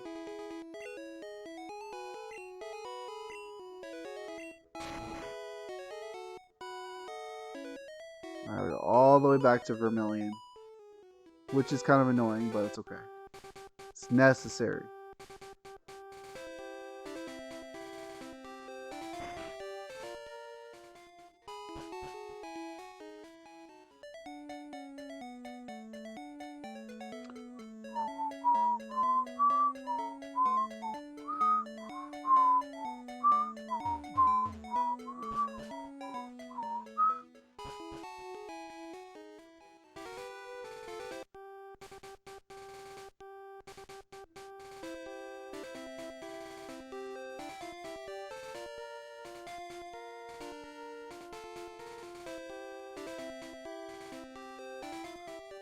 Alright, with our incredibly scuffed setup prepared and in place.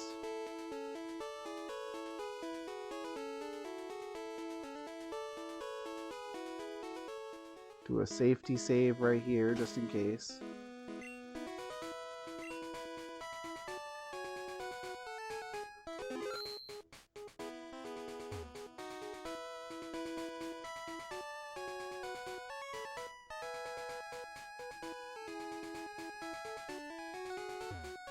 Okay, that's the guy. So,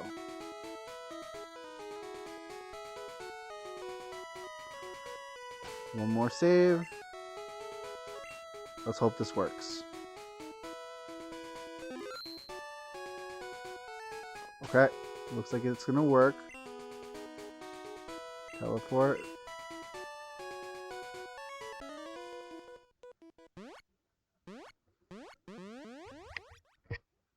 Okay, so now I can't use the menu, right? Yep, that's correct, it's working. Alright, can't use the menu. We'll go fight the guy.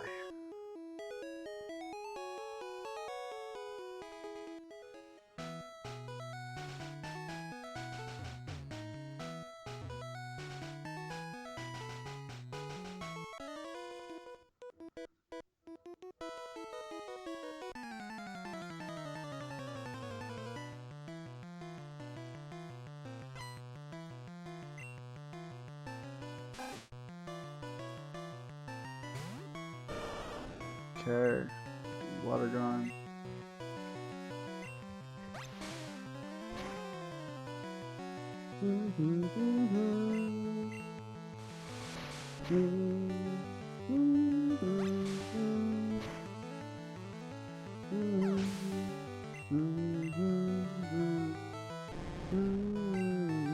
This isn't the right trainer. I've made a terrible mistake, and this could be a big problem. Uh-oh. Well, the game could very well crash in a moment. That's not good. But we live and we learn.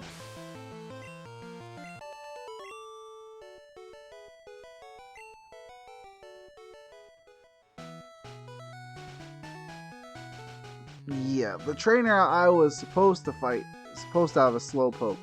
And I'm pretty sure that Ekans has the wrong stat for what we need. Which is less than ideal.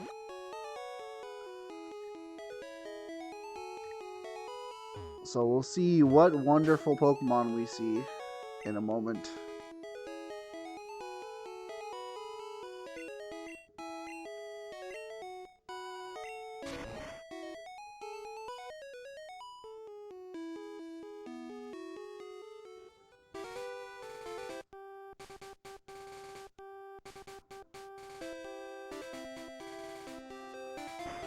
Well, this was probably a bust. If I see a Mew, I'll be very surprised.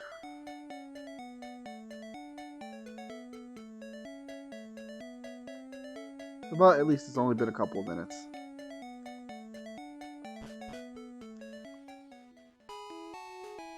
Don't touch the grass.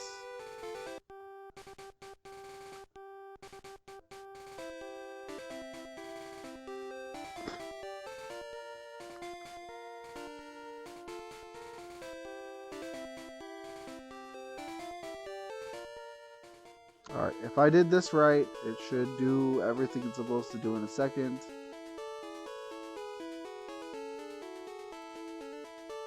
Okay. What are we looking at? Please, no game breaking glitch. Oh, thank goodness, it's just a Rhyhorn. That was almost awful. Reset.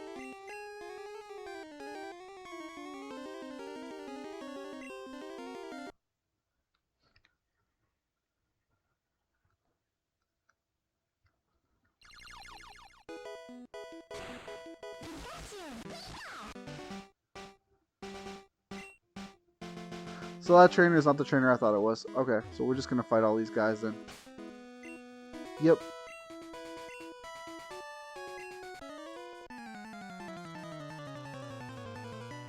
Rip it, rip, rip, rip, rip, rip.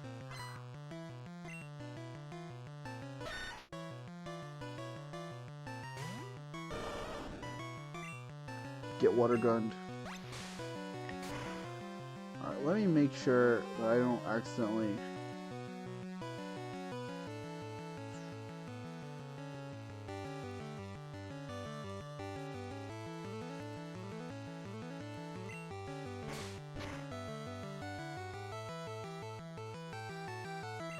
I have a feeling if I don't memorize what I'm supposed to do, I'm gonna really screw this up.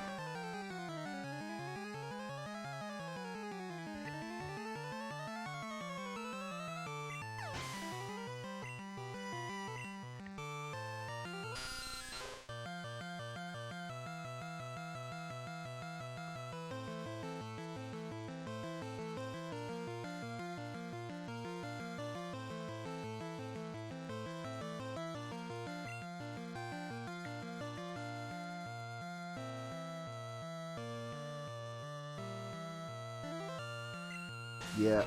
Okay. So I can't do the early method. I have to do the extended method. That's super annoying to do. I really blew it. Oh well.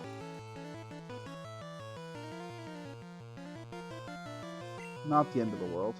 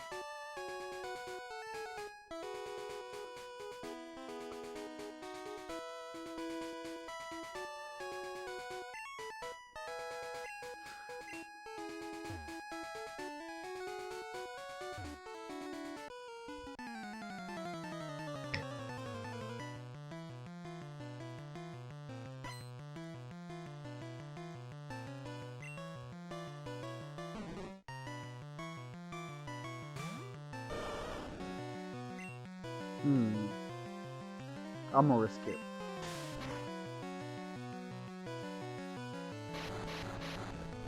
Oh, it's just wrap. Okay, that's not too bad.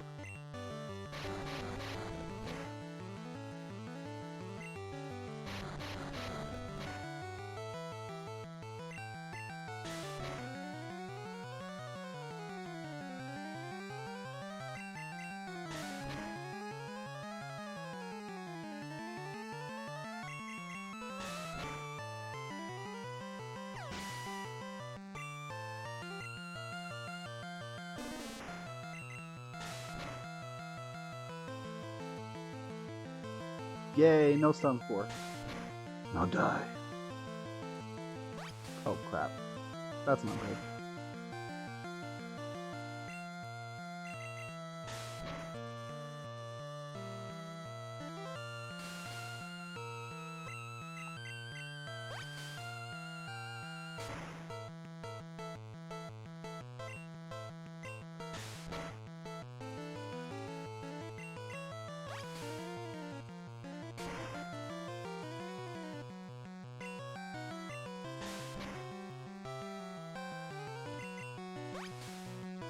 Come on, turquoise, hang in there. Oh gosh. Really do be hanging in there, buddy. Oh, good crit. Nice job. Couldn't heal you.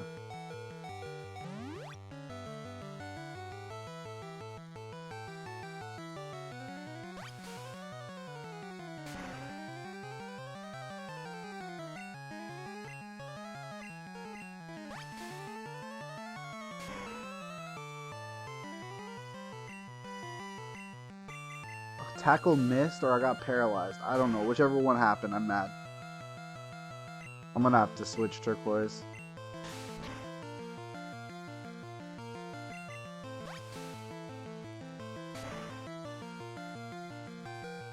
Come on, get a crit. Damn. Alright, we switch. You know what? I think it's gonna be Terra.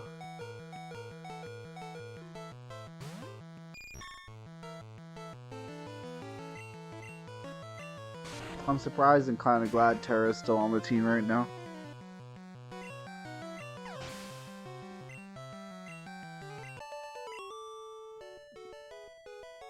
Alright, bye, Mr. Gambler. I must go heal my Pokemans.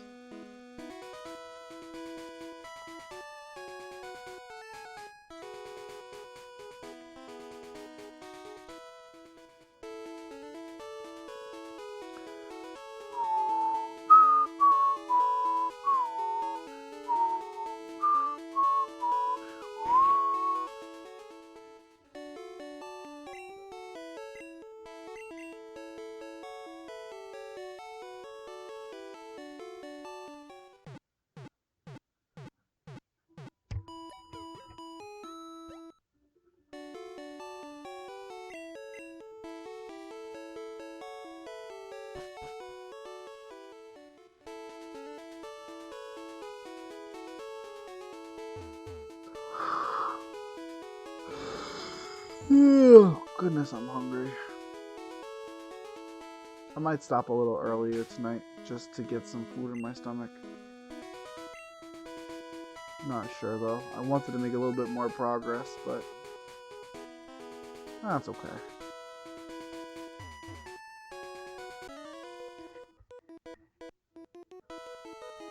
Your Pokemon should be ready now, huh?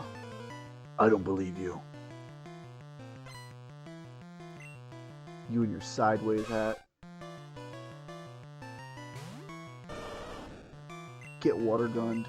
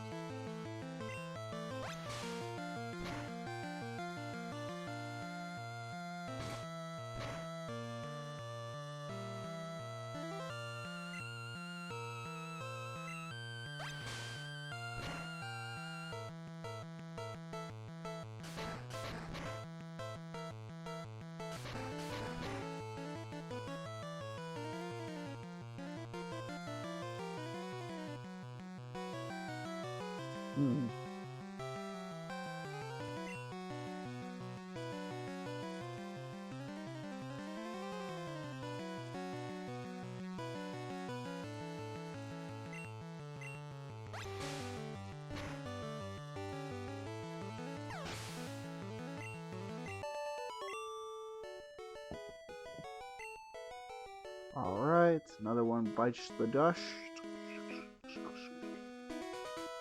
Funky roads. Who makes roads like this? In a patch of grass. Sup, dude?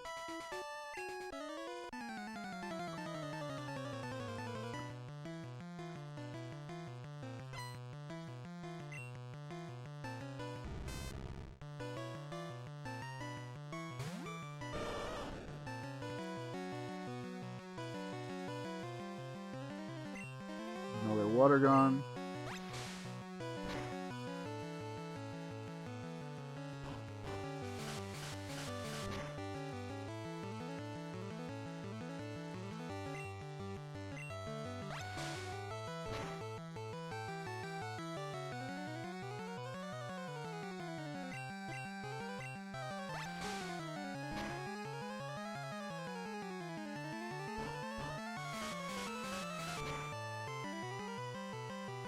Come on.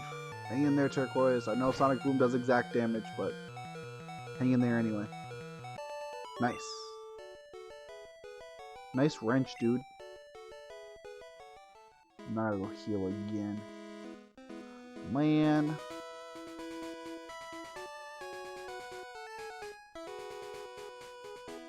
You gotta wonder what the real life implication of constantly like having to go back and forth to the Pokemon Center. Like, these roads are probably way bigger from a real standpoint. So probably like takes you like 45 minutes to get out in the field. You do one battle, which takes about like 15 minutes.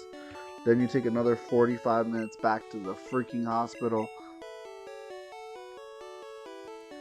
Like, realistically, that's a lot of time for not even half a level experience. It's no wonder a lot of trainers are like, oh, kids couldn't possibly beat the league. Like, you're 10 years old. Like, yeah, logistically that makes sense. If this wasn't a video game, you'd probably be right.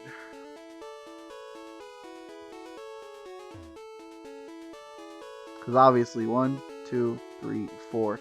Buildings are not the size of 4 people.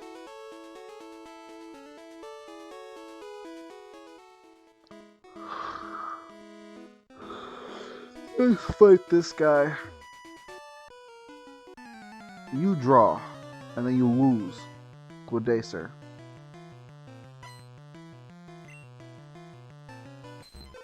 Poliwag.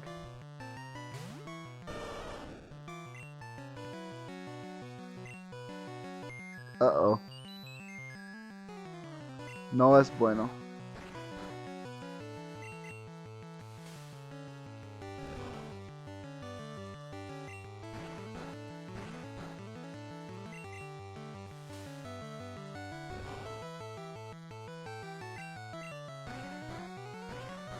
Less than ideal.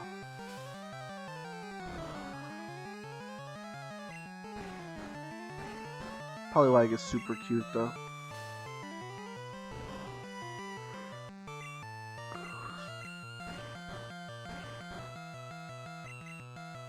Oh my god. Wake up!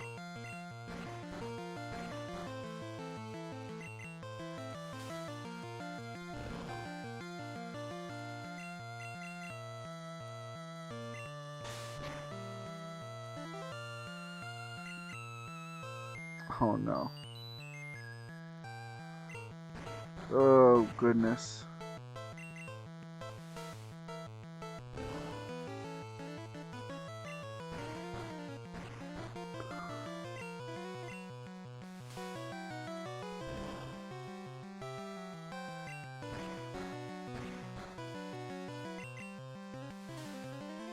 Come on, Turquoise, you got this. Wake up.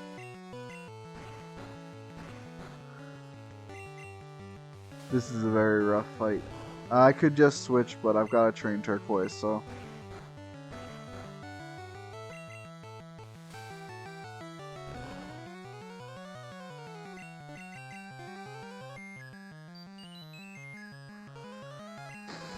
Alright, the next time I wake up, I'm switching. Because that's too much.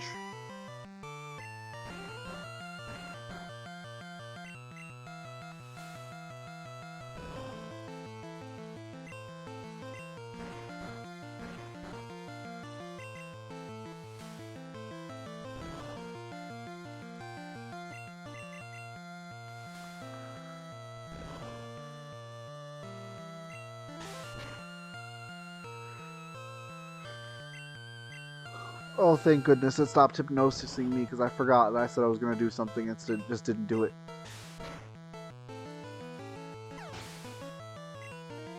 Okay, good. Okay, I can handle a horsey. So many bubbles. Multiple bubbles.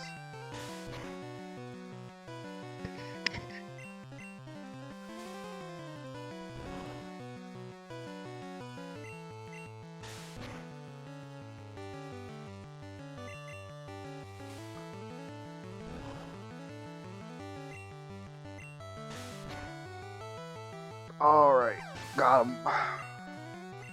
And 24, excellent. Bite? Yes. Please learn Bite. You will forget Tail Whip.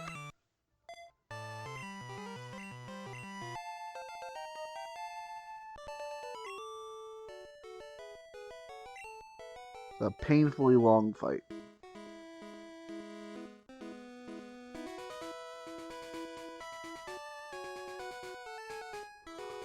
Who we fighting next? Already fought you.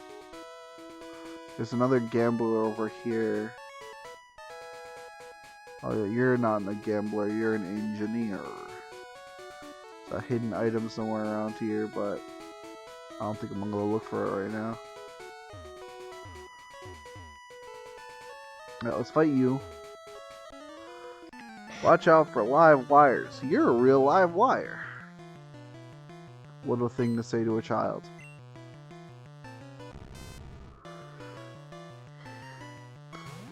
We're gonna bite him.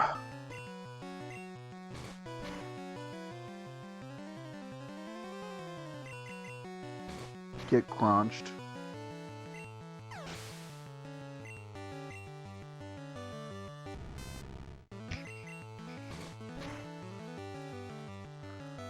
Get crunched again. Uh-oh. Get bubbled. Thank goodness for circles. Uh-oh. Get bit. Flinch.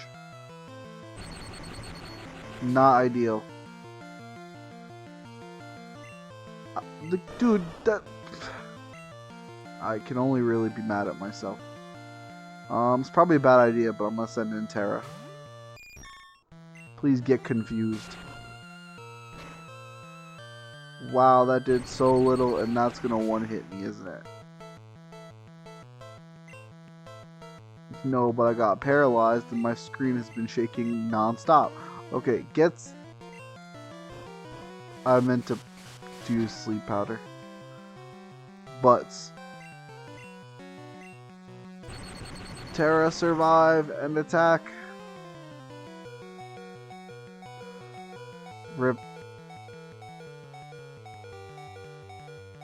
I'm so sorry, Terra and War Turtle. I have failed you all terribly.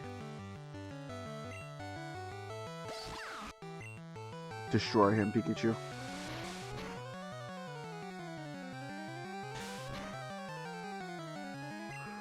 A crit on a tackle, really? Get out of here, Magneton. You're a jerk. Three-eyed jerk. Get quick attacked. Goodbye.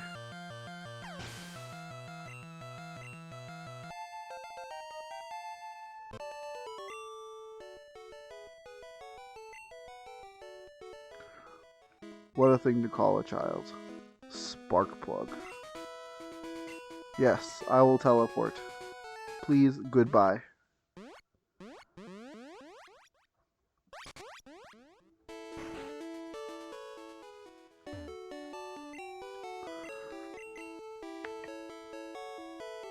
Man, it doesn't look like I'm gonna get to Celadon today like I wanted to. But there was a lot of Pokemon to train. I had to train Bulbasaur, I had to train Squirtle, and now the team is coming together. It's all very necessary training that had to get done. Because once we start moving through Celadon in that area, we will need to grind way less now. The team is prepped and pretty much solid. Yeah. Can't complain, can't complain. I didn't fight this guy before, now he's gonna die.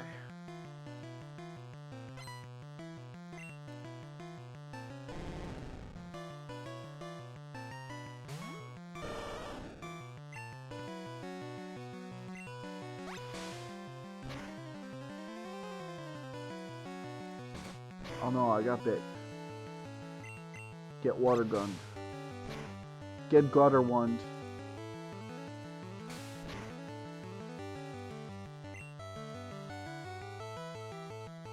Fight him. Fight him back.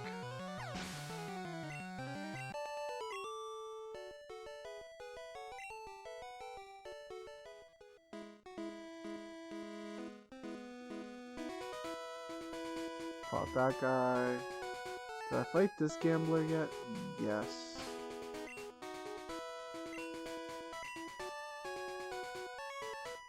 I have not fought this one yet. I have never won before. Poor guy.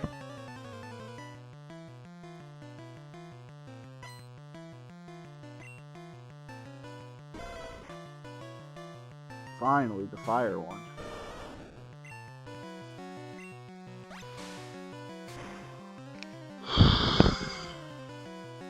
Well, the gamblers on this route have a different specialty type-wise, and I swear the fire one is usually the first one I fight somehow, so I thought it was weird I hadn't fought him yet.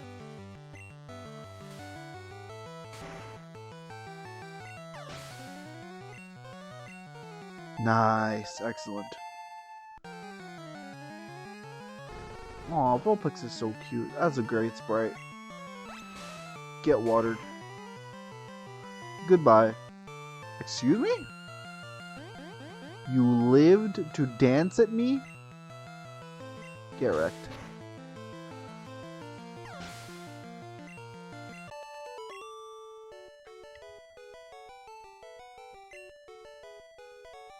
Alright, so that leaves us with Terra, who needs to level up. I probably shouldn't keep leveling up Terra, but since they're going to be on our team for a bit longer, we should hold on to them and keep them in line with everyone else. Lousy.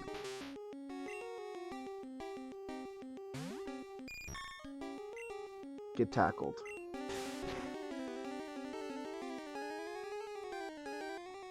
Get tackled again. Cha-cha, real smooth.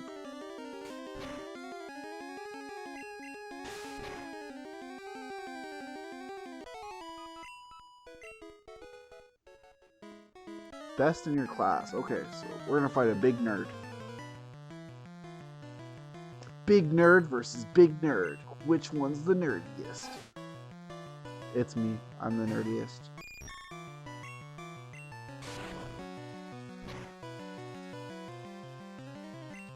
Goodbye.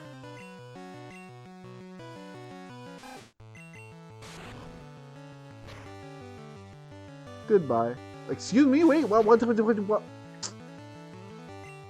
That should have one hit. It one-hitted your friend. It one-hit your friend. Oh boy. Get confused. I'll be fine.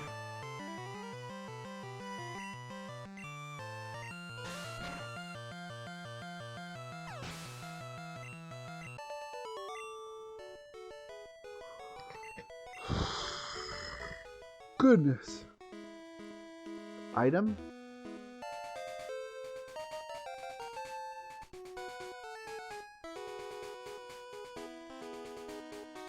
You wish to battle?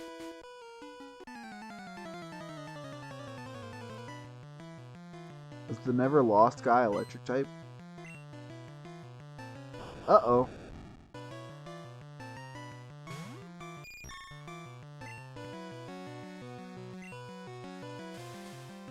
Good start. Not a good start. Good follow-up. Okay. Now we just confusion. Why does Butterfree know confusion anyway?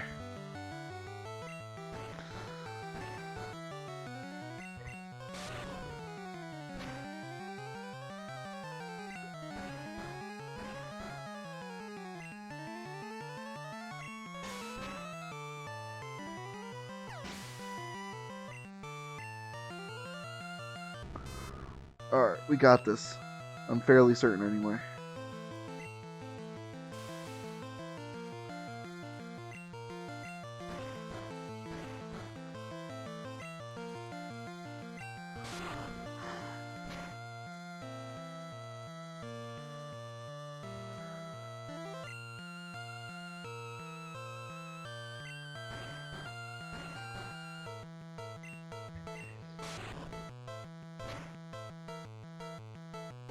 He woke up while he's getting tackled.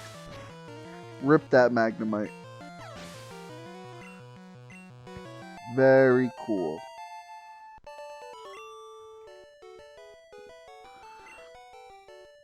Alright, cool. We're done with this area now. So I fought all the other trainers in this area, I'm fairly certain. Yep. Yep.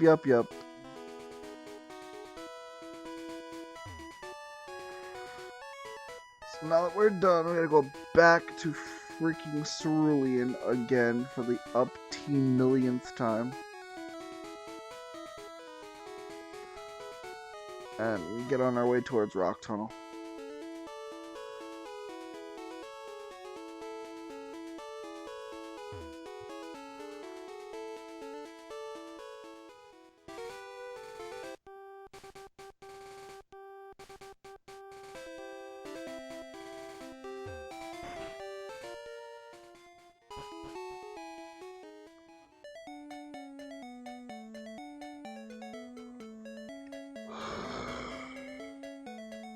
Oh my goodness.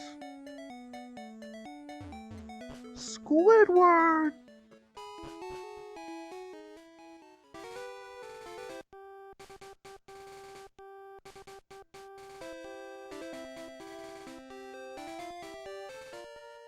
I think it's interesting in all the Gen 3 the Gen 3 remakes of the Gen 1 games.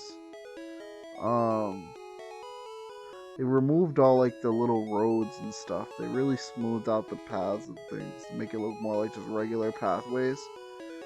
And it's like, I wonder why they didn't make them into actual roads just for consistency's sake. Like, I know it's probably hard to make so that there's enough room that it's reasonable for it to be roads, but at the same time, it's weird that there are no regular roads. Like, no streets, no places where you would reasonably expect a car to be. Especially because cars do exist in this universe.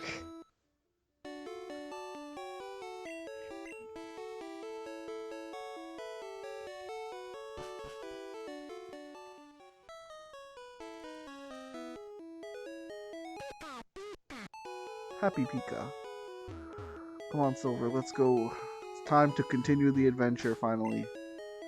We spent far too much time in Cerulean Vermilion area. Yes, thank you, Oak. I didn't mean to hit dig. I meant to hit cut.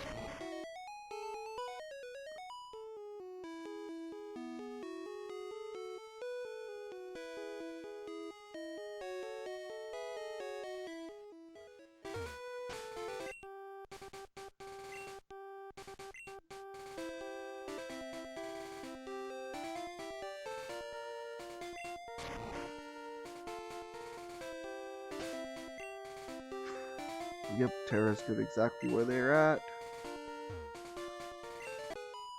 I'm yours? No. I am my own person. Let me be. Stop trying to grab me, you weird. Get confused. Right about now.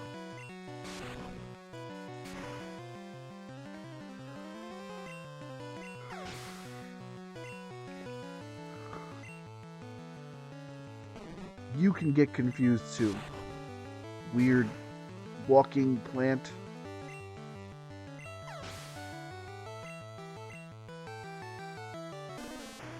Another one gets confused.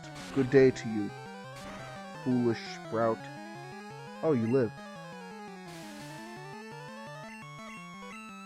Less than ideal.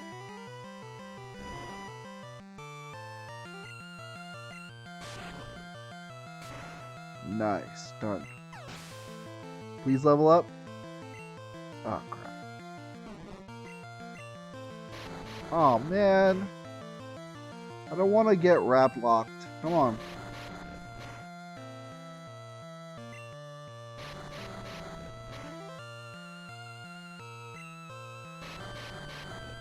Several years later.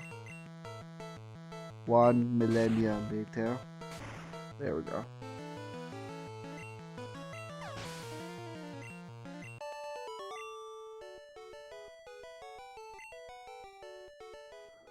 How much EXP until the next level?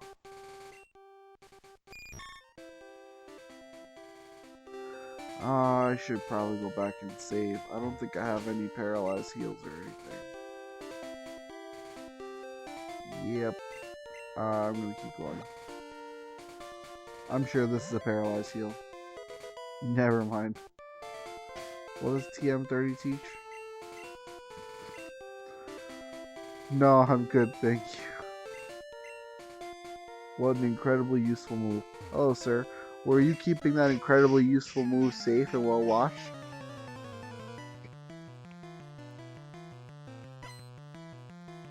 Hiking.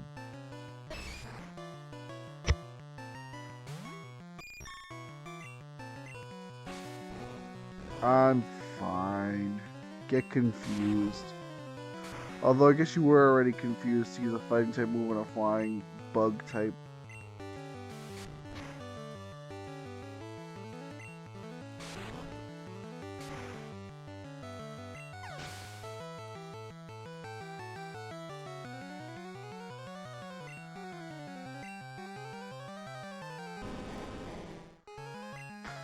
Sleep powder.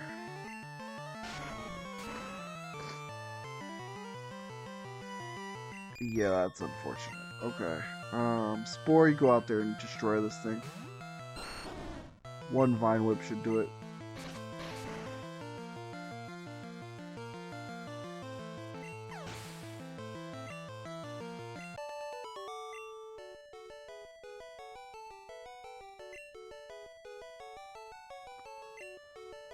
Alright, now I definitely gotta go back and heal.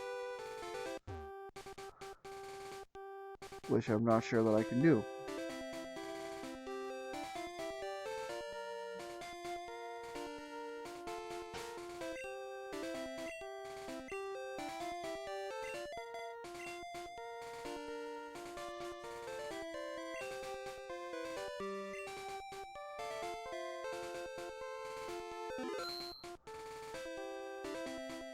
Oops.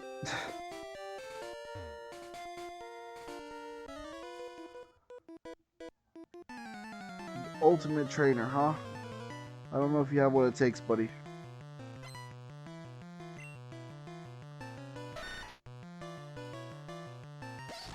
I regret my choice.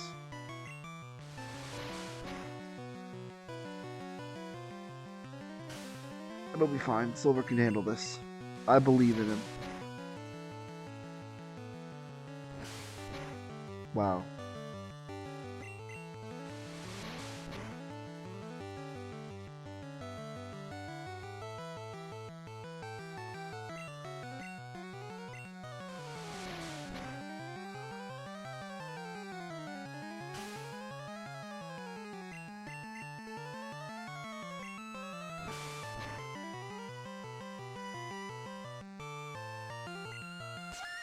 That is very unfortunate.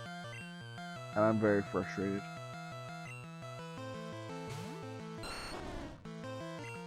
Get Vine Whipped.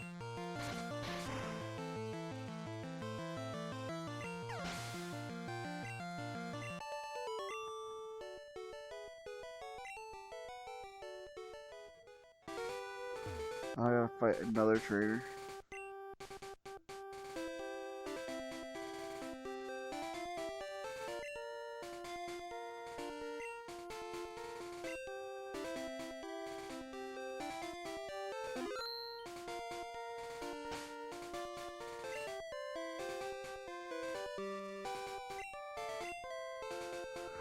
Alright, I hope this isn't Vermilion. Beautiful.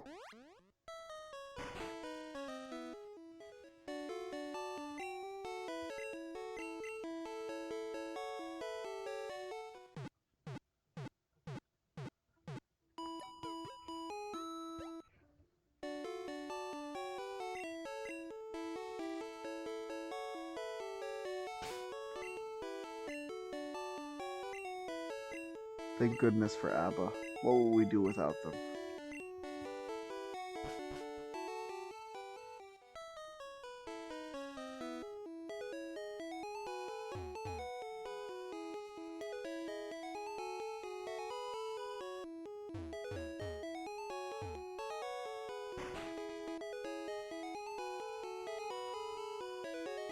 Oh goodness. I am starting to doze off a little bit. My goodness. Alright, let's try to get to Rock Tunnel at least before we stop. To Rock Tunnel or the 10-hour mark.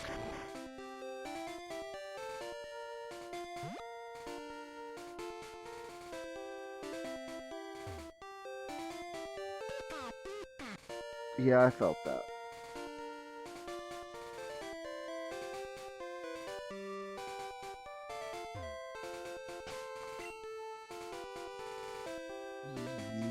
Yep, okay, cool.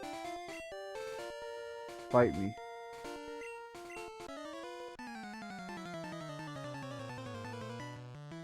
Got up super early to raise Pokemon from cocoons, so it's probably a Butterfree and a Beedrill.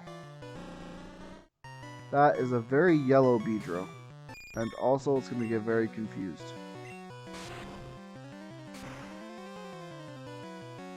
Rip. Oh, now you level up. Oh, 2 Beedrills.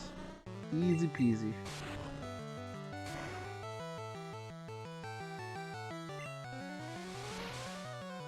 No, I don't think so. No focusing for you.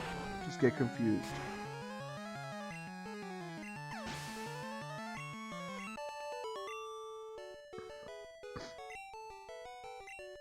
Bruh. What a total waste of time. Those are your Pokemon, dude. Be nice.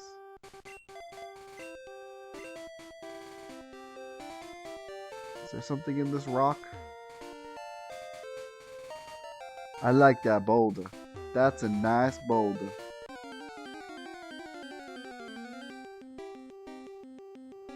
What's up, Nidoran?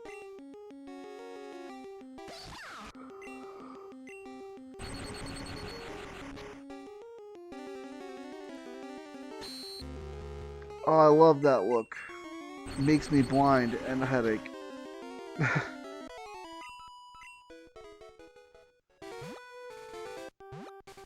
Alright, we've cleared that little pathway. I guess we need to make a return trip.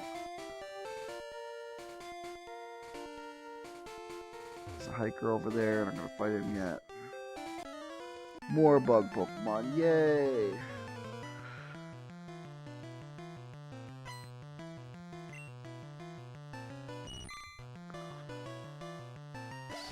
Get Thundershocked.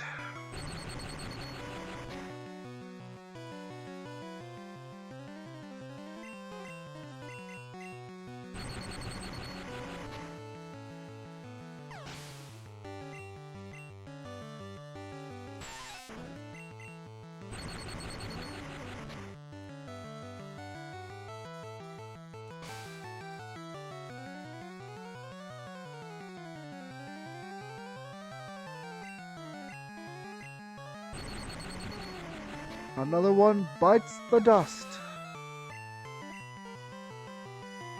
Hey, look at Venonat. Get zapped.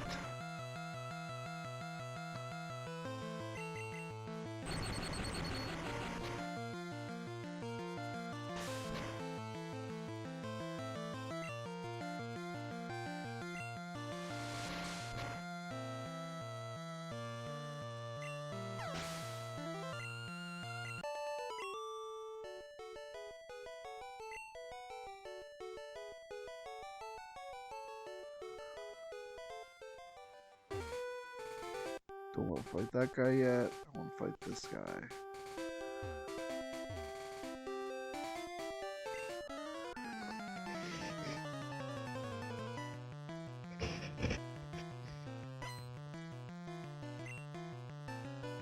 Rattata, get zapped.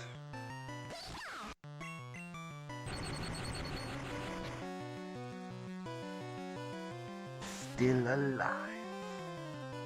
Get quick attacked.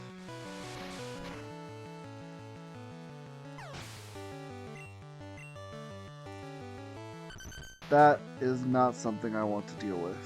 But I'm going to try some quick attacks. The second I see a dig, that's right. If you ever had any doubts, there.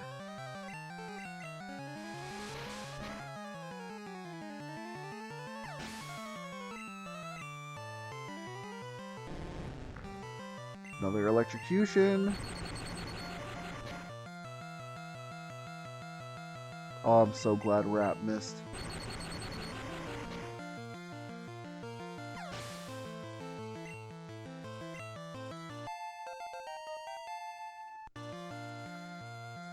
Yes, Thunderbolt.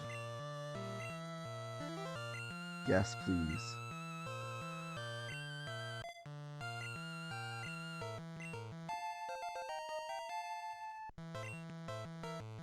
Oh, I can't hit this one with Thunderbolt.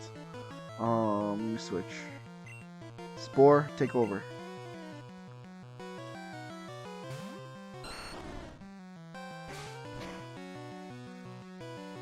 Get whipped.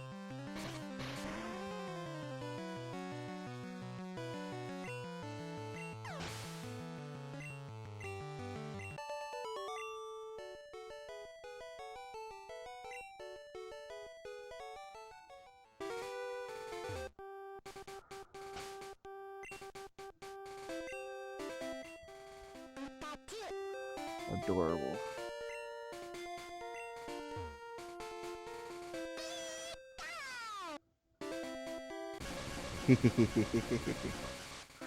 So cool, I love that.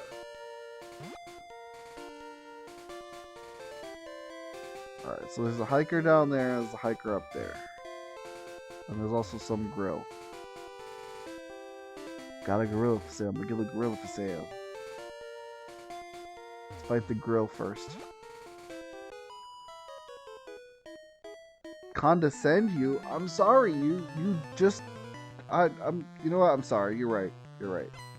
Hello, person. Get freaking thunderbolted.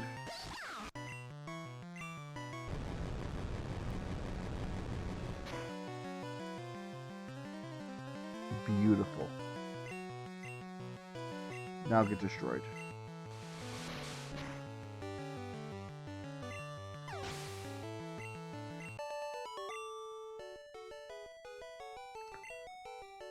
You were not enough.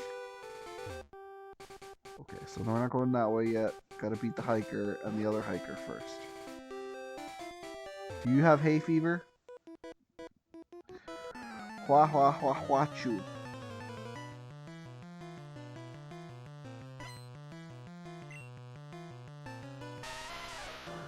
Dang, Geodude. Alright, Spore, you're in. Vine Whip everything. Not rocks.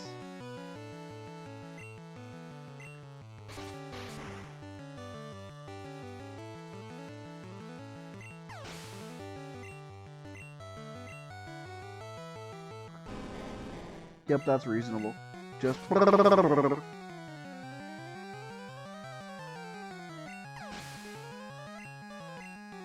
Nice. Spore making it happen.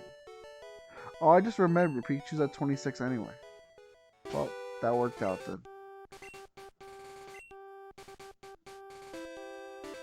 Yeah, Millennia. Charmeleon! Wartortle. Mewtwo, Tentacruel, Aerodactyl, Almanite, Slowpoke, Pigeon, Arbok, that's all, folks! Catch 'em, gotta catch 'em all. Gotta catch 'em all, Pokemon. Ooh, gotta catch 'em all, Pokemon. Gotta catch 'em all, Pokemon.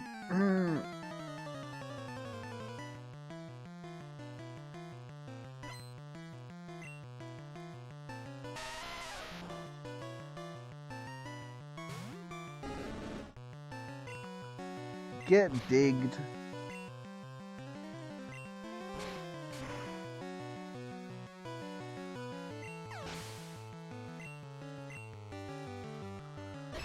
And you get burned.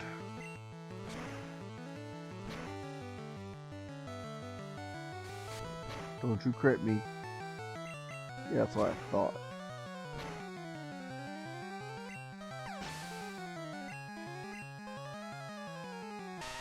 And you will get dug.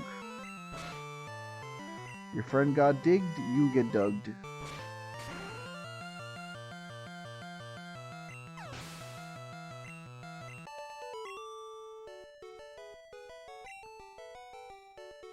Goodbye.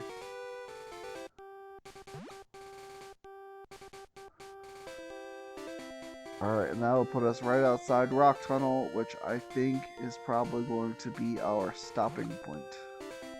Unfortunately, because I was dozing off, and also I'm really hungry. I think there's, let's heal first, and there's a couple trainers we'll fight outside.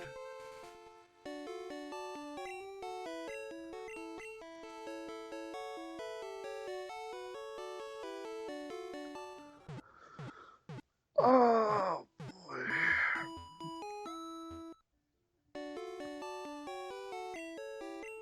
I love a nice, relaxing yellow version run. It's just such a good, chill game to play. Our team is in place. We've got everybody pretty much prepped and ready to go.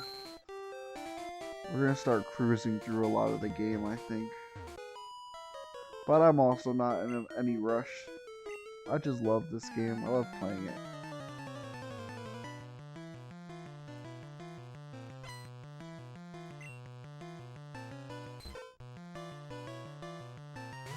Sorry, Jigglypuff, you're about to get boring.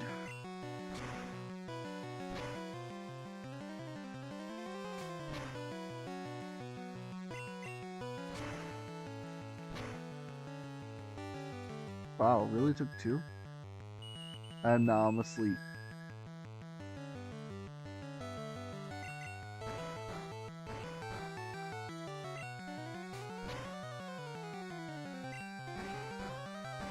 Come on, Millennia, get up.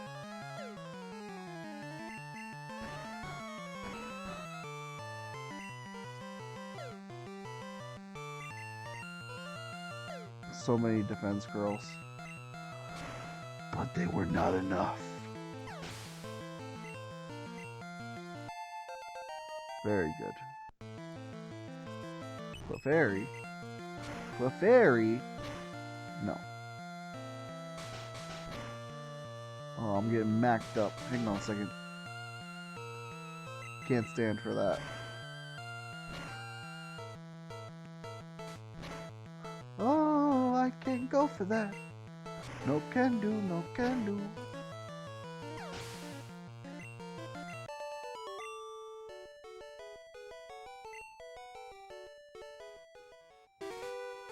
That it?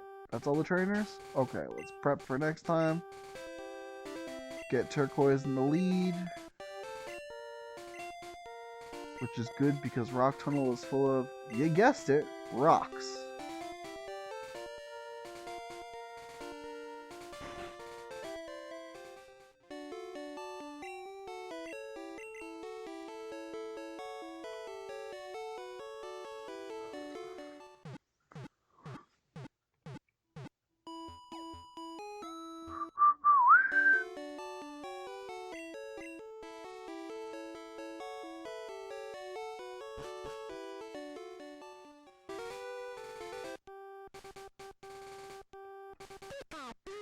Alright, thank you guys for watching tonight.